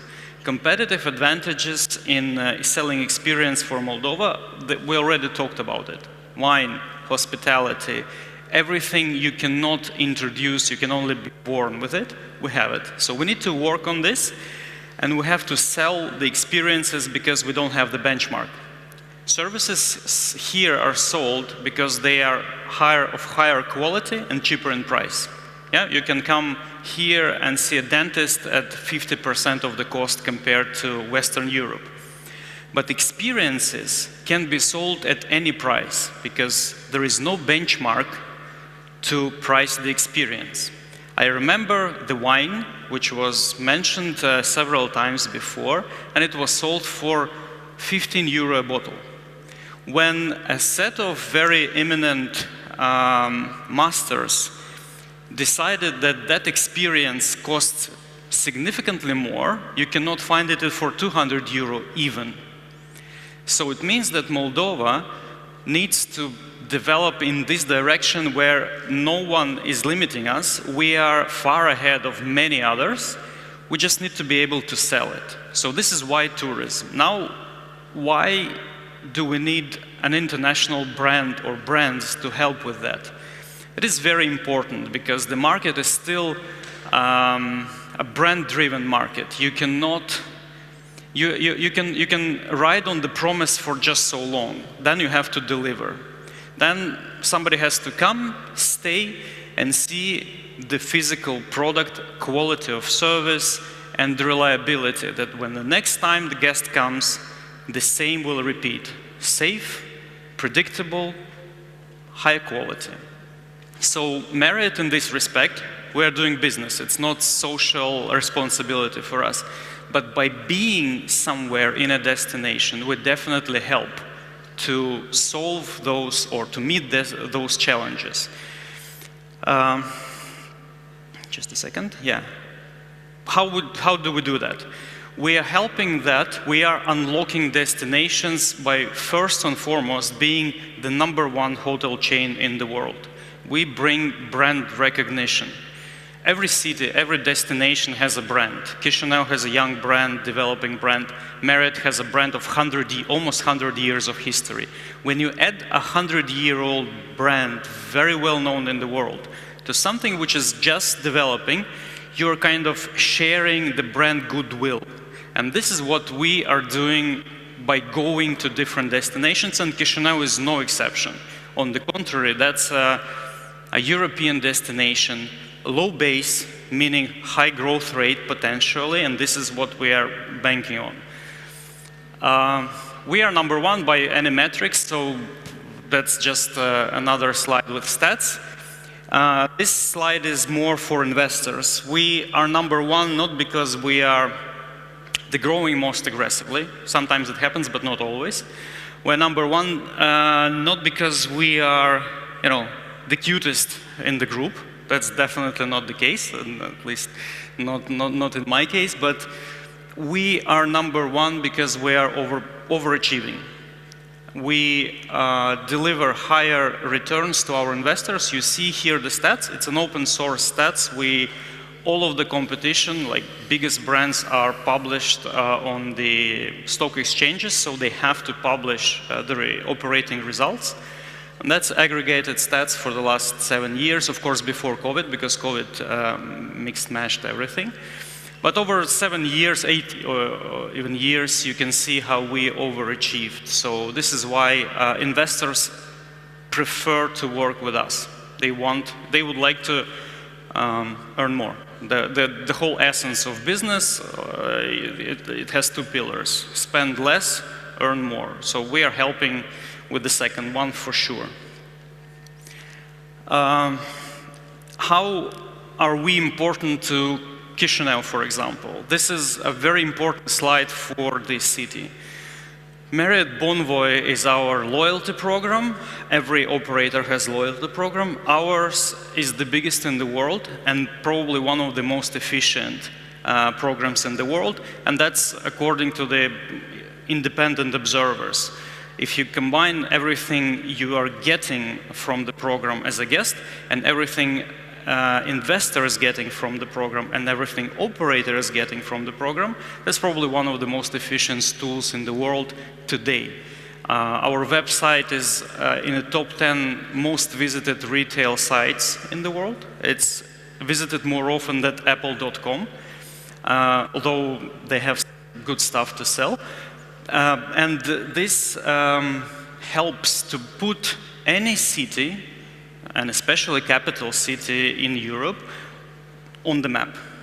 It is flagged for millions and millions loyal clients who go to the website or see our marketing materials, and they have a higher chance to know where is Chișinău, why they should go there, and where they have to stay, than compared to the situation when Marriott is not here, for example. So this is a powerful channel of communication to the outer world, and it cannot be discounted. That's really, that's probably what, if I have to talk about one slide, that would be it. That's it. Now, couple of interesting trends. We have more than 700 hotels in Europe, but interestingly, we're talking about AC hotels and Moxie hotels, and in the pipeline, AC, Autograph, and Tribute. So, which means that guests today, I won't deep dive into the brand, the whole brand story, but guests today prefer something which is not traditional. The guests tend to be more disruptive. They prefer non-conventional design, non-classic exterior. They prefer experience like nothing else, like no other. And this is the major trend, and this is why you see all these hotels, they are not traditional. 52, 29, 22, those are like around 100 hotels which are built completely the opposite way as compared to your traditional Marriott. Chișinău, as one of the colleagues said before, has a lot in common with Berlin. It's a city for disruptors, and I think that should be the bet. Chișinău should attract more disruptive guests. Those who defy the template. They don't want to be like others. They want to do business in a destination where not a lot of people are doing business. They want to spend vacation in a destination which is not Maldives, but Moldova. They want to drink wine, not French or Spanish for that matter, even though that fantastic wines. But still, if you want to do something different, this is the place to be. And for that people, we need to bring product. Moxie, definitely required in Chișinău for a disruptive, young, vibrant traveler. That's #1 priority for the company, and I know that a lot of investors are looking into it. We will make that happen because city requires it. Traditional Marriott product is also needed just to be on par with competition in Europe and host MICE events. A lot of colleagues mentioned MICE before from the City Hall. MICE is a very, very delicate segment. If you look at the geography, Chișinău is very close. But when you check the airlift price, Chișinău is far away. Chișinău is €200 away from Bucharest, which is a spitting distance on the map. Chișinău is €300 away from Istanbul, and Chișinău is €250 away from Warsaw. Imagine you are sitting in Warsaw, and you draw a radius line where €250 can get you. Every city within that radius is your competition. What Chișinău has to offer to beat that competition? That should be first and foremost, that should be a physical, state-of-art, modern product. This palace is fantastic for our event, but if you want to sell yourself to Apple for a quarterly conference, that won't cut it. You have to deliver something else. And as you can see from the picture and from the slide, my heart is with the Wine Hotel. It's a wine resort. That one is in Rioja region. That's a fantastic property. Of course, I understand that there is a long way to go here, but the concept should be this. Moldova is a wine destination, untouched, long way to go. But if we build something which is going to allow tour operators, agencies, guides, everyone sell a package and a product where people can not only stay in Chișinău, but go like 50 kilometers away, spend overnight, soak into the culture, and get injected the Moldavian DNA. That's the key to success. This is how you export experience and you make sure that they come back. So yeah, that would be my presentation for today. It went off. Thank you very much, Ioan. Vă mulțumesc mult, într-adevăr. Thank you very much. Indeed, brands do miracles in tourism when they are present on the market of touristic cities. I know you are tired, but please bear with us for the most presentation. A fighter, a speaker, famous speaker who has been fighting his entire life to conserve and to preserve the cultural heritage of Chișinău, but also of the entire country. When we choose a destination, we want to see, for instance, Sagrada Familia in Barcelona, or Louvre in Paris, or other sites, or a cultural pearl with a nice facade, with a rich culture and history. Of course, Chișinău has what to offer and what to show in the area of cultural heritage as well. How can historical and cultural heritage be like a magnet to attract foreign tourists? I kindly invite Mr. Ion Ștefăniță, expert in the area of cultural heritage, with a short presentation about innovations in attracting tourists for the cultural heritage. Da, ne-am pornit să descoperim Chișinăul, ne-am pornit să descoperim Republica Moldova. M-am pornit și eu într-o primăvară. In spring 1986, when I was in the first grade, second grade, we went to discover Chișinău. And we went to Chișinău, we had such emotions as we had plans to get to New York. So this left us such an impression that it was a green city. And ever since I had this aim to spend my life in Chișinău and to dedicate myself to Chișinău. And this thing has happened ever since 1908 and up until now, since Chișinău has become my home, my city, and I am doing the best I can for this city to progress, to advance. And I remember when we were studying in France, I presented myself that I was from the Republic of Moldova, but many of the people didn't know I was from Moldova, about Moldova and Chișinău.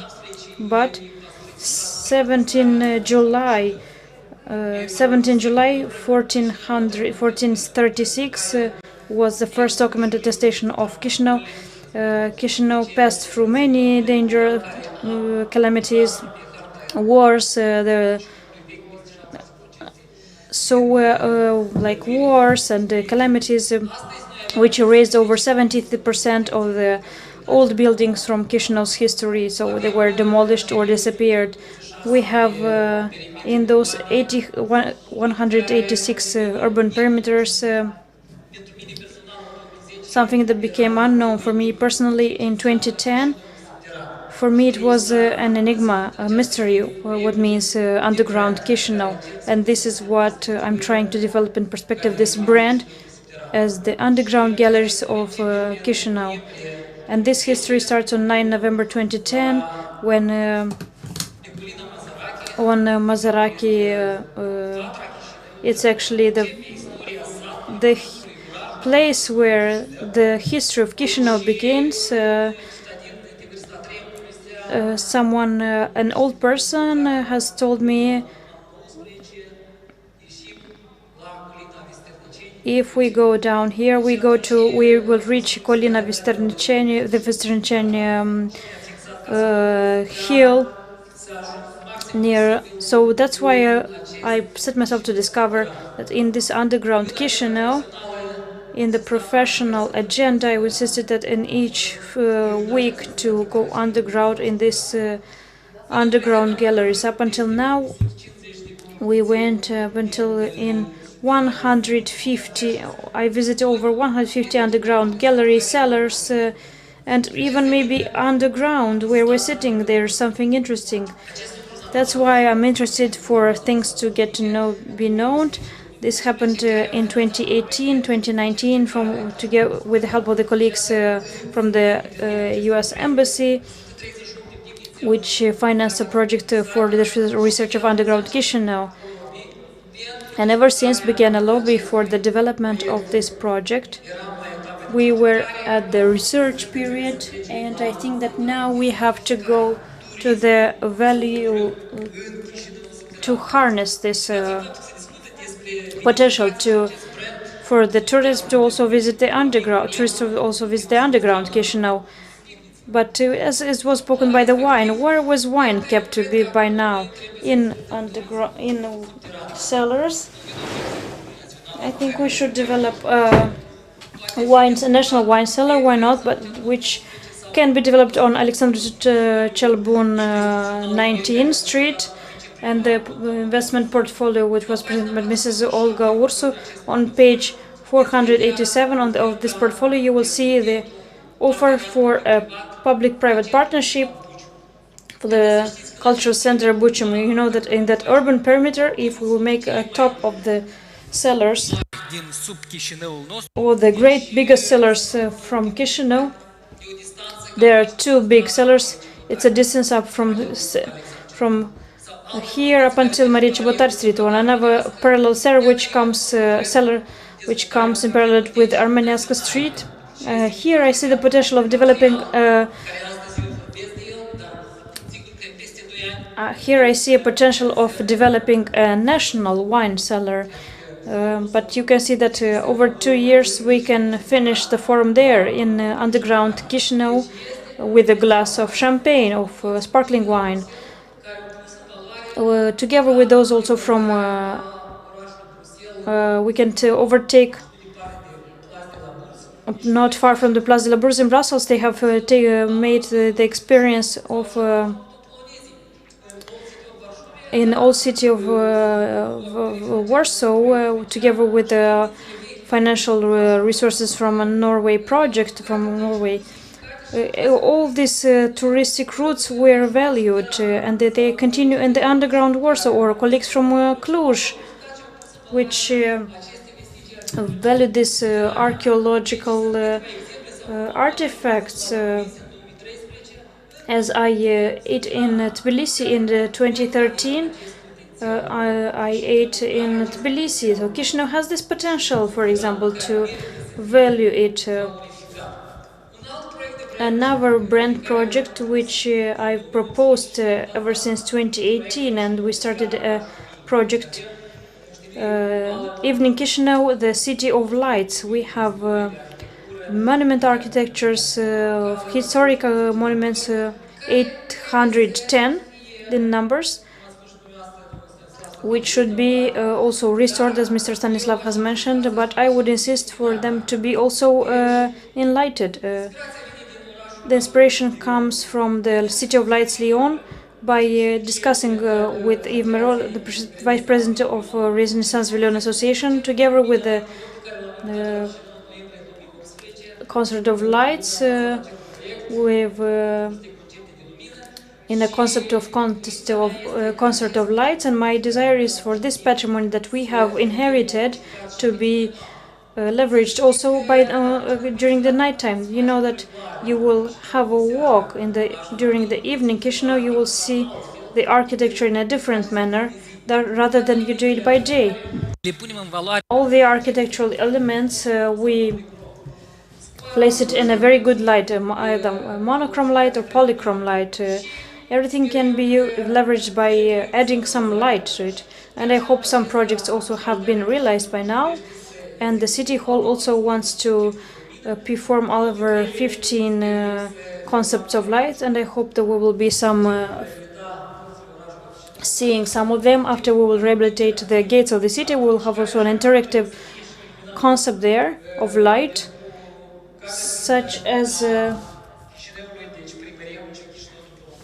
City Hall, after a project of restoration, will be able to do this. Also, maybe we can organize a festival of light, and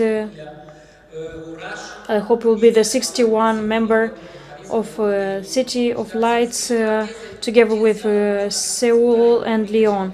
What it means for the development of economic and light, only during 3 days, a Festival of Lights in Lyon, which takes place from 8 to 12 December. This festival registers an influx of 3 million visitors.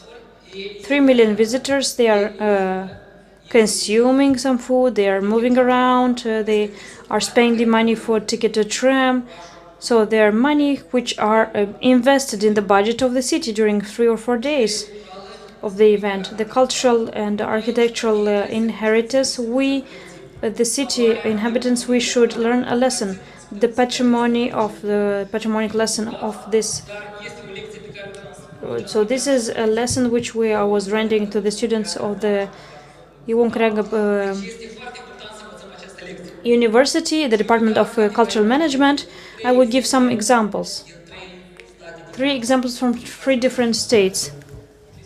One, let's say, from CIS countries. Georgia, for example, the touristic flow in Georgia in 2002 was of 250,000 tourists per year, but take into account that they have acknowledged what is the economic value of the tourism, the patrimony. This thing happened at the upper hierarchy from the level of president until the profile entities. They have insisted for this patrimony that Georgia has, Kutaisi, Tbilisi, for it to be conserved, valued and leveraged and included in a thematic route. Only in Kutaisi, $70 million, also in the old part of Tbilisi.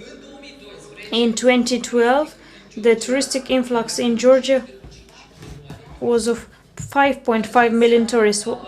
That's what it means, the economic value of the patrimony. The next example from the French Republic, which I like the most. France is the country which helped me be educated there, trained me in the field of conservation of patrimony. Paris, many of you have the desire to visit Paris and at least to visit the Louvre Museum at least once in a lifetime. In 2017, Louvre was visited by 10 million visitors. Those 10 million visitors have paid a fee of 15 euros to enter Louvre. So to understand how much money were accumulated after this their visit. So we multiply 10 million by 15 euros, so we understand how much Louvre has gained in money, in financial resources. And the tourists who wanted to visit Paris and Louvre have spent in Paris, in one day, 120 euros. So make the calculations and try to find out how much Paris had to gain after influx of tourists of 10 million visitors. Eiffel Tower, 24,000 visitors per day. The entering fee 15-17 euros. So make the calculations and try to learn how much money French won for this touristic destination per day. The Rome, they invest in Italy.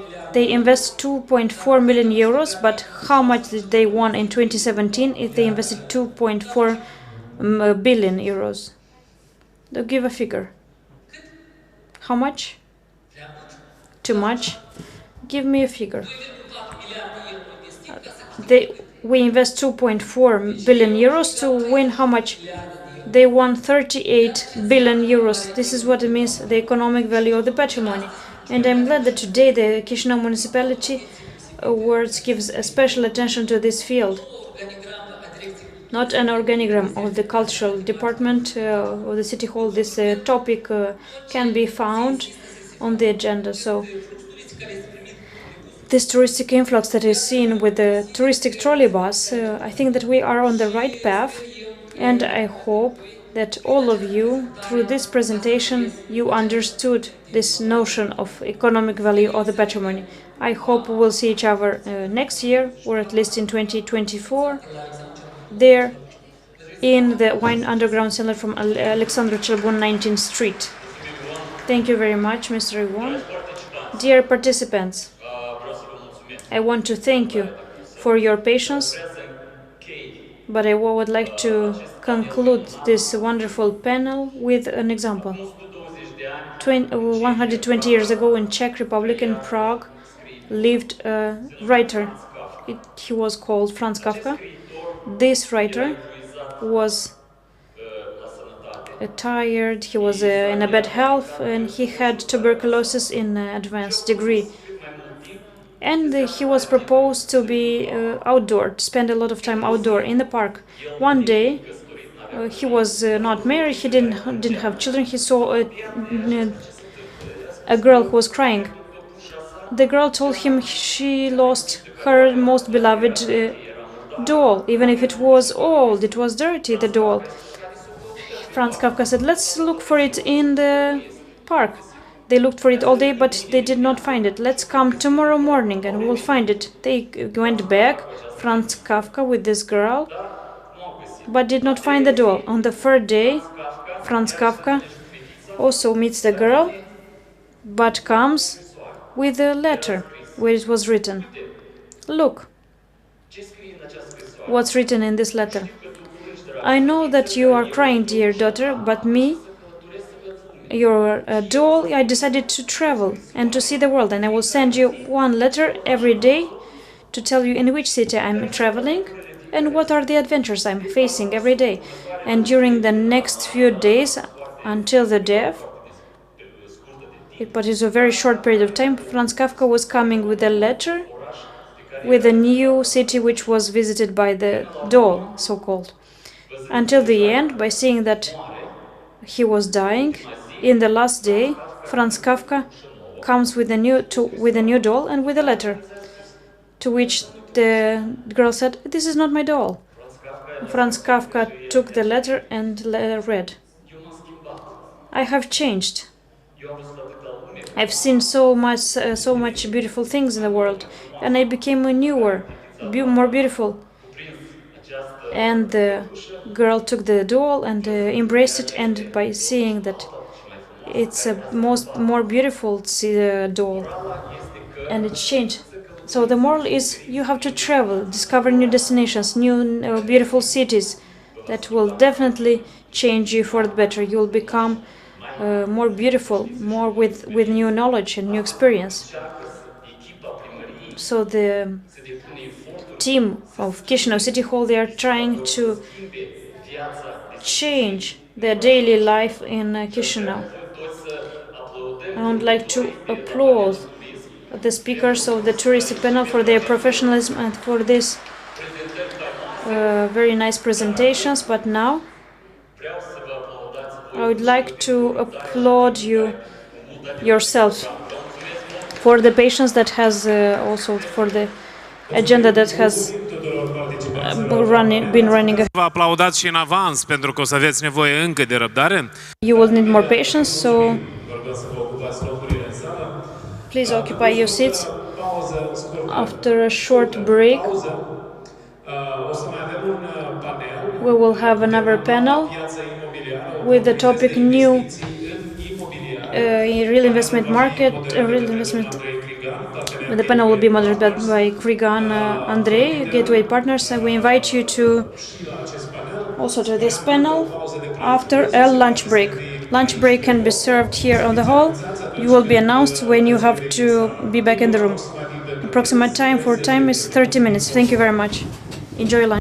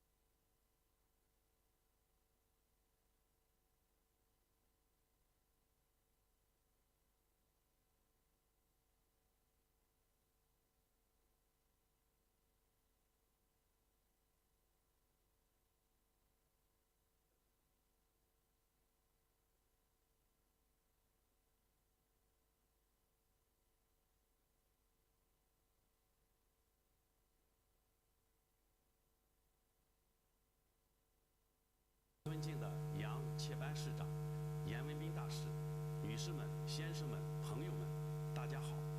很高兴同各位朋友云端相聚。首先，我谨代表基辛诺吾的友好城市中国青岛市，向基辛诺吾首届经济论坛的顺利召开表示热烈祝贺，向出席论坛的各位嘉宾表示诚挚的问候，并致以美好的祝愿。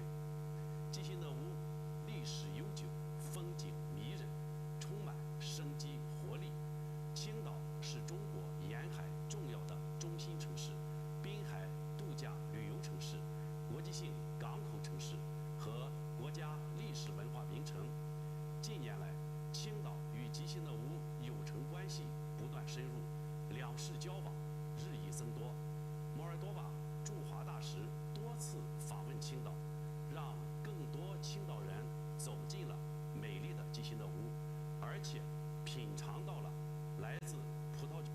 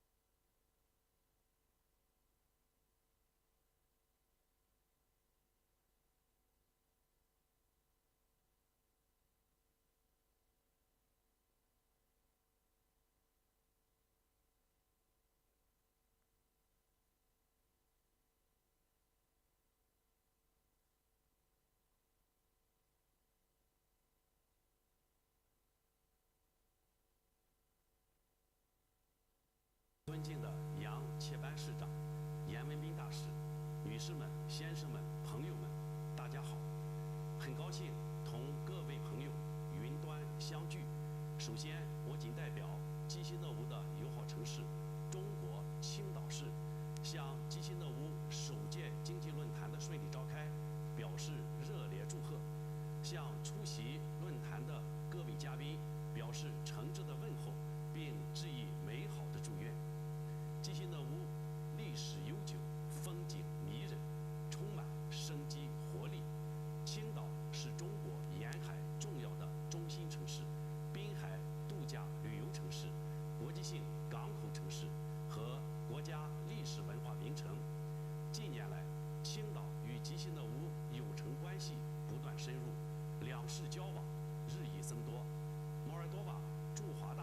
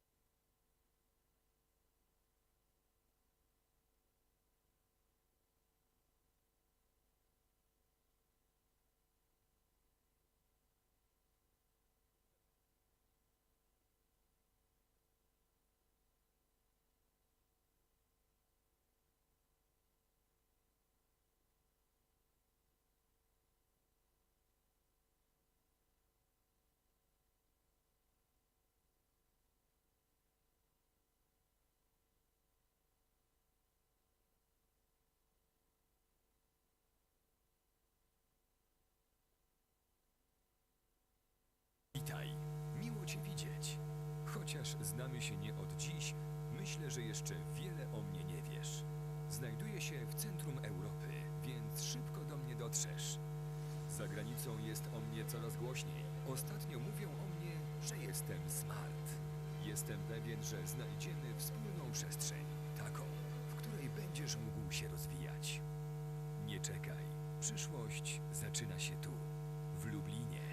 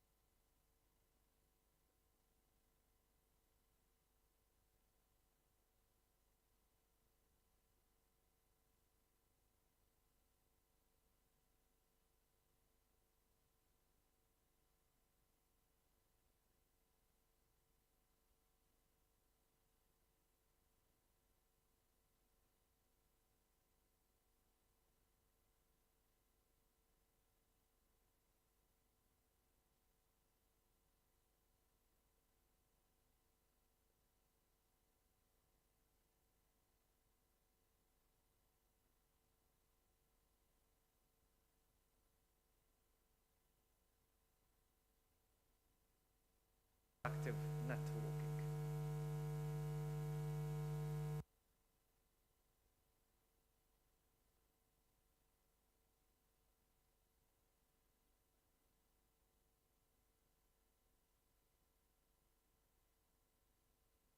Chișinăul se transformă.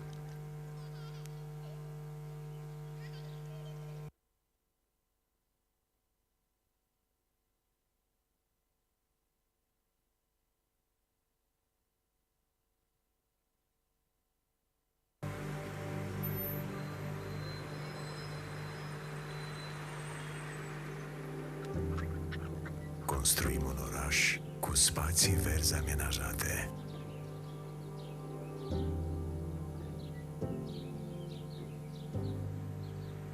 Cu bulevarde largi și moderne.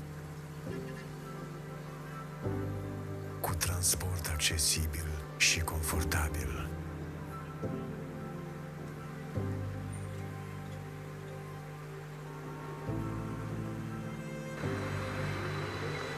școli și grădinițe amenajate și dotate, cu instituții medicale performante și eficiente, cu infrastructură sportivă și de agrement. Un oraș care are grijă de resursele naturale. Un oraș deschis pentru afaceri și antreprenori.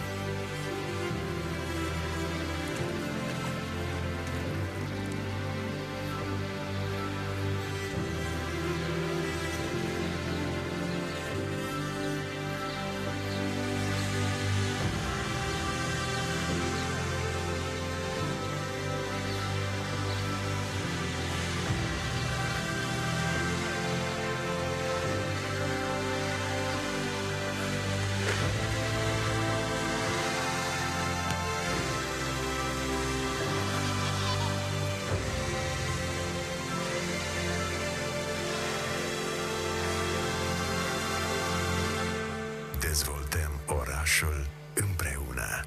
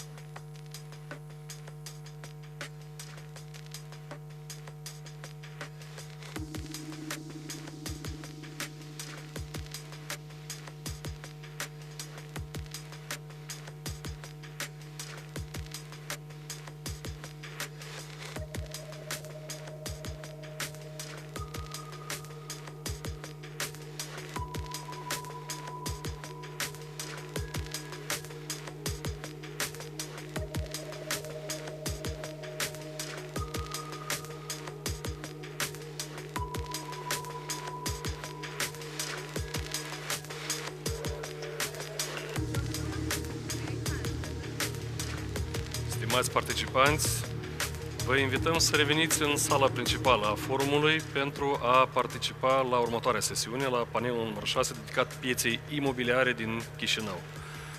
În 2 minuțele vă așteptăm în sală, vă rugăm să încheieți discuțiile și să revenim la discuțiile de bază. Mersi!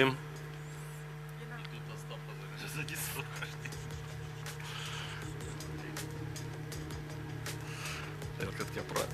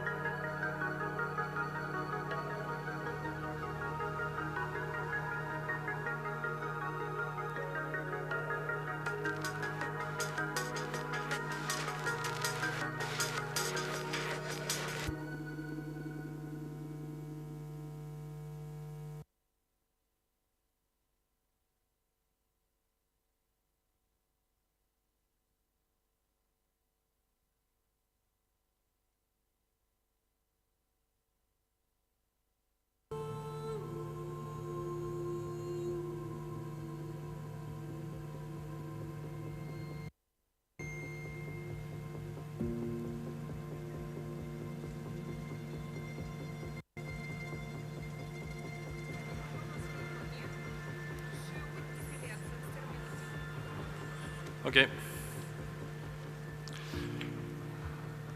Stimați participanți, cine nu mai este în sală, dar în hall, puteți să reveniți. Începem în 18, 17, 16 secunde.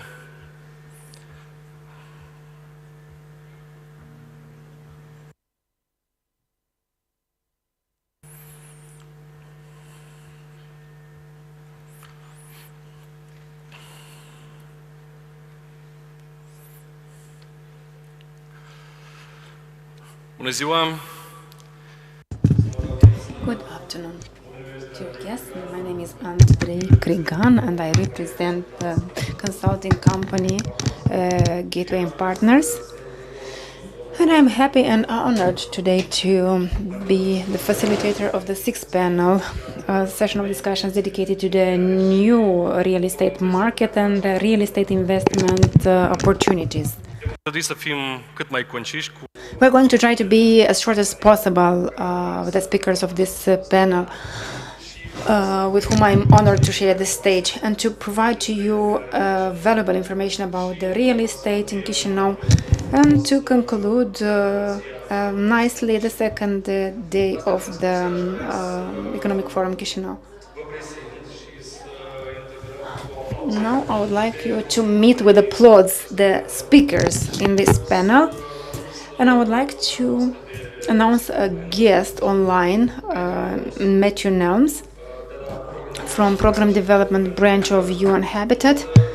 At the same time, physically here with us on the stage, in front of you will be Vyacheslav Ionita, expert in economic policies from IDIS Viitorul. And Mrs. Svetlana Dogotaru, Head of General Department of Urbanism and the Land Sector. Mrs. Svetlana, looking forward to see you here.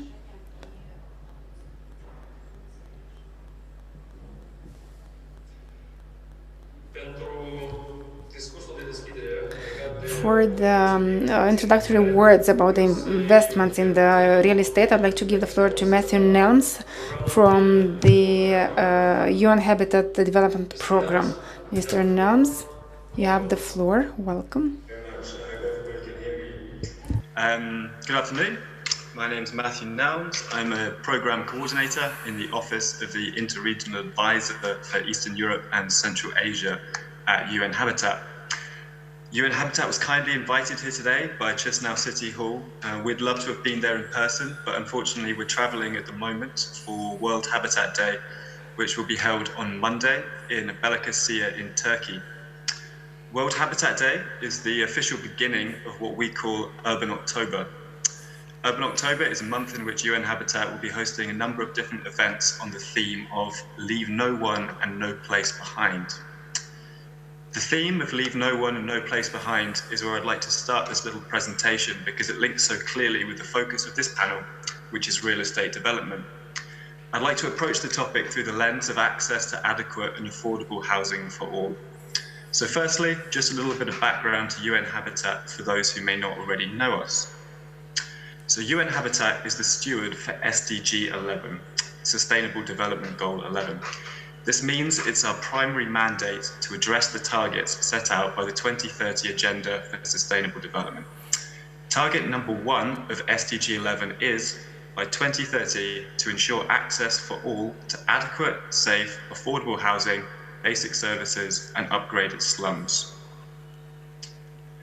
The primary vehicle through which we approach addressing urban issues is called the New Urban Agenda.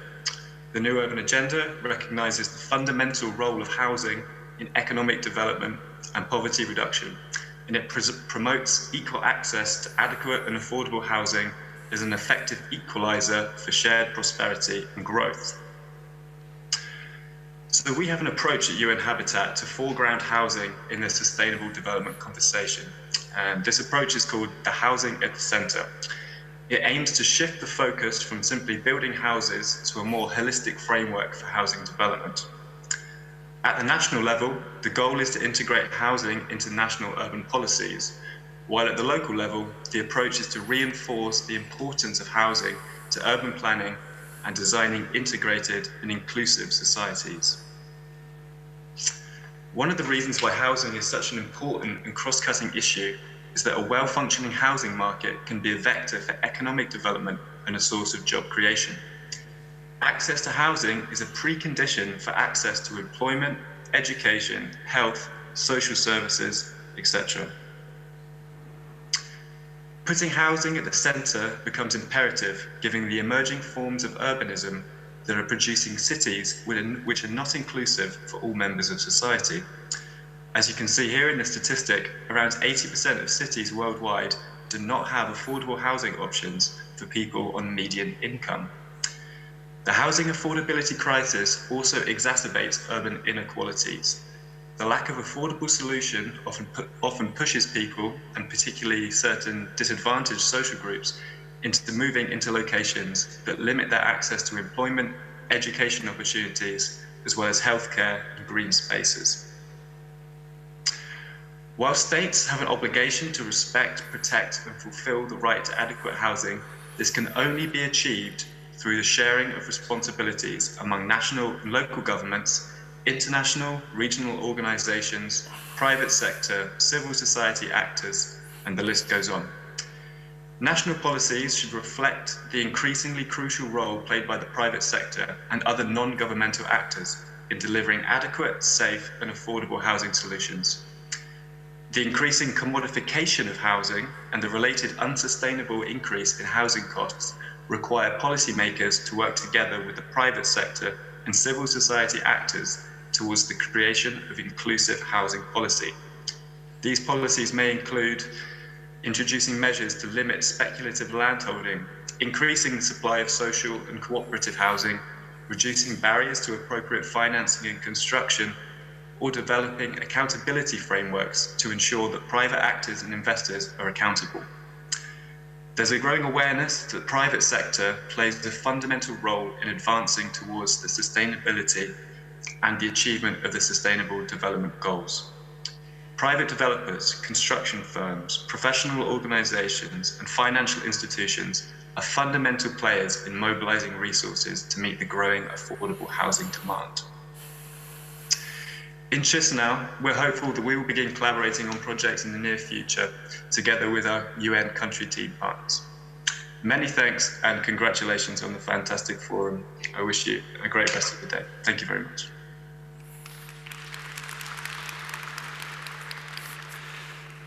Thank you, Mr. Nelms, for your introductory speech.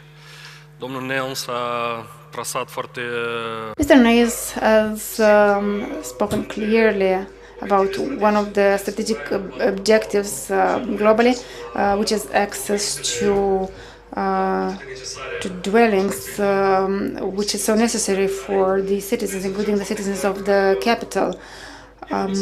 We understand that the development of the real estate, including the residential area,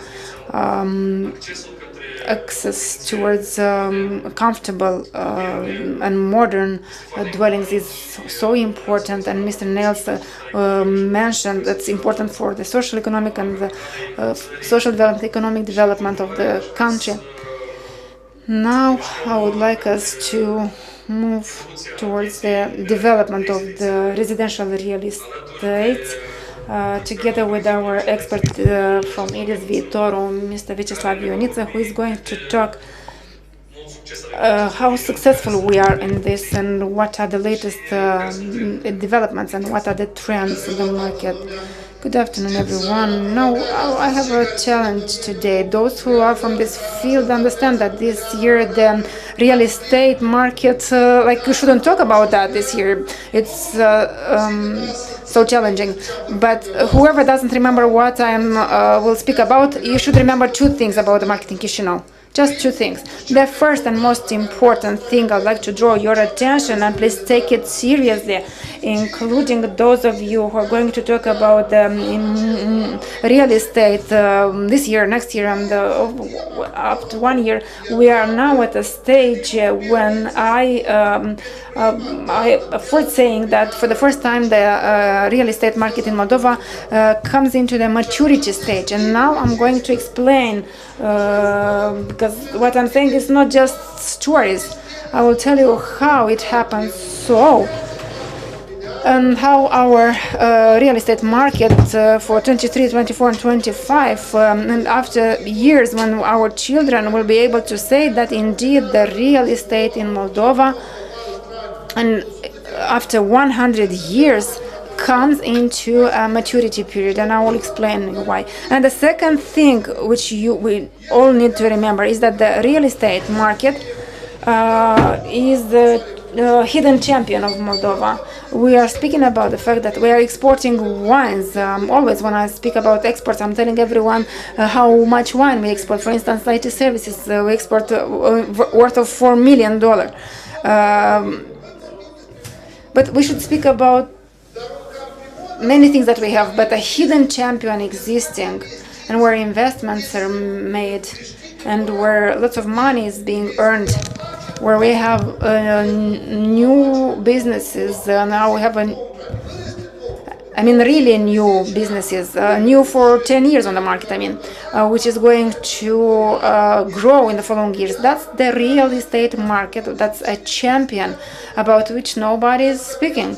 And you should remember some other figures. All the wealth of the citizens of Moldova, everything that we have, each of us separately, is estimated to about $50 billion.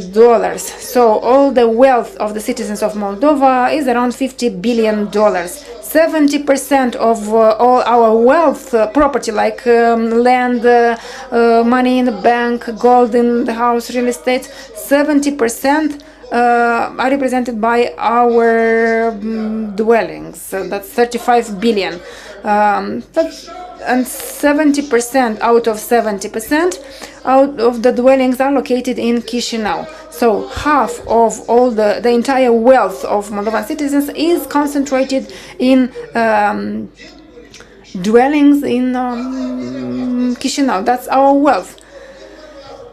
So, and only in the past 12 years until now, the citizens of Moldova have invested in dwellings in Chișinău around 4 million euro.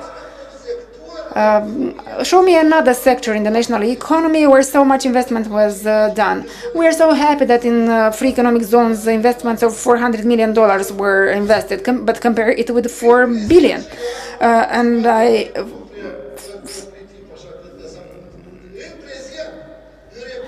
currently in Moldova, in Chișinău, there is a new trend. If 15 years ago only 6% of the inhabitants of Chișinău were renting apartments, now we have 16% renting out. If 15 years ago 15,000 apartments were rented out, now we have almost 50,000 apartments being rented out. Imagine that 50,000 apartments are rented out. If somebody rents it out, somebody should, and the investment, people have invested in renting out apartments at least €2.5 billion. Show me another sector of the economy which has invested so much money. Annually, apartments generate, and I hope the fiscal people don't follow me now, €150 million are generated by the apartments. Most of them are not registered with the tax inspectorate, but that's a new trend which brings us closer to other countries. And Moldova, as in other countries, there is a new market of those who invest in order to rent out apartments. Why people rent apartments? It's not my topic. But just in short, who is renting apartments? Young people with a good salary who does not want to live with their parents. In Chișinău municipality, if we look attentively, well, the real estate in Chișinău, why it goes through this materialization period?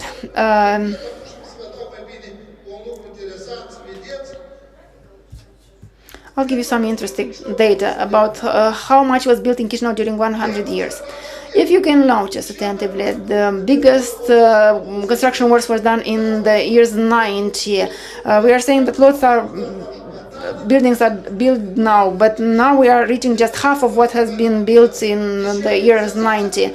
We have the sensation that we are building a lot, but that's a different topic. Today we should only talk about positive things. We won't speak about ugly things. But until the 90s in the Republic of Moldova, most of the dwellings were not sold, and there was no real estate market. But even then, 40% of everything that was built in Chișinău was sold. People were buying, but the real estate market, indeed, there was no one. And then until 2010, we didn't have any real estate market, and we have some movement in 2005-2008 when there was an explosion of prices, but there were few constructions, and there was an explosion related to the remittances from abroad, and that market was abnormal. Why it was abnormal? Because the affordability of apartments was impossible.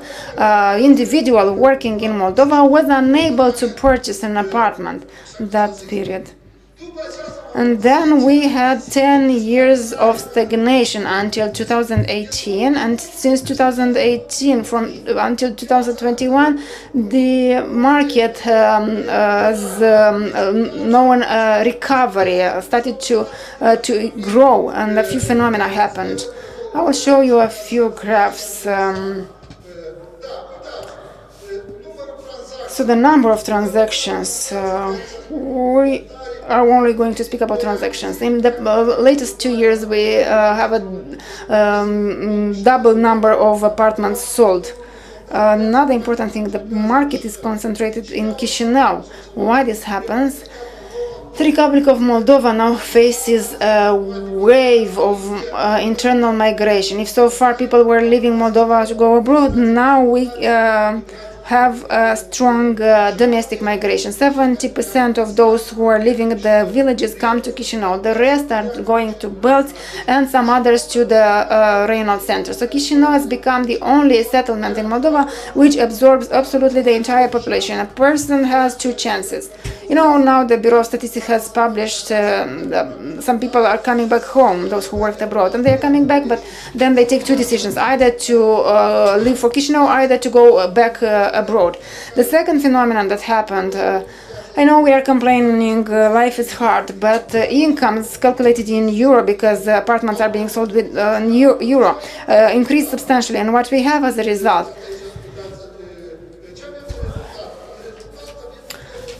So we have the following situation. Currently, purchasing an apartment in Moldova becomes 4 times easier than 10 or 15 years ago. In 2005, you had to work for 52 years in order to be able to buy an apartment in Chișinău, while now this figure decreased to 13 years. We are speaking about new finished apartments, so 70 square meters. A second thing that happened here, now the real estate in Moldova is characterized by several things. Internal migration, population from the villages coming to Chișinău, and there is a high demand of apartments, if not for purchasing, then for renting, because that's why the prices for renting are increasing. And the second thing is extremely important. We are not paying attention to it, but it's phenomenal. The behavior of citizens has changed. If earlier they were marrying at a young age, now they are marrying 5 or 6 years later. Because marrying later, they need a place where to live, and they want to live by themselves. And what happens in that case? In Moldova, currently the real estate is reaching the maturity stage, because the prices of apartments correspond to the incomes of the people. People have the incomes allowing them to buy apartments. Secondly, the bank rates have decreased a lot, and people can take borrowings. Until 2017, we didn't have any mortgages, and then we have an explosion of borrowings. So there is a financial tool which allows you making borrowings. Thirdly, the young people have incomes. They want to live, but they have no place where to live. So you see how the mortgage decreased. You needed to pay 3.5 salaries of the family for a mortgage, and now it decreased a lot. And now apartments cost commensurably to the life cost of Moldova. A lot of people are coming to Chișinău, and the population lives in rents. And when I'm saying it's becoming mature, well, this year we have a slight crisis. The war and everything that's happening, and starting from 2023, the prices for apartments are having the same price for the life. The credits, the basic rate for credit has grown, but in 1 year and 1.5 years will get back, will get lower. And the third, the apartments become a source of investment for those who want to invest in real estate. 46,000 families are renting an apartment. 46,000 investors would have to invest 2.5 million euros if they want to invest in real estate. This will mark the time when our real estate market grows into a maturity phase. Thank you very much. Mulțumim, domnule Ioniță. Thank you very much. As usual, all who are following you monthly and weekly are trying to think which are the next trends which you will identify in which field it will be. Today you spoken to us about the residential market in Chișinău. We noticed this boom that marked us. A bit the context is changing this year. We can see that also the financing rates have grown at the bank. Yes, we have a stock of apartments, a bigger one than we had by now.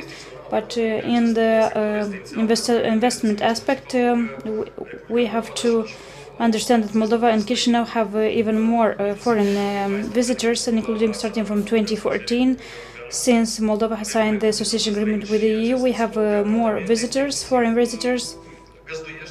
And this stock of apartments also hosts our inhabitants who come and back to Moldova, or foreign visitors. And somehow the apartments offer comes to replace the hotels offer, as somehow it's not it's still underdeveloped. How do you think we will see a stabilization of the market, or we are speaking about long-term and medium-term perspective?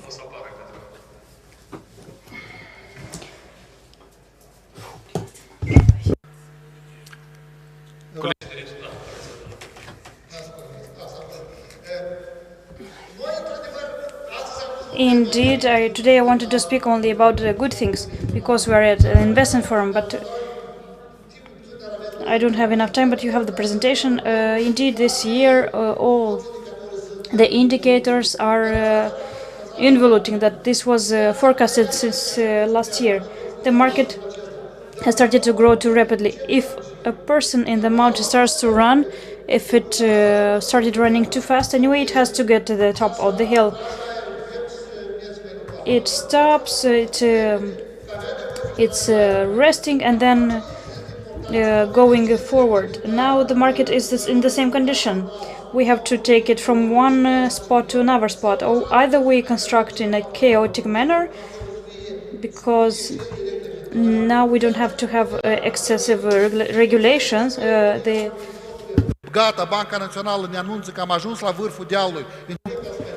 The mortgage, so also the rates for the credits will decrease. Also, we are in a crisis, but the revenues of the population, including recalculated in euros, are grown, and the apartments, comparing to the salary, are in the same at the same level. That's why I think that the real estate market in 2023, at least at the half of at the middle of 2023, will start to grow. And then majority of the countries are associations of people who live in rent. Their entire neighborhoods who are constructed or built especially for being rented, to be rented. Now we have 16% of people who are renting an apartment, or soon we will have 100 or 120,000 of apartments who will be rented. We'll have to think about who invests, how invest, and how do we protect the rights of the renter.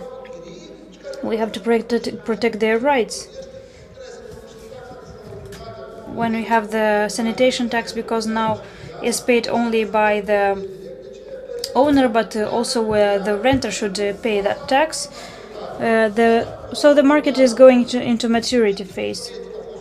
Because in the Soviet times we didn't have many sales of the apartments. After that we had a decline of 20 years and then another growth due to remittances, and then a drop in 10 years, during 10 years, and the last 4 years with the credits. And starting from the next year we will keep on moving forward. Thank you for your intervention. Imobiliară a fost un motor important. The real estate market was a good investment, not only in the real estate but also in the capital. In order to maintain this engine, we need other engines. On the second part, we will speak what opportunities we speak about business in real estate, not non-residential sector, including in industry, and part of speaking about offices, speaking about terrains to be rented or to be sold. But we all like for the development to be in a more clear framework. In order to be attractive for investors, the real estate sector should have its much more clear rules. This gives it a higher level of transparency. Well, it's an important basis, and we keep on speaking about regulations for a better development of urban market. I want to speak to Mrs. Svetlana Dogotaru, head of the functionary and from the City Hall. So, Mrs. Svetlana, we wish you good luck. Hello, dear guests. First of all, I would like to thank you that you've worked with us 2 days in a row, and you had a chance to wait for these last panels, and you can't wait to see not me but the information I want to present to you. Today I come to speak about rules. We all know that the city are rules. The city are the people, represent the people. The people who use everything that is constructed or realized in this city is made by the people and is set it in such a way for the city to be, as Mr. Mayor said, to be more, to be greener, to be more comfortable, to be more intelligent, and to be more competitive. We also have a city. We plan some actions. We approve rules, and we establish the monitoring of these rules for all the participants in the investment processes in the city and for all of us who live in this city. When we speak about rules, we refer to clarity, transparency, operativity, and an authorization, a very simplified authorization process. This is very important because otherwise the rules are hard and not many people will start to comply to them. If we speak about rules from the territorial point of view, we have specified urban documents which are in a hierarchical manner, which are territorial ones, and specified they have a validity time. We have the general urban plan of the locality, documents which were approved in 2007 and 2008. They are still valid, but we are following these plans. And currently it's also correcting the general plan, because these processes are called, a general plan is not developed from zero, from scratch, but also is permanently updating, and new solutions are proposed to develop the city. On the next hierarchical stage, as are the urbanistic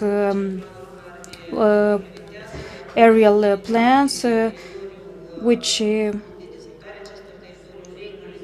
show how the development should take place on a following area, on a specific area, and for each investment. What is to mention for the aerial urban plans, they have a validity term which correspond to the validity term of the general approved plan. Only if the council somehow decides otherwise, it can be established another validity term, and the documents for urban plan are those who regulate placing on a following territory. All these documents are approved by the local council. The urban regional aerial plan, regional plans. We have a document which says that the codes cannot be modified, the urban aerial plan.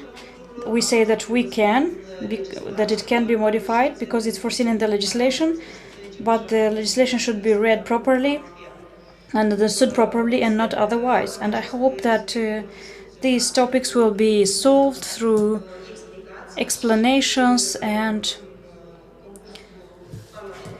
through the contest of the parliament, who can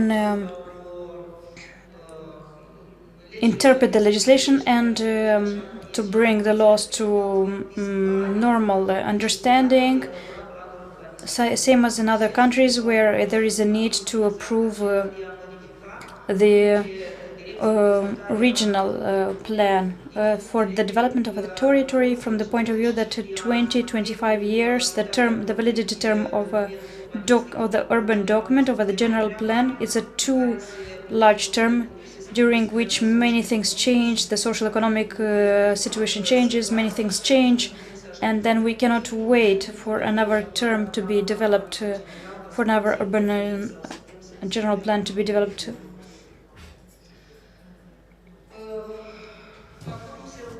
Now we work on policy documents. You will see some of them, but we work in parallel on 10 documents. I will designate or I will explain very briefly those essential ones on which we work. Is the strategy of Chișinău municipality for socio-economic development and spatial development, the center urban plan for the development of center of Chișinău on the streets, industrial streets, Mesager and Albeșoara Street, for their development, which are industrial streets. Also, those who use the municipal properties. Or if we speak about the strategy of Chișinău municipality, it's a document of a strategic document which Cushman & Wakefield and Foundation for the Center of Development of Chișinău. All these companies are those who worked on this process. The process started 2 years ago through assessment of the existing situation, or also a multitude of about 50 experts from different fields which have shown which are the problems in the city on different in different areas.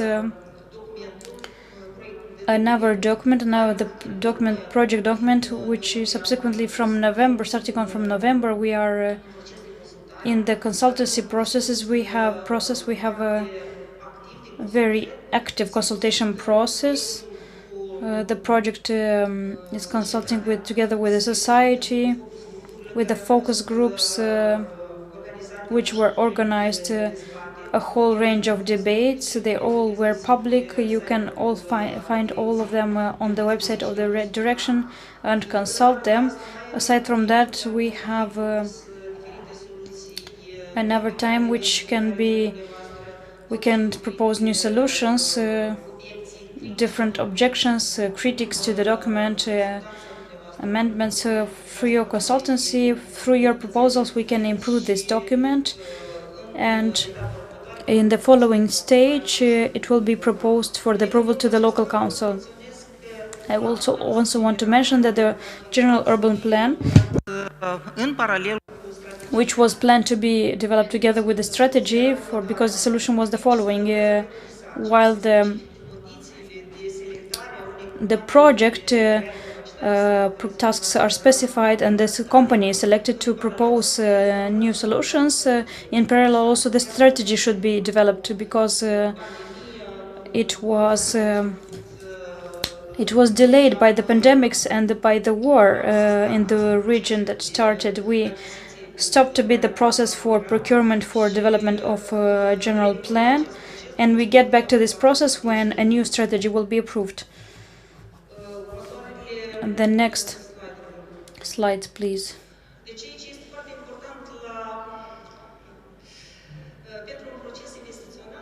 For an investment process, when an investor makes a decision to accomplish a project, it is important that the local public authority should not make obstacles to it. So the process should be clear, and the local public authorities should make all the process clear and the documents very well interpreted.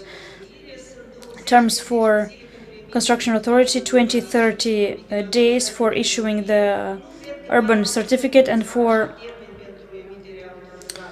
issuing authorization. There are no certificates in other countries. On the question, in such other countries, there is no such situation. When asked about how do you manage to issue such a certificate, such an important certificate in such a short time, is the authority. So the terms are very short. And the principles of tacit approval foresees that in case when the authorization is not issued in the established term and argumented refusal is not issued, then the authorization is considered as issued. So investor has the right to leverage its right. So he can only announces us that he started the construction works. That's why for investors it's a very big plus, and I think that there are people who even benefit from this subject. But for us, those who will work in the local public authority, this makes us more disciplined, because at the same time by tacit approval and immediately they apply sanctions, and the sanctions are very high. To compare that,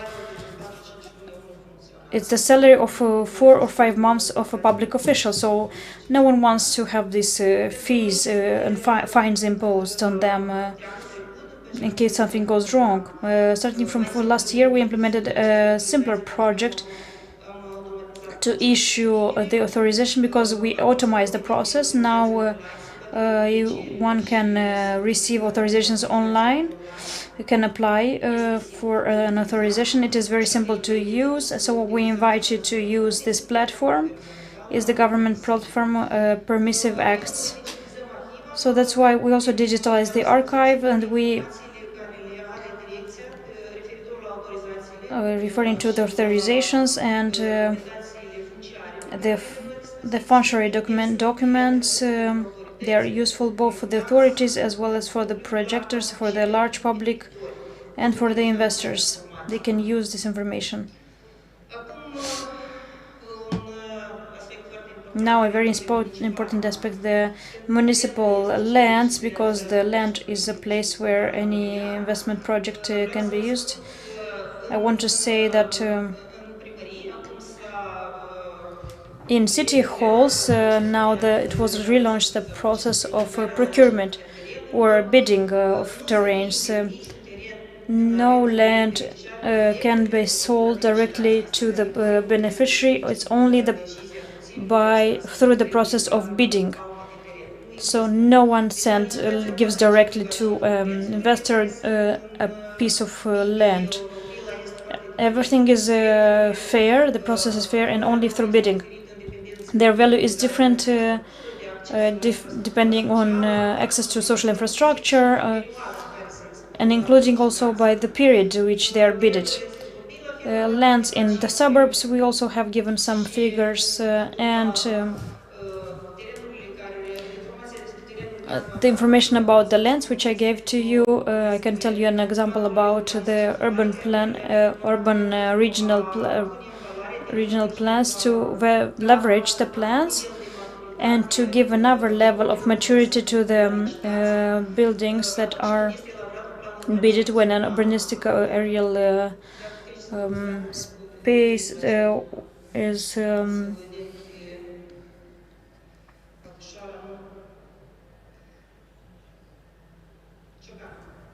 for Ciocana. district of Chișinău. I wanted to give an example with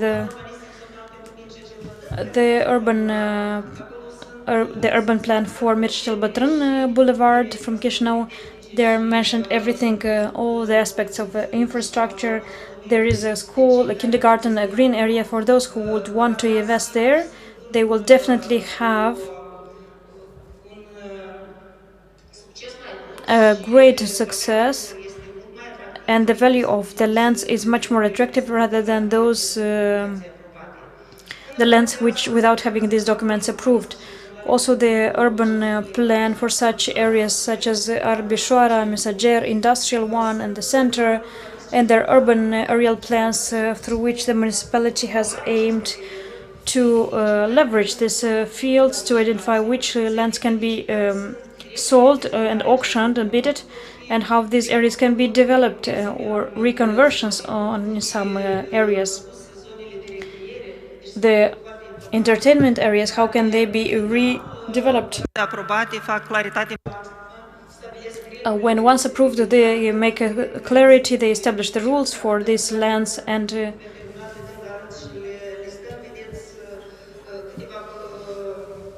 you can see some photos which included from the development plans, industrial plans on Messenger Street, and there are also projects of reconstruction of streets, which will also increase the value, the economic value of these areas. Here we have the situation, the current situation on planning, as well as photos, and we are getting back to the center.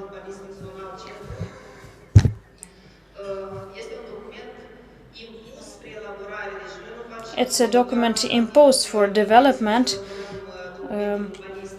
I don't do it just for the sake of developing plans, but since 2007-2008, since urban plans have been approved, it imposed a ban of usage of regulation for central area with the condition for urban central or for downtown urban plan to be developed.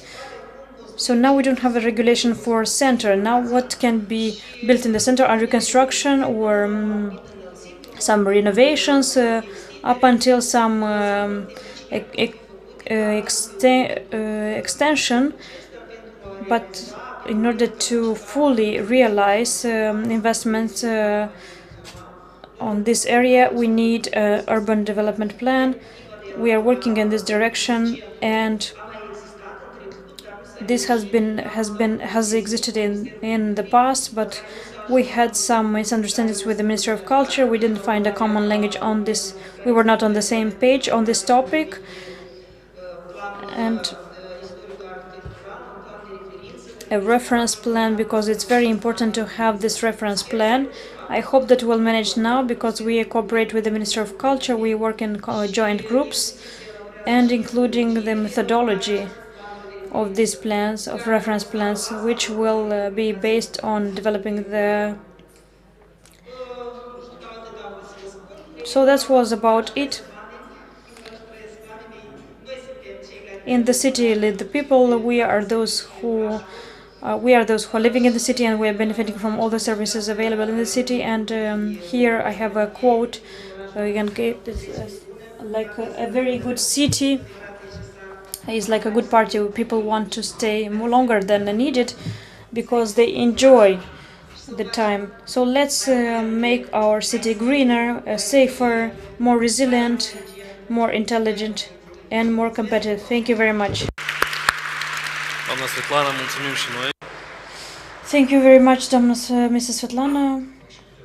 We also have some question which I would like to ask. We've seen topics linked to authorization and the urban central plan for the downtown area of Chișinău. A few years ago, I was a member of a working group which was working for international rankings. Up until recently doing business, and there was measured an indicator linked to authorizations in construction, especially for the Republic of Moldova and for Chișinău. And I have to mention the fact that this was more based on the perception of those who were applying for authorization, not very many of them, and the perception were correct. But it was also a painful point, the position for which we were the lowest position in the rank, and now there's also the perception from the side of developers that there's no authorization.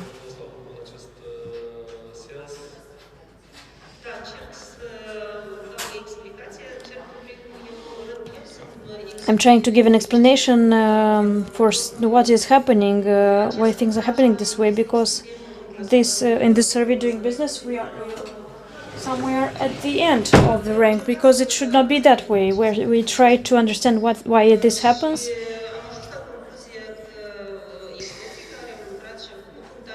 The experts who were working and they tried to understand this like head from start. Nor the projector, the designer are not interested to make the project faster. The authorization is not, the time for authorization is not correct. It's a false direction, because we are the last on the ranking top of doing business. 20-30 days is the time for issuing an authorization, and there is no need for coordination and for additional authorization. Everything is done by the local public authority during these 20-30 days. We are the first on top. We have intelligent experts which know how to read and participate in these programs. But now the perception is like, what should I say? I'm not a developer. I'm a specialist from the local authority, and I know the perception of the developers, because somehow they are upset that some construction authorization are not issued. There are some refusals and some are not awarded. What is the reason? Because we, at least since I came in the team where I'm working, we don't issue construction authorization on lands which do not belong to the beneficiary. If you don't have a land, you just go and buy it, and then you come up and get an authorization. We don't issue authorization in the yards of the residential areas or the buildings if there is no infrastructure on the land which belongs to the beneficiary. If you don't have a place where to place the playgrounds, the parking lots, all this technical infrastructure needed for the object, then you don't get an authorization. We understand it's a bit harsh, but also the investor, we see this also in the yards. As Mr. Yunitsa has mentioned, we are at an investment forum. I don't want to criticize, but there are some abuses which the specialized authorities can deal with it. Definitely it's good that we progress and the things change, and indeed the perception must change, but we also need a lot of communication. What we have noticed ever since, that only developers and their lawyers didn't participate at this survey together with authorities, because they could have done it, because they could have improved this process. And then we proposed for them to be invited on to this survey. Also those who are making the regulations, to confirm somehow. And also, in that case, the business environment should have been asked only if the laws are respected or not.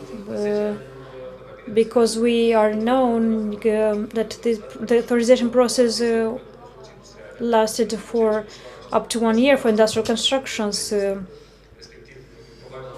Probably we would have had a better position from what we see now. I want to ask you also about switching to digital format of the authorizations. I know that we're moving to that direction. We yesterday discussed with some architects, and they said that still some documents need to be presented physically, and the resources of the city hall are limited.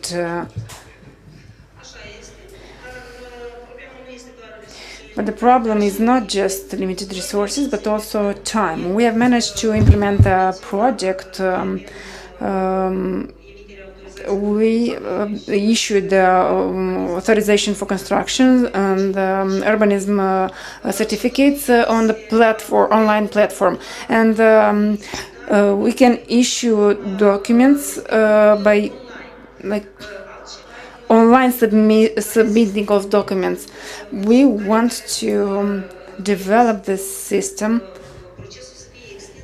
in order to expand this process to project documentation and for the reception of works, because we need to develop some standards for presentation of the project documentation, which needs to be examined automatically. So the procedure should be automated in order to involve less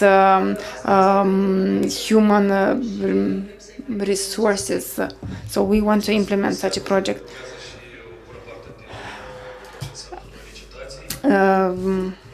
I've seen you're going to have some tenders. The mayor announced the following one is on the 7th of October. We have a plot of land which we're putting on tender. We are inviting everyone. So it's tender with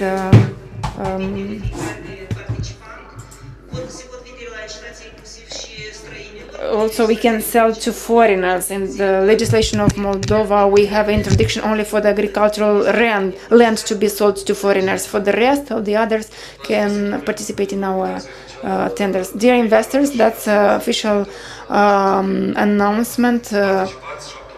Participate please on 7th October and can see what are those opportunities. You can also look into the investment profiles, and Mrs. Svetlana has spoken about the zonal urbanistic plans, including the industrial zones. And the second part of the panel, we are going to discuss about these aspects. Mrs. Svetlana, thank you. Let's encourage her with some applause. We have another speaker in this part of the panel. Strategic planning on long term is considered very important for solving the issues faced by cities in the entire world, and Chișinău and also the zonal plan and urban plan are very important, being the main tools by which local authorities manage city development, as Mrs. Svetlana showed in her presentation. Now we are going to speak about the zonal urban development plans as important tools for proper city management. Online, we have Irina Irbitskaya, independent consultant in the area of urban architecture and development from Consultancy and Transformation. Bună ziua, Chișinău. Bună ziua. And good evening, dear participants of the forum.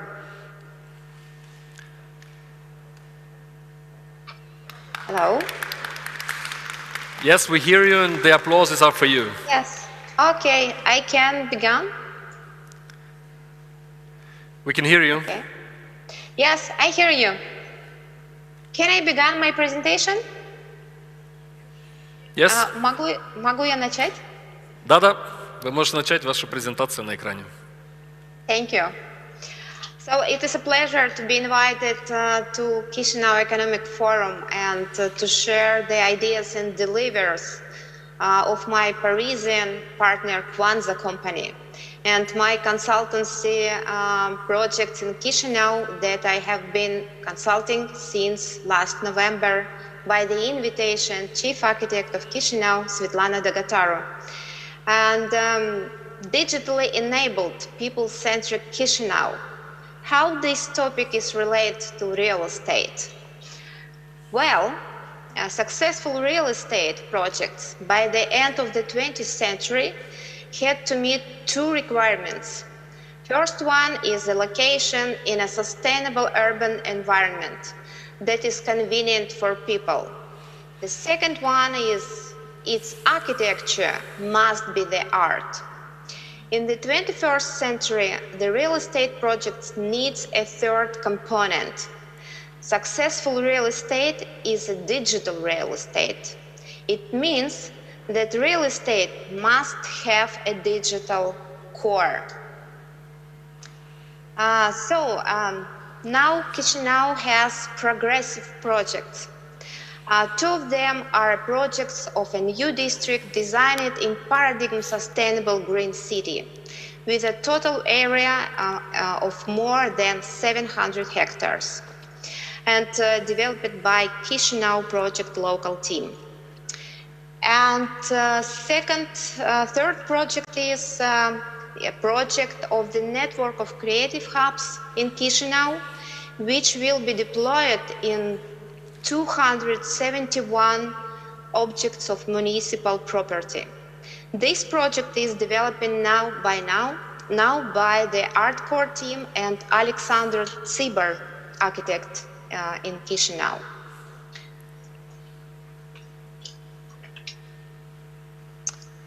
So, the concept of the new district messenger.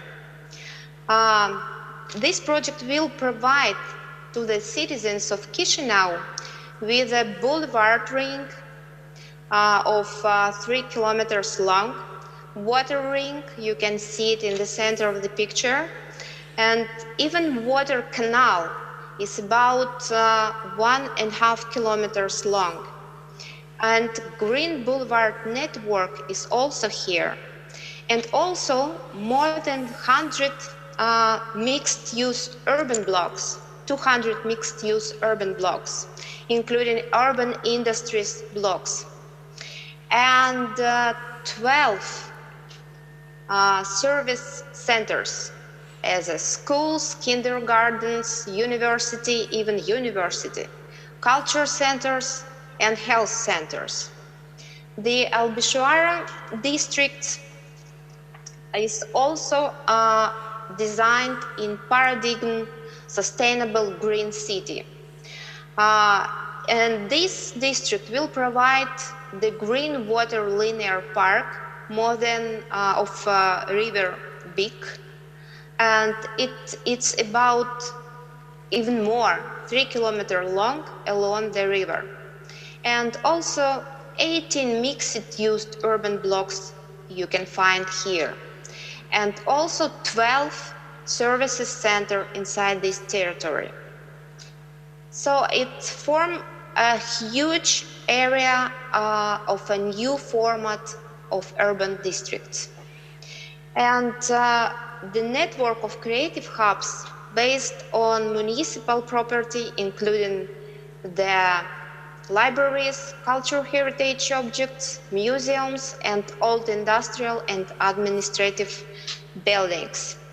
And these creative hubs will also work like service center of the citizens of Chișinău in working accessibility. And why should Chișinău become a digital enabled city?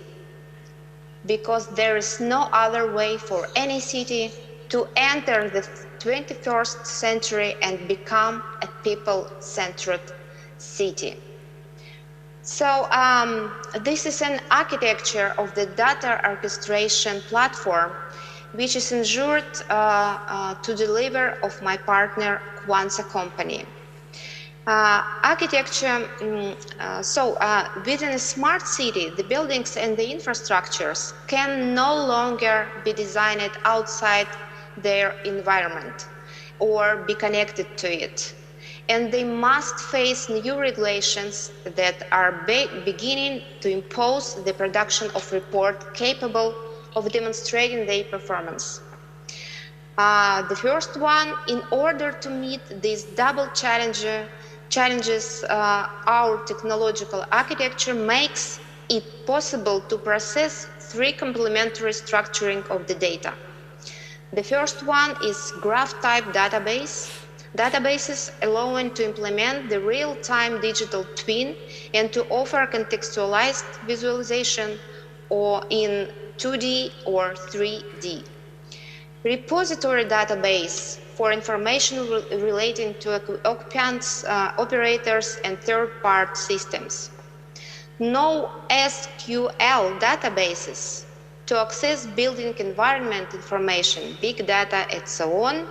And the building and the infrastructures then become aggregators to contextualize data data made available to all its actors through open, documented, and secure APIs and native applications. This is a slide this is a slide for those who want to see the details after the forum. The solution is composed of several layers, bringing together all the actors and solutions at the service of the project. A core system that acts the building infrastructure-wide data orchestrator and allow all IT, OT, IoT systems to be converged and interoperable. A database allows the creation of dedicated services and applications for users and third partners, with great flexibility and scalability for each building and each services over time and throughout its lifespan. A cybersecurity and intrusion detection module. Native applications dedicated to operators, managers, users, and citizens. A demonstrator smart city meta-aware for various simulations, either with existing data or with fictitious data generated to test different scenarios, development flow, etc., based on generative design coupled with the reality solutions. Intelligent devices allow the tower to adapt to the context. Artificial intelligence engine and advanced analysis solution to enable continuous improvement of the experience over time and mitigate the risks of rapid obsolescence of equipment and technologies. So this was a prototype of Internet of the City module. This also slide to whom want to see the presentation after the forum. So this is most innovative part and component our prototype Internet of the City model. And a digital model of the UCLATS is innovative component of our IOC model, which revolutionarily transforms the smart city concept into a wise city concept, or even better, into digital enabled city concept. IOC module creates a digital twin of the UCLAT structure. It requires UCLAT process in order to achieve joint metabolism of humans and the physical environment. And the second nucleus of our concept, digital forum of stakeholders. This is a digital application of political science of the city, materialized as a digital platform at which urban interests articulate themselves in antagonistic conflict. What is a nucleat? A nucleat is a comprehensive and persistent way of life, mode of activity expressed spatially.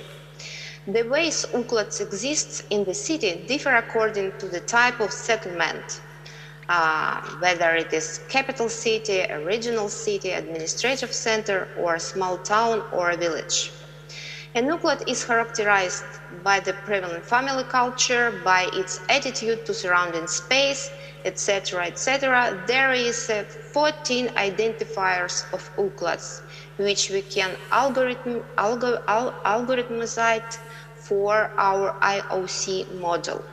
So there's also about 12 or 14 groups, it depends from size of the city, groups of interest or groups of stakeholders, beginning from local property owners and ending by international independent experts. If we would like to digitalize our city, the step one is to produce a digital model of UCLATs. The second two, the Internet of the City model, IOC, should be implemented in one or a few, for the first step, urban blocks.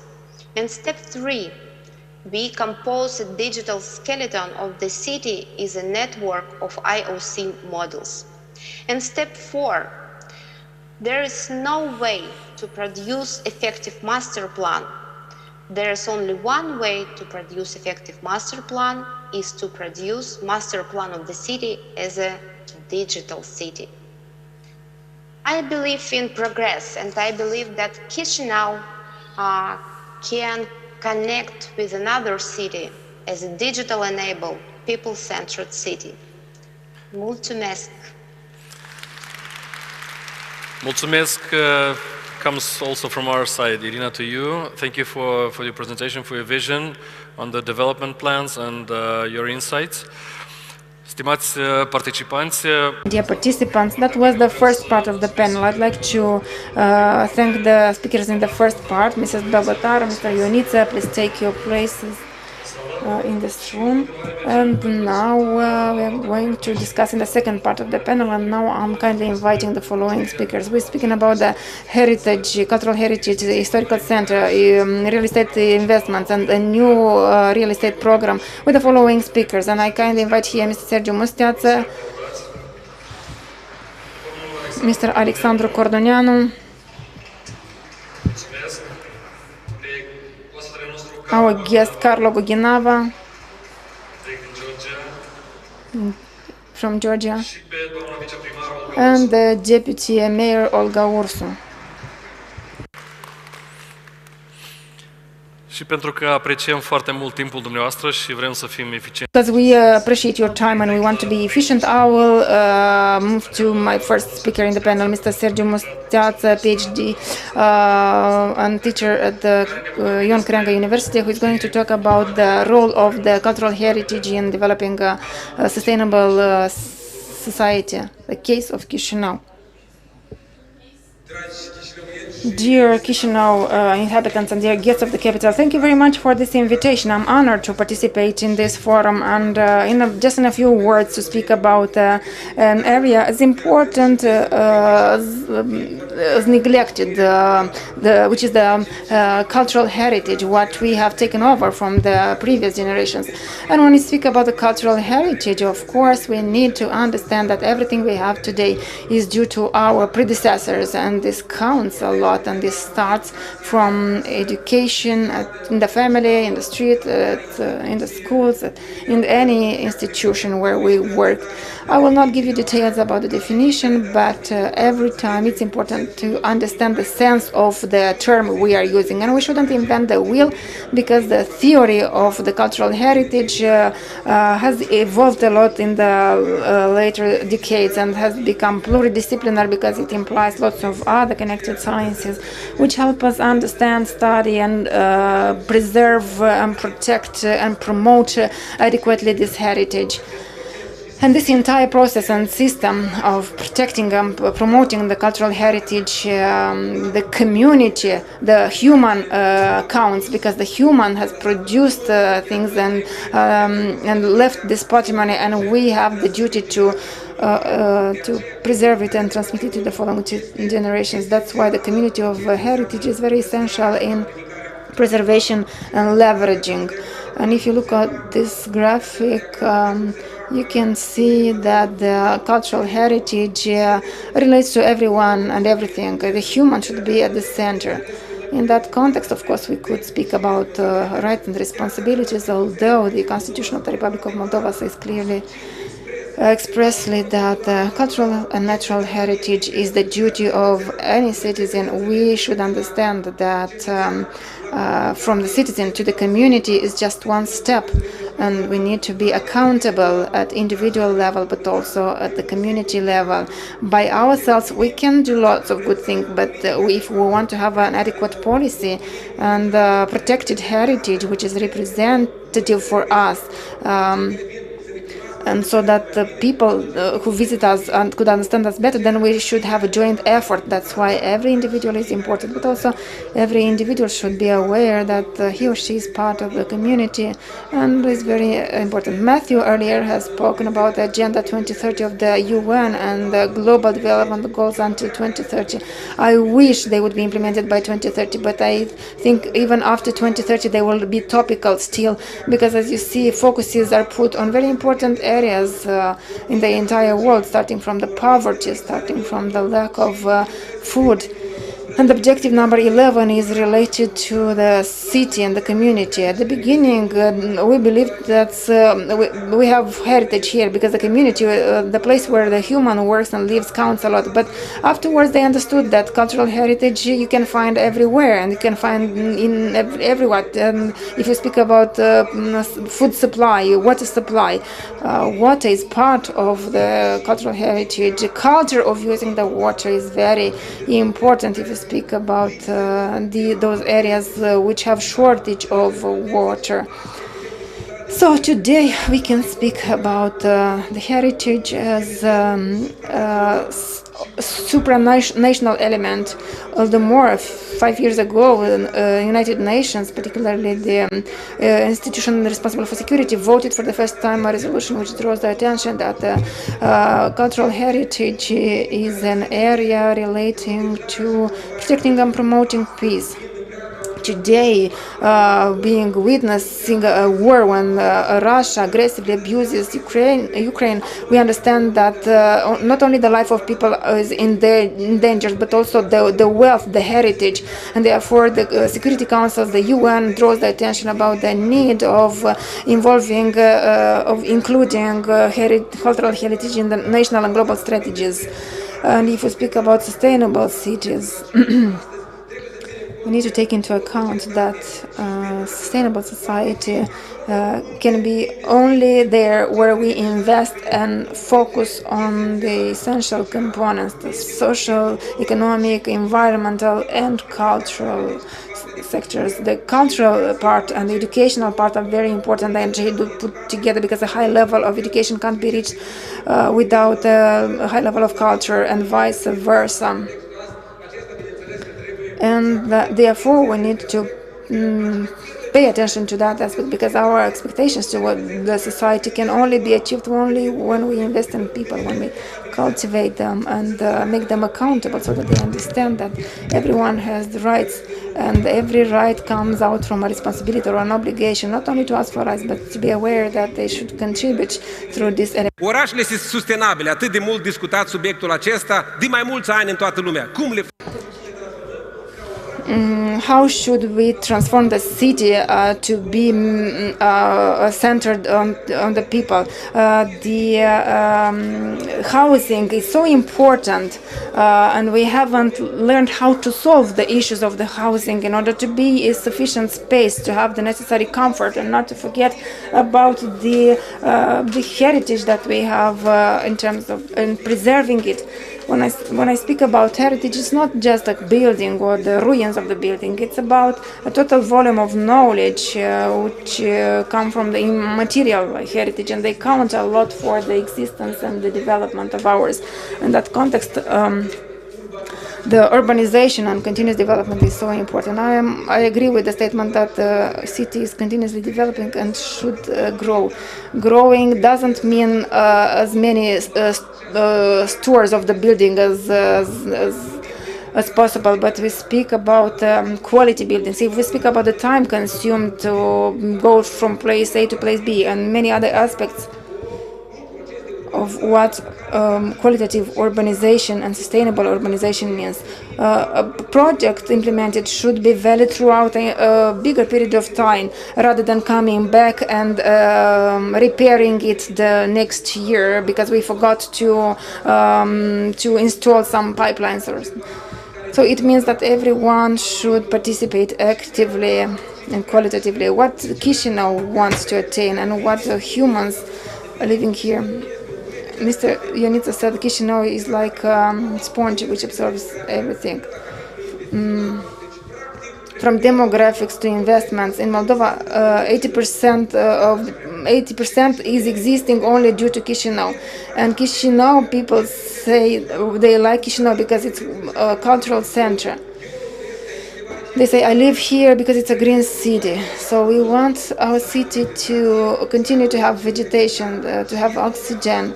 And it's a city of the heart. It's like more spiritual. But people find themselves in this concept. And it counts a lot when we speak about the spirit of the visitors and the inhabitants of Chișinău. Well, we could have disputes about what happiness is, but if a person say they are happy or they are satisfied of living in Chișinău, it matters a lot. Or is a city of the hope, which means that they have hope for a better future and they make investments in time, in business, and investments in their future. We have many opportunities here, and we discussed today and yesterday about these opportunities. Another question raises from the perspective of history and life experience, how to reconcile the present and the future, thinking about the future. A question which is very topical and will stay so. When we think about investments, let's try to analyze what experience we have gathered so far. What are we improving and what are we destroying, and how people are going to feel tomorrow as a result of such investments, but not forgetting that we have an image and a very rich heritage that needs to be preserved. What are the prospects? Dar de fiecare dată trebuie să atragem. There are lots of prospects, but we need to pay attention to the vision. And Irina mentioned from a conceptual point of view that we need to conceptualize what we want to do. And then Mr. Godaros said about public consultations since November for 1 year. Well, people could say, oh, should you discuss for so long? Well, would better discuss for longer time than failing to cover all the subjects. In this context, the community counts a lot. And decision making as well. Humans should feel important, because when they need to ask to get somewhere, they should be able to receive it quickly. We speak about digitization, but it doesn't go so quickly, and it's not so efficient and adequate because we haven't understood it well, or didn't understand it fully. Digitalization means not only scanning through PDF. Digital services means operativity, quality, and client satisfaction. And we need to get adjusted to those technologies and possibilities. On the other hand, it was mentioned about cybersecurity. We need to pay attention to what we have in this virtual area in order to protect it. It becomes a virtual heritage which we need to take care of, how we protect it and how we send it to the next generations. In that context, we shouldn't invent the wheel. It should be clear. Base steps are simple: vision, concept, action plan, and the simplest thing, budget. We have created many strategies until 2020 and 2014 in Georgia. Georgians were praising us. Oh, how good, you have a strategy for culture and education for 2020. But after 2020, how much of that strategy was implemented? Not even 10%, but the excuse is simple. We have no money. No, it's not about that. We have no brains. We haven't invested in concept, vision, and calculations which are rational. We should plan for lower and invest the existing resources, but rather have results.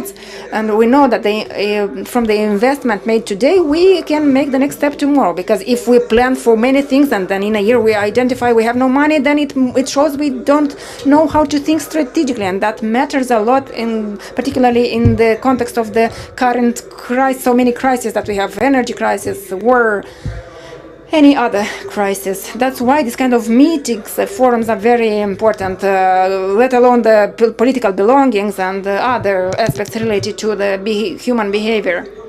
When we speak about our city, our capital, the place where we live and work, we need to join our efforts in order to find the proper solutions and to take pride, the local inhabitants, but also the visitors.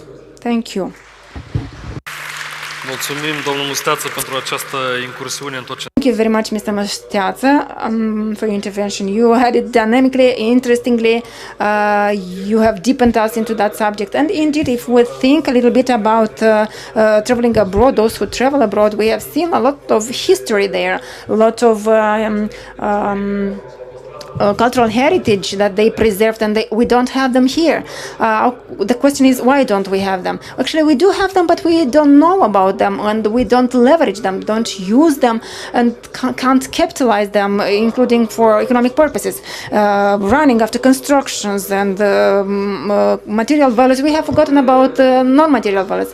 And so we will stay in the Cultural Center of Chișinău. And Mr. Alexandru Cordoneanu, member of the Civical Group for Cultural Heritage, is going to speak about urban identity. Încurajați-l cu aplauze. Subiecte importante, nu doar... These are important subjects.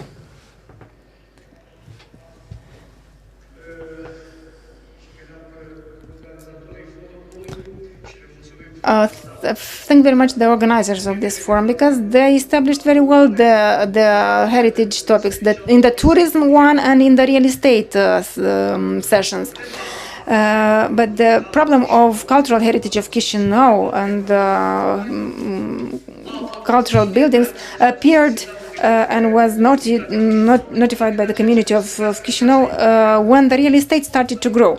It means starting with the end of the first decade of the century 21.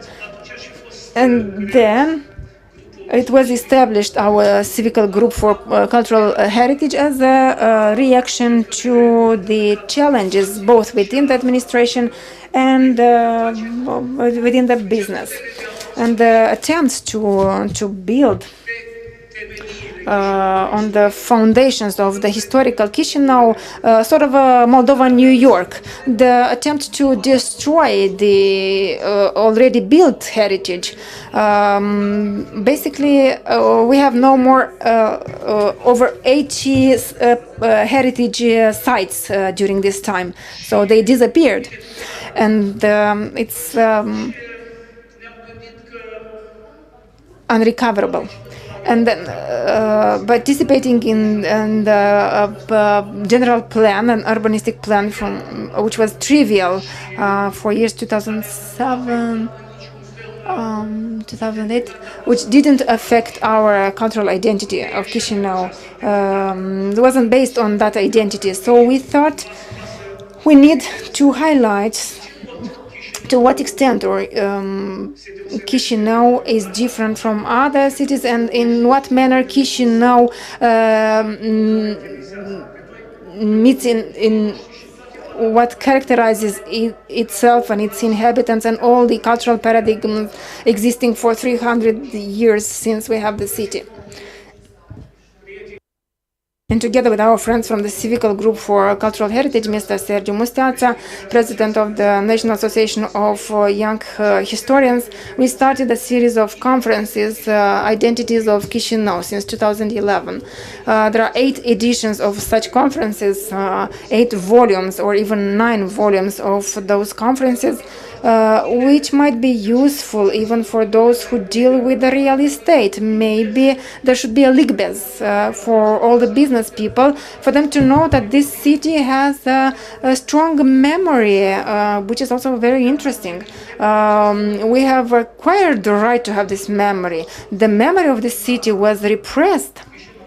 Is a city of 300 years. It's a historical city. And this title of historical city was given to it in 1886, and it was confirmed by the institutions of the independent republic after 93 through the registry of monuments. The historical Chișinău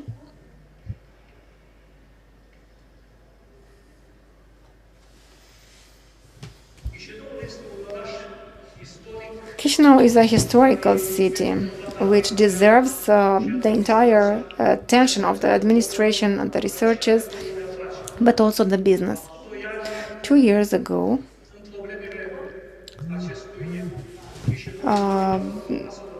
We have the round table with the general mayor, together with the business, with academia, with the civil society, where we highlighted the issues faced by the historical Chișinău. And for 2 years we worked on that topic, so that this year in July, the Municipal Council of Chișinău voted for the first time the establishment of an entity which is going to be responsible for the heritage issues in Chișinău. It didn't happen for 30 years since the law on monuments exists. Chișinău, which has the richest collection of historical monuments, is the only historical city in Moldova and hasn't benefited from any institution to deal with those issues, and that's why we lost a lot. The issue of the heritage is not just an issue of demolition of some historical sites. The heritage problem relates to the identity of the city, but also the development prospects. The urban identity is topic for creation and for work, not just for architects, for historians and archaeologists and urban anthropologists. The urban identity is a topic for the administrators and the managers of the cities. We believe in the relationship that we have now with the City Hall and with the mayor. We believe that this team has understood very well this aspect, and focuses very well on the heritage issues.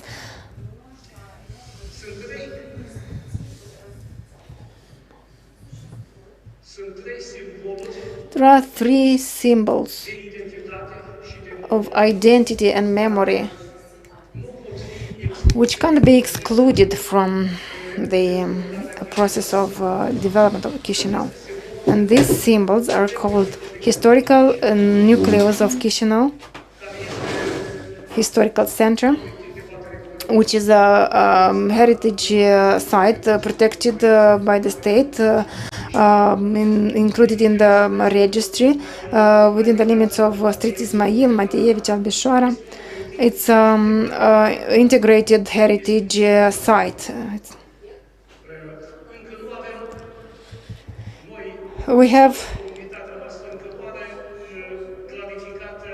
haven't clarified yet the responsibility towards this site. It's the topos of creation of Chișinău. It's the place which gave the identity and life to this city. And these 3 symbols have a continuous relationship. The historical core or nucleus of Chișinău is the oldest part of the city. The historical core of Chișinău is the oldest part of the city. As I said, the territory which preserves and witnesses about the past of this city. It integrates space which is represented or which was built during the past 300 years. Why 300 years? Because as the historians and archaeologists say, in 1642 the ruler Vasile Lupu has raised in Chișinău a church in the name of Saint Nicolae, and when he raised also the church in Orhei. It's possible that the church in Orhei would be similar to the one in Chișinău. We have had a very beautiful church. They say also we have had a Lord's Court in Chișinău, close to the current Eugen Ionescu theater, which was built on the foundation of the old Cathedral of Chișinău, which was founded on the foundation of the Boyar's Church Vasile Lupu. And that's when the history of Chișinău starts. It seems to us that Chișinău appeared after 1812, when constructions of another style started to be built. But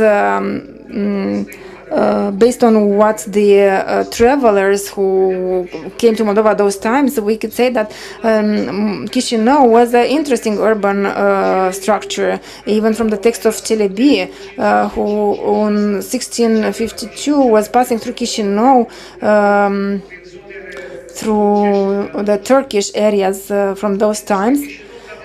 He was speaking about Chișinău like about a city with a splendid fortress which had 17 churches. We don't know what happened to that city. We know that after that some cultural catastrophes and humanitarian catastrophes have happened. Chișinău was burnt from the scratches like 5 times. In the 18th century, through this territory, we had about 5 Russo-Turkish wars, and only by the end of the 18th century, they have burnt this city from the foundation. Chișinău is important not only historically, in terms of identity, but also as prospects for development of the entire city. The second element is the archaeological city. Chișinău area was populated continuously since the Paleolithic times. There is the archaeological map of Chișinău, which speaks about the archaeological remains that were researched in the area of Melestiu, close to the hospital or the former youth center Gagarin. In the years 57, they discovered the fact that the Paleolithic humans lived there, and on the remains indicating that on this territory during the Iron Age people lived here, during the Dacian period, during the Cucuteni culture, during the medieval period and the modern period. So Chișinău has been resided for long time. We know it since the 14th century. So archaeologists are responsible for taking out from anonymity the 99% of unknown part of the city, because only 1% of the history of Chișinău we know from documents. And another symbol of identity, but also for development, is the river Bâc. Bâc is older than the city itself, and it appeared first, and then on its banks a settlement was raised. Chișinău and Bâc, based on documents, they appeared together in the first documents. It was called Chișinău from the Bâc, or Chișinău on the Bâc. The formula has been seen in following documents. Physically and symbolically, the relationship of Chișinău with the Bâc river was a vital one. The Bâc river has been missed and has been used as a residual, as a waste place for waste storage.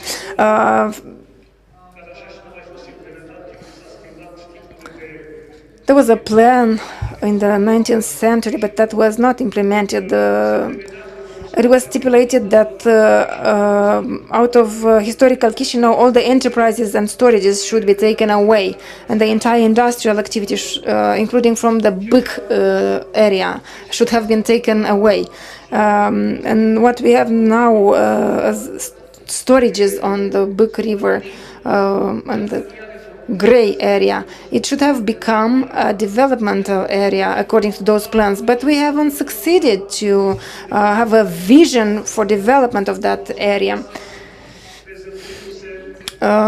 Today I have seen in the presentations of the urban plan for Albișoara, I think it's a good movement, but what we need is not only a plan for the urban development, but a vision for the development of that zone.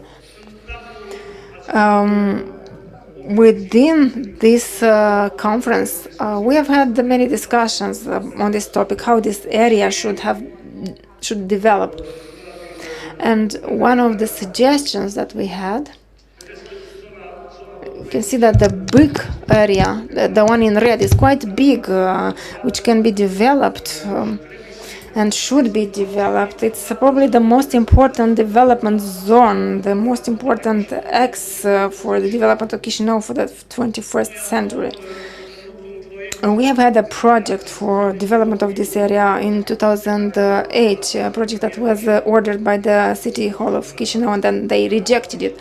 And 3 entities from abroad participated: Milano Polytechnic, Barcelona University, and London company. And after that workshop, this area benefited from a master plan, but unfortunately it was not implemented by the previous administration. And I think the current administration has the forces and prospects in order for this area to become a development area.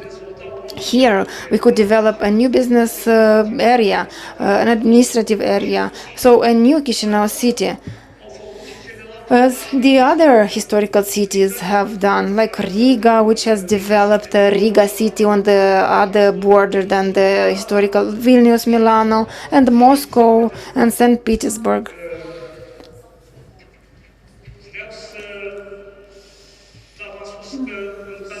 As I said, let's try to bring it to a conclusion. I would like to highlight that our cultural heritage and historical heritage of Chișinău is a foundation for the future, is the most important foundation for the future, for development and for our joint identity. Thank you. Thank you, Mr. Cordoneanu. Thank you, Mr. Mosteațu, for everything you are doing together, because you identify and leverage and preserve, you promote, you tell about everything about historical center, cultural heritage. Now I would like to make a comparison about how to preserve this heritage and this historical center. Like in that, like my economy, my friend economy, it's not about money, it's about economy, the economy of the city. And economy is an organism which can't resist without blood, and the blood of the economy is funds. And I would like to invite our colleague, their guest from Georgia, Kamagu Ginava, partner of Windsor Freeman Capital, who is going to speak about how we finance urban infrastructure and how we make the emerging markets. And he is going to speak about nice examples from Georgia. Group has experience also in Uzbekistan, in Ukraine, in Georgia. So tell us a little bit more about what lessons you have learned with your group. Thank you. Yes, with the great pleasure. So first of all, I'm so happy to be here. Upon invitation of Municipality of Chișinău and our dear General Major Ion Ceban, thank you so much. You certainly completed one of my, let's put it that way, dreams to be in this part of the world, which is absolutely novel to me, absolutely unique, and very hospitable. And for Georgians, hospitality means a lot, means everything actually. So, upon advice of my friends, maybe I will switch to Russian, Mr. Major, if you are not against, because I want to, this message of mine be taken away to the wider group, and I think there will be some of the interesting topics I will raise today. Russian, if it's not a problem, then let's do it. Андрей, Absolutely okay. Да.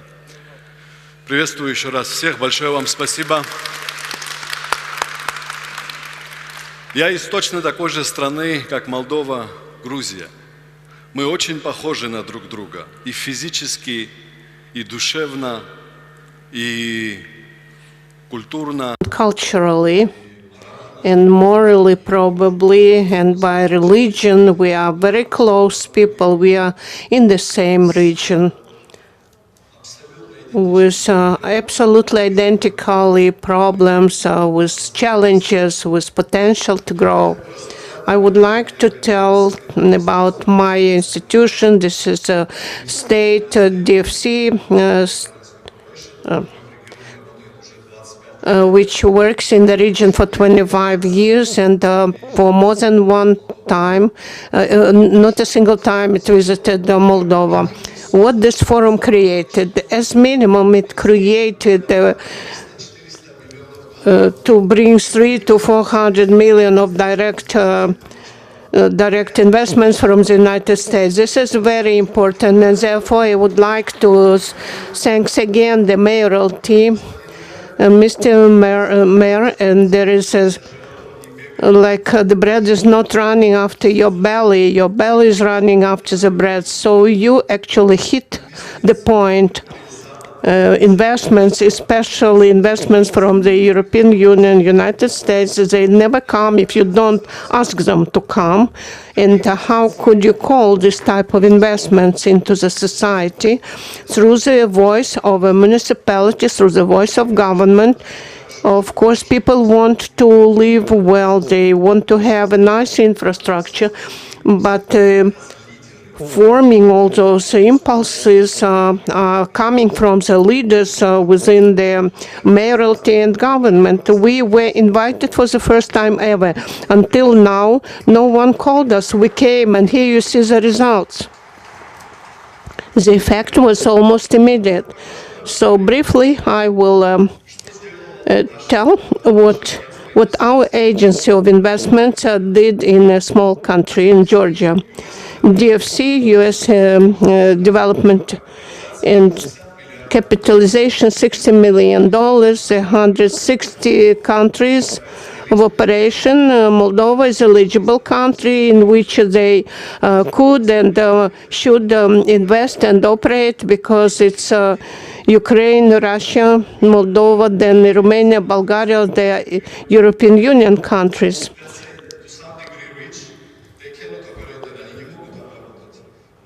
But in our country, they could work. So those $60 billion should be invested in developing countries, in countries of our size, of our economic potential. And this example is a good showing us well what future could be in this country. And everything starts with a city. $1 billion they see invested in Georgia. 60% went to Tbilisi. Then seeing how it works in the capital, they went to Kutaisi, Poti, and other cities.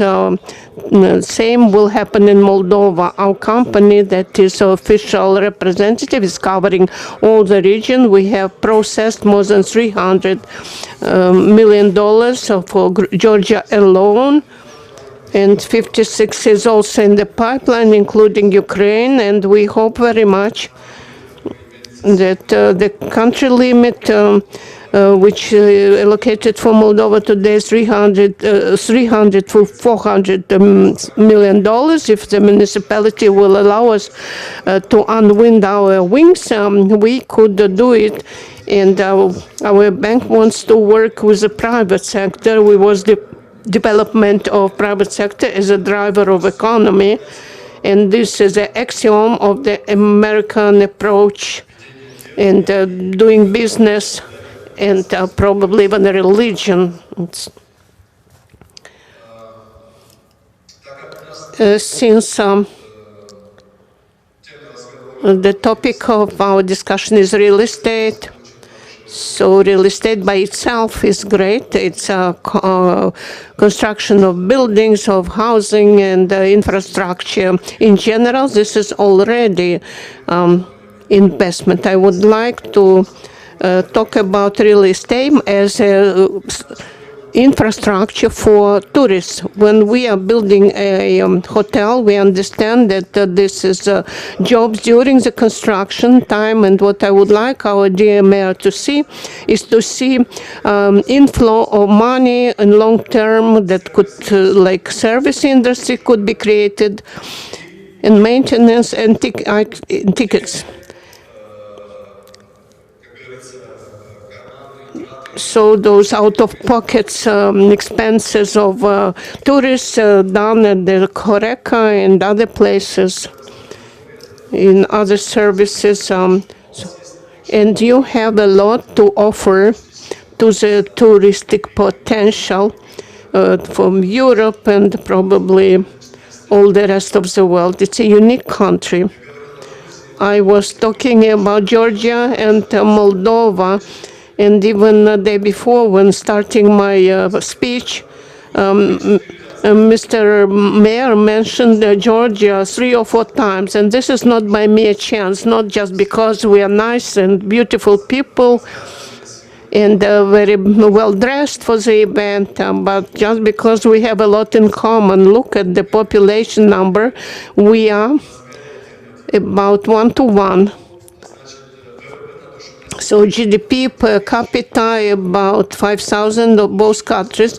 General territory, we are slightly bigger, but Abkhazia has been cut away from us. So we have 34 square kilometers, and talking rating, we are 16, 15. And what I feel pain talking that tourism as part of the GDP in Georgia in 19 was 18.7% out of the total economy. And it's only 3% in Moldova. Oh, we have 4.5, so we are growing, but very, very small. Actually, you should have had it at 18% minimum, same as in Georgia, because all the elements of our common culture, our hospitality of the Black Sea area, agriculture, winemaking, it's 1-to-1. It's none of the countries could actually repeat same parameters like Georgia. Only 2 countries are eating polenta or mamaliga, only Moldova and Georgia. So all the tourist flow in cash in 19 was $3.2 billion, and about 400 million only in Moldova. You have huge potential. If your potential will not grow, has a capacity to grow by at least 5-6 times. And when Mr. Mayor is creating such economic forum, why do you think he should do it? Because the government cannot cover, the budget cannot cover all the needs, especially talking about infrastructure. There's nothing like that. Only 20 or 30% probably European countries, European cities could allow for from the general budget. The rest comes from the external investments. So our objective that municipality of Chișinău is now creating is to create this impulse to invite investments, ask for long-term investments. So through PPP, privatization and PPP as a key approach to take the momentum. We will have empty land standing there, empty houses, and when we offer to invest, here's a project, let's have a tender, and then it's new jobs. We're talking about beautiful infrastructure, building hospitals, hotels, and we are doing same in Georgia. If you in a few time we'll have 2 or 3 hours direct flights to Georgia. We could show what we managed to build in Tbilisi and other cities. And the last what I wanted to tell, for 2019, about 8 million visitors visited our small Georgia. and maybe 200 to 300,000 visited Moldova. This is a huge difference. You're much closer to Europe. It's much easier to get to Moldova. And why we could get 8 million, why they have chosen Georgia. Probably they have something that you need to improve real fast in Moldova.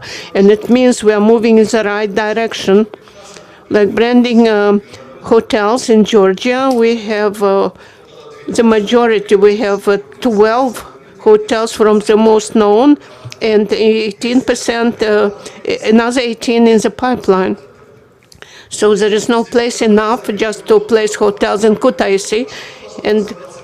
And what should be developing first, infrastructure or tourists should come back? For many years we thought, let's wait when there will be demand, let's see the economic and banking institutions that do not want to take a risk, and let's see the tourists. After that we will release loans. But the example of Georgia shows the more you are prepared with infrastructure, the better you have the gain at the end of it. So in Kabaleti or Batumi, Marriott opened, so immediately the tourists go there. And all the tourist agencies are giving a signal, go there, try wine, based in the sea. So this system works. And so come to Moldova, eat some food and listen to music, visit museums. That's how it works. So I'm thankful to Ivan and representative on Marriott. He's a Moldovan origin. He was born in Moldova. I understand you have a stimulus to do something like that. So the number of beds development through the years and how it correlates with the inflow of the visitors. We had 5 million in 1935 beds. Once the COVID took its grip off the population, the tourist flow increased as well. So more beds, more visitors, more money. So no need to prove the fact. Once again, I'm repeating, we saw on Moldova 2 or 3 brands. And this is not enough. This situation needs to be changed. Those projects have a huge potential, and you have to multiply them by 5, so that will be in the rest of the country. I'm not talking about networking hotels of worldwide knowledge, like in the wine region. We could build a simple design, small hotels like chateau, like a chateau from France, and guest house, winery, kitchen, and this is a good drive for this change. And it actually something that helped us to get 8% of the general number of beds comes to Kahetia with a wine growing area. That's $60 million contribution out of $3 billion inflow of the tourists. 10% about is only with wine tourism. They come for 2 days, they tried shashlik, they had the wine, and 2 nights, stayed 2 nights and left. That fresh cash inflow. So I believe that the potential that you have today is quite comparable, it's quite palpable. You don't need to envy that, it's just purely empirical evidence. So in Georgia, we financed since '93 more than $1 billion. It's actually financial sector, hotels, business, health sector, universities, infrastructure, ports, hydro stations, wind stations, and solar panels. And only in real estate of hotel type, 150 million portfolio. And things like 100, 150, they are actually changing $1 billion could change the entire economy, because this billion is actually attracting equity from another, because this is only, and everyone want to co-invest, especially the American government. So you will see how the American and European funds will enter Moldova, because they know experience. They did it many times in other countries. So Moldova has a proper trajectory. You have a candidateship for entering the European Union. I believe this type of meetings, this type of forums, they are giving real fruits. At least the fact that within this year, or maybe in the Q1 next year, we will open our representation office in Chișinău, and then we will look for private projects and looking for what areas we could cover, like American hospitals, hotels, infrastructural projects of other types, like industrial zones, etc.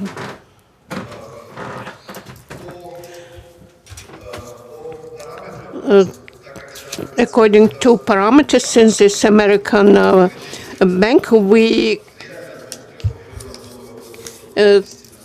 cannot invest more than $2 or $3 million. It's we could actually give a holiday on return on a loan up to 6 months, and we actually wait until the project is in effect and starts covering the loan taken. So 50–60% of the project we could release like a loan, 75% for existing business, for additional development, which is from 5 to 5.5% annual. So such loans are not existing in local banks. So I believe that's a good move. So of course, Americans are very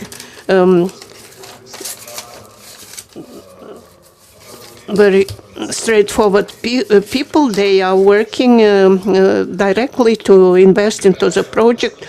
So there is no perpetuum mobile, no special science. It's a general shareholders structure. There could be up to 49%, but it should be 49% in private. We do market research or feasibility or market study, research on the effect on the environment, same as our colleagues meant. We need to develop them in line with the social part and environment and so on. Everything should be in a package and should be synchronized and in a proper optical approach. Here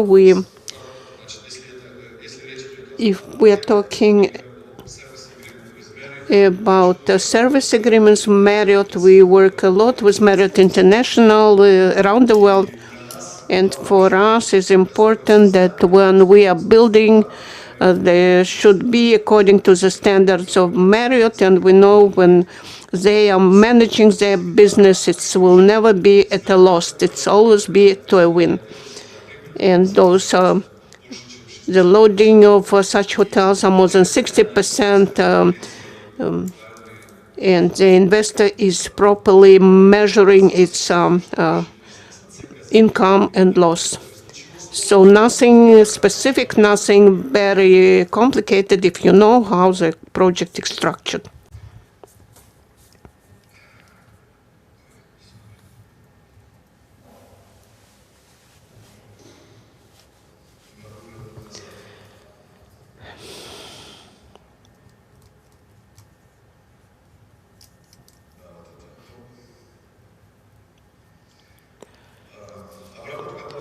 So processing in time, if we take it, this application is from 1 to 2 months of specific business case, depending on its preparedness and the level of preparedness of some of the other projects, and up to 3 months approval. So So approval takes 3 months, and after that you are signing legal agreements, legal documents, like investment contract, loan, collateral. And the most important is direct investment into the specific projects, no guarantees, no working through the banks.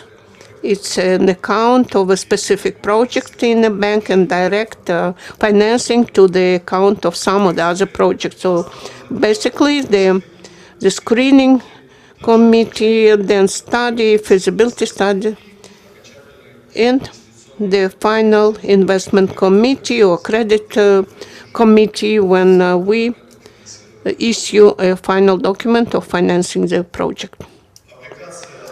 So application should be filed when you have all those documents at hand, feasibility study, business plan, and so on. And while studying during the due diligence, we are diving deeper. We look at the condition of buildings, construction documentation, and same permission for construction if licenses are needed, and then specific the approval of the loan, and we develop draft the final documents talking about the credit loan and agreement and the provision. We are signing all the agreements and then issuing the money. So that's what I wanted to tell to Andrew. And let me repeat again, the topic was tourism and infrastructure. And this is a small direction, only part of what IFC is doing. So the whole panel is broad, starting with renewable energy, with solar and wind, hydro, stations and heating. Everything for us is interesting, and priority is given to health sector. We opened a few hospitals in Tbilisi. We'll talk to the municipality, and if we will be able to do the same project here, universities and production, food processing, retailing, absolutely all the spectrum of important private business, private initiative that has a clear vision of what it wants to do. Many thanks on behalf.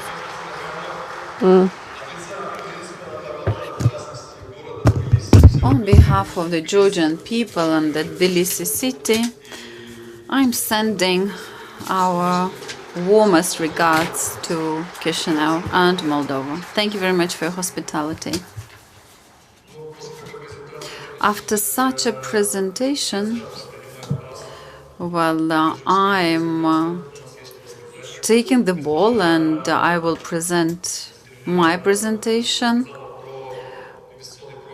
The Vice Mayor mentioned about the investment profiles that we prepared together with the municipality. There are quite a few interesting projects related to infrastructure, social, healthcare, real estate.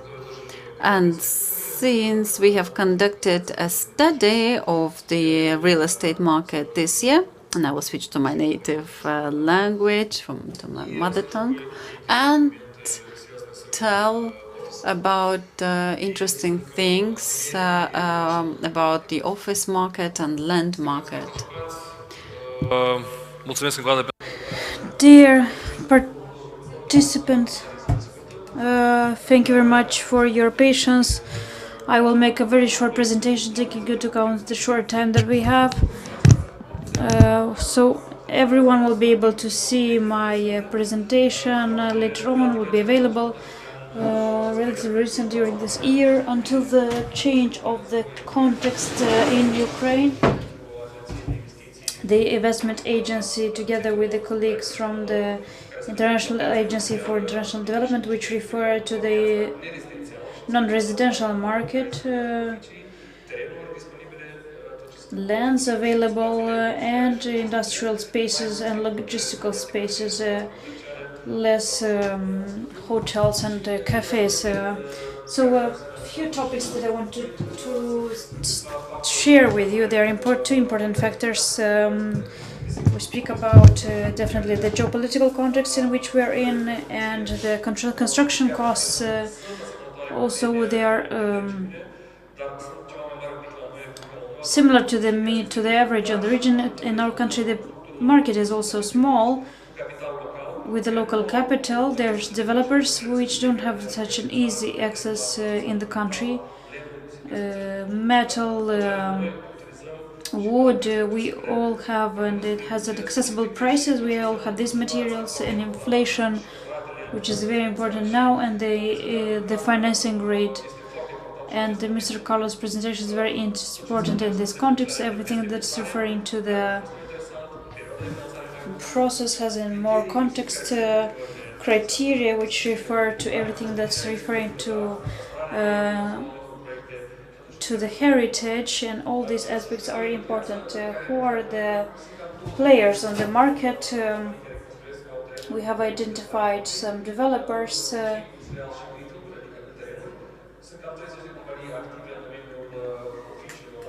There are about 30 companies which are active in the construction area.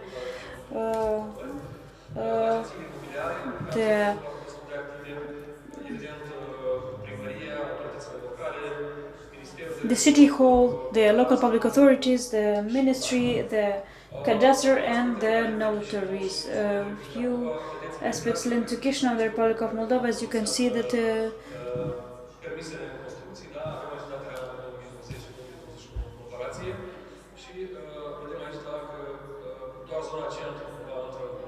here we can see that only the central area is somehow in a contest with the smaller authorization issued. The capital is very big and it represents 70% of the economy of the country.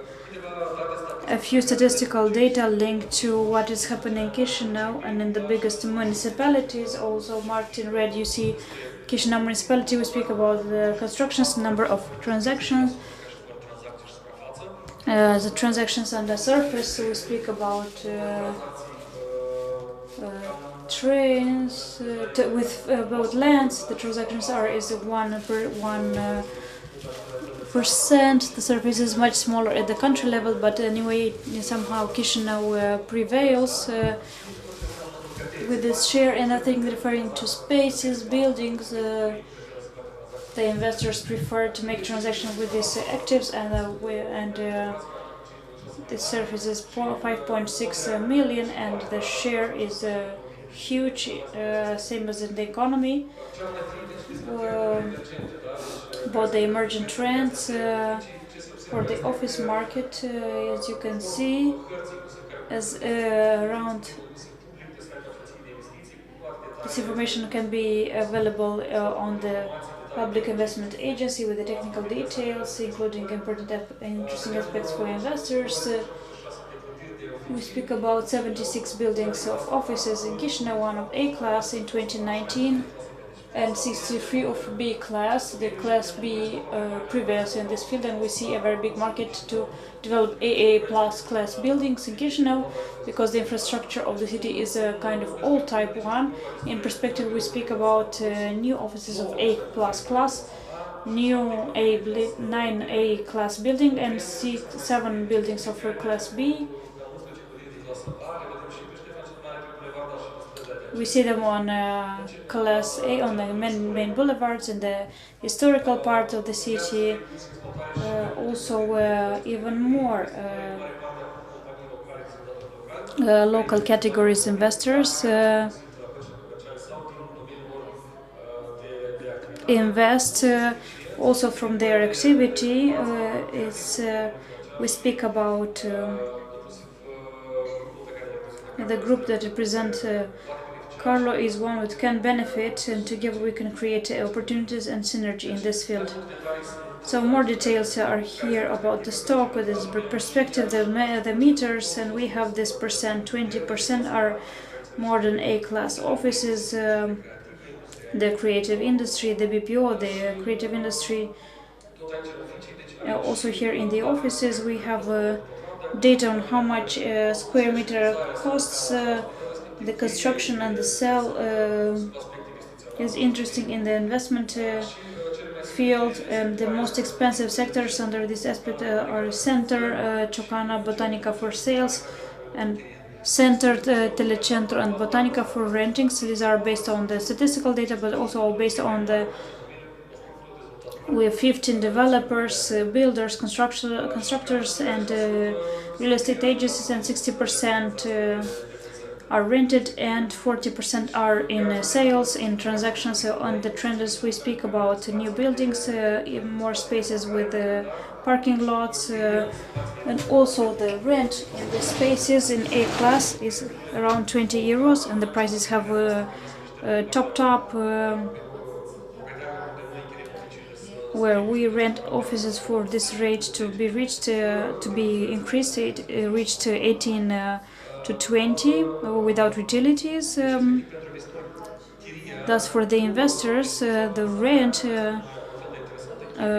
is not that interesting, and the rent becomes an interesting trend in this area. And respectively, the request for spaces is, as types of spaces, is between 150 and square meters in offices of class A and B. The key clients are companies from services industry, IT companies, BPO, and everything which means support for the businesses and international organizations and agencies and development partners, because now Moldova has become a status of candidate to the EU, and we have many more partners, and more organizations establish their decision-making centers and headquarters and offices in Chișinău, and we have a very high request for these spaces.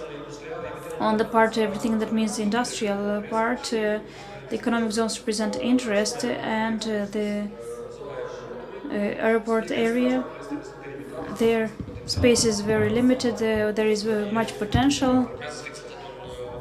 A new park will be, innovative industrial park will be set up, maybe with some IT elements. Research and development is a new concept, not only for classical manufacture production. High potential also on this part. Mrs. Dogotaru has mentioned that this authorization system has improved. The speed is much higher, including the reaction speed from the city hall, from the authorities, and for the industrial objectives is a very high one. What other aspects? Many other statistics. Unfortunately, Chișinău concurrents with everything, the spaces, industrial spaces, because the workforce is much more expensive in the capital and more prepared, more intelligent, respectively. In this area, the competition is on the part of the offices. But anyhow, with the development of the infrastructure, what is the priority? One, the infrastructure, the utilities, the urban plan will offer opportunities even more for establishing partners, including in closer to Chișinău. And here we have statistical data, including on how much it is to grow, the prices for different types of spaces, for A class, for B class. It was for 550 euros by now, but now people, specialists, are expecting for it to grow until 700 euros per square meter. But let's hope there will be foreign investors that will help reduce this cost, which will make Republic of Moldova and Chișinău much more attractive for investors and for creating infrastructure in the industrial area. You will be able to see the key clients on the industrial part are those who are in the agricultural area, the automotive ones, which appeared recently in the Republic of Moldova. We have also players who are in the Republic of Moldova, which are not. I'm not sure this is what Chișinău wants, and a few aspects linked to the economic factors. We speak about the risks, which are high costs and inflation, and including the conflict in Ukraine, retains the investors to make the decision to come in the country, and we must be sure that open and transparent in this respect. And there are many opportunities, and developing the economic zones and the free economic agreement with many states and the perception of the business environment, anyhow Moldova is somewhere behind Georgia, but I'm sure that we can reach Georgia behind.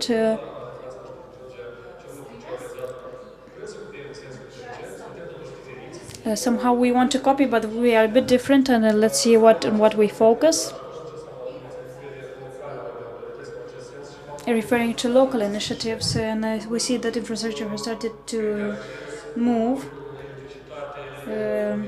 Electricity, lightning, everything creates interesting opportunities in this respect.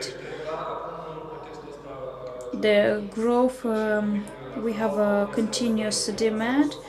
In this geopolitical context, somehow we reached to an end of the economic cycle, those 5 or 10 years. It's not only Republic of Moldova in this context, it's the entire world. In this context, Europe, Asia, because somehow the war amplifies this element, and let's hope that the history repeating and every war has an ending and creating many opportunities. We must be very attentive to it, and respectively on the first line of this most interesting line, everyone are waiting for the development of the center of the downtown. There is a lot of potential in this area. Obviously, the fiscal, the tax initiatives helped. We have the IT park for IT companies, other initiatives of elements. We hope that the central authorities will not make moves anyhow, very aggressive moves in this area to create a predictable environment. And if they plan some activities, they will have them having some researches on the base, and obviously the quality of living has risen in the last few years, especially the comfort of living in capital has risen, and let's hope we'll have some opportunities and the key infrastructure will have more results. And why to invest in these fields? With a geographic location, we are EU candidates. We have everything is liberalized, customs, we have logistic opportunities and flexibility in cooperation with the authorities. Authorities are much more open now, especially those at the local level, central level, and we have competitive costs, the workforce, we have a positive experience in the services, especially in IT. What we can mention here, everything that's referring to the real estate market. Bun, și se dezvoltă tot mai multe strategii. Auzim tot mai mult despre documente strategice, despre viziuni. Este nevoie de ele pentru că și investitorii în primul rând vor să vadă, ok, cât de departe vedeți, da? Vedeți pe un an înainte, pe 5, pe 10. For 5, 10, 20 years, and Mr. Mayor has announced, and Mrs. Vice Mayor has spoken that everything is a priority. Now we think in perspective for 2025, 2030, 2035, we want more investment for several billions of euros, in dollars, in euros. As we put here a small disclaimer that we are offers, they are offers, and thank you very much for your attention and for your patience for this to participate in this event. And we pass on very fast to the surprise of this panel, but you've seen the name in agenda. I want to give the floor opportunity to present the municipal program for the improvement of living conditions, Your Home in Chișinău, about this new project, which comes to help the real estate market from Chișinău. Thank you very much, Mr. Andrei.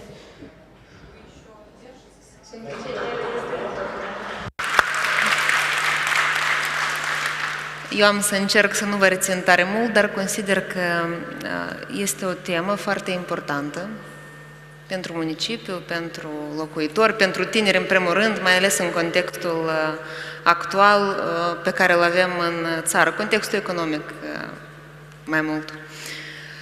Primăria Municipiului Chișinău, dar vreau să fac așa o mică paranteză, dar zic încă o dată, mult nu vă rețin. S-a menționat și aici, în aceste câteva zile, și ieri și astăzi, au menționat mai mulți speakeri că Chișinăul este un pol economic. It's an economic hub, a financial hub, educational hub, a pole or magnet that attracts towards it First of all, the inhabitants from the entire country. And first of all, it attracts the young people. All the young people are coming here, are studying, they later on make a family and they want to stay here. And the biggest challenge here is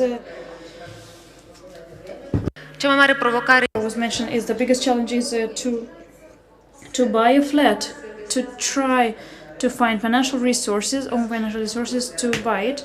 But in the context which we have today, the rise of indicators that you can see already also on the screen, the access to financial resources becomes even more difficult.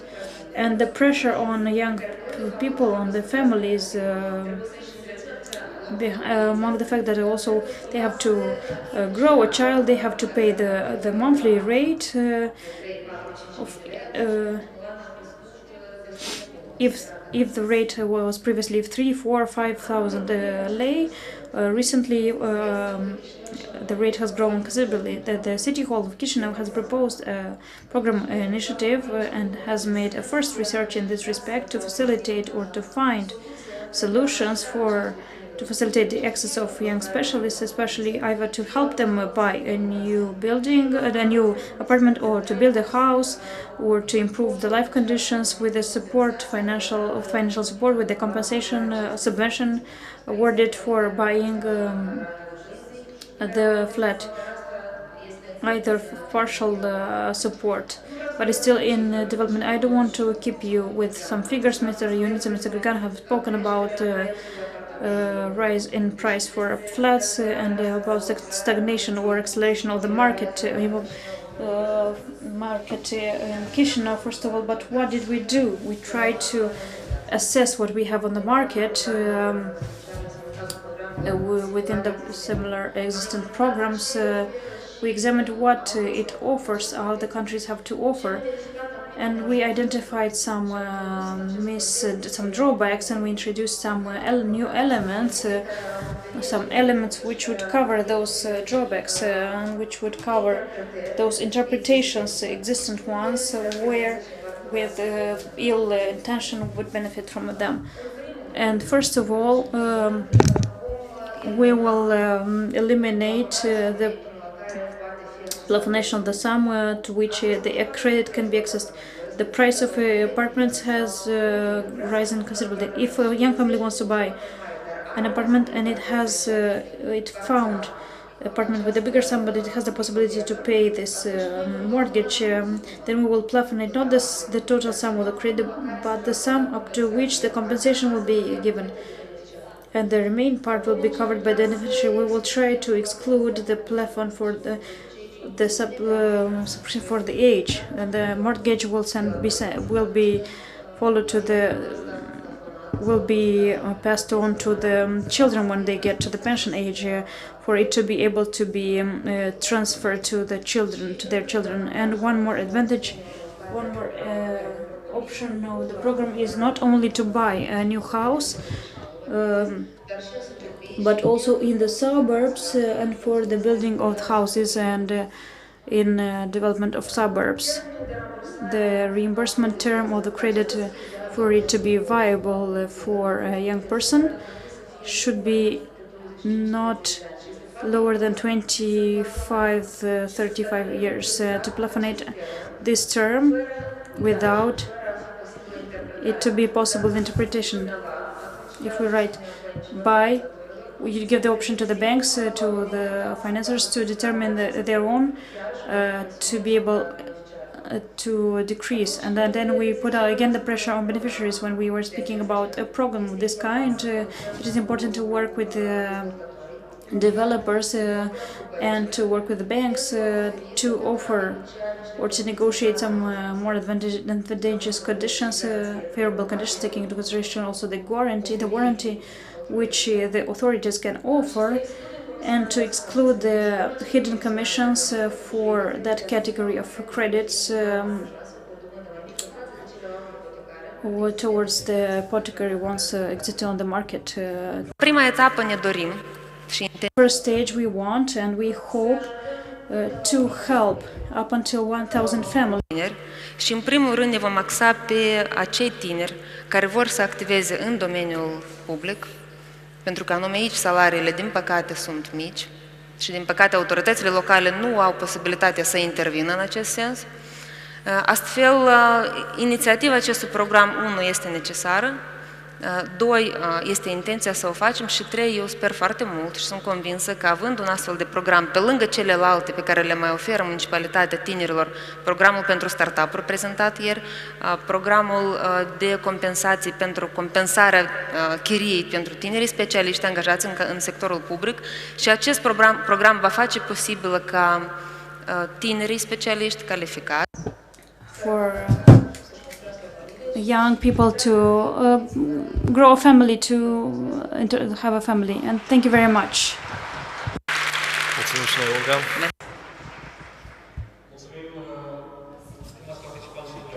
Dear participants, thank you very much. Your applause are for you. These applause are for you.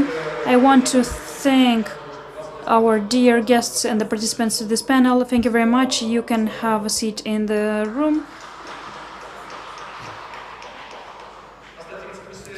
This having been said, we are the finalizing of this beautiful event. We have a beautiful occasion to present for a final word Mr. General Mayor Mr. Ion Ceban, which will tell us how do we end this program. Mulțumesc foarte mult lui Andrei, echipii sale și tuturor în general celor care s-au implicat pentru organizarea și desfășurarea acestui. Thank everyone who was involved in this investment profile, so for everyone who presented the information. Ceea ce am făcut noi pe parcursul acestor 2 zile, vreau să vă mulțumesc dumneavoastră pentru răbdare. Eu zic că a fost foarte interesant, pentru mine a fost foarte interesant, deși toate lucrurile astea.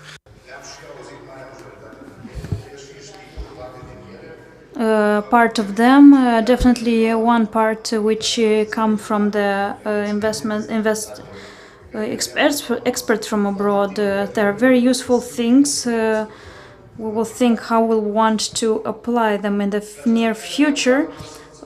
On this occasion, I want to thank again the team of Chișinău City Hall, who was at the first experience to organize this kind of event. 90% of those who evaluated, who were present on this stage, know very well how to make to perform in the field. But by yesterday or by today, they were never on stage to speak publicly. So that's why let's give them a round of applause, because they had the courage. They were prepared very well. I know not by. I know very well this. I think they succeeded in this. Why I'm saying this? That because they work in the field. They have very clearly established topics on competency as leaders of subdivisions, of directions, of institutions.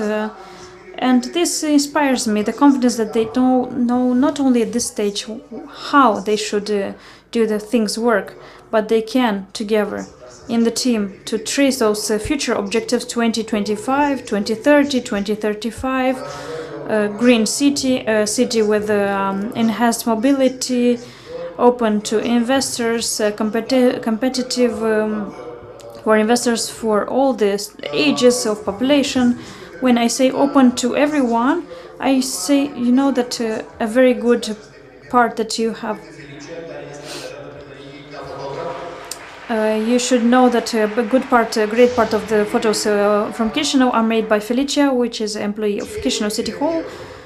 What I think, what I wanted to say, and probably I've missed it in the first part of the event, is that for us it matters a lot. And I was discussing with Mr. Vice Mayor, how do we should build, how should we get there, how should we combine operational and the routine of the strategic objectives, because we want to see the city to be a developed one where you would want really to live, to come back, to return, to live, and be here anytime you have the chance, or return here once you come from abroad.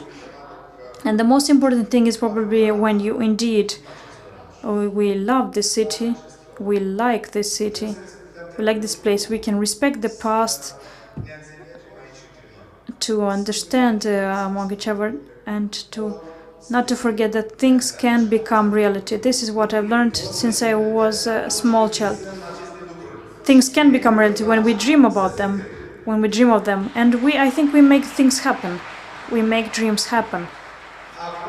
Now, when everyone is tired, I want to thank all the expert partners, everyone that were behind. I know you know that there is a team of tens of people.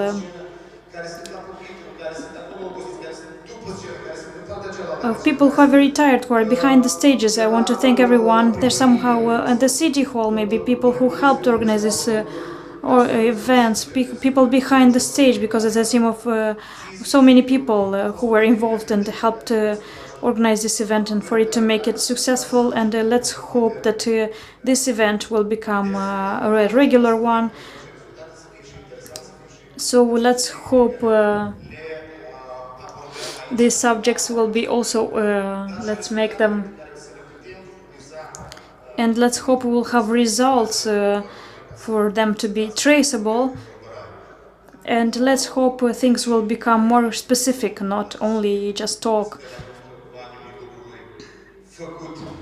We at the City Hall, we are the people who like to do things rather than talk a lot. We are at the end of the event. Today, the ones who have tickets for entering the Ethno Jazz Festival, I think it's a great event. We are also a component part.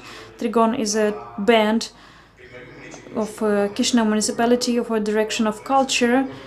We want to wish Mr. Stefanets a lot of success because he turns 30, his birthday tomorrow. We will move slowly towards to Opera and Ballet Theatre. There is our ney player, like here in the country and abroad, a singer, Konstantin Moscovici, who this week the executive of the City Hall has proposed and the government has approved for him to be the citizen, the honorary citizen. For him to be citizen of Chișinău, honorary citizen of Chișinău. Both Georgians, Moldovans, and everybody, we shall go there and see great performance. Cine a obosit de...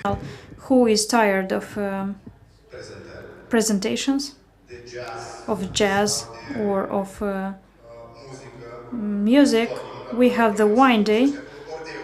It's very hard to get tired there. Either you can get tired there, or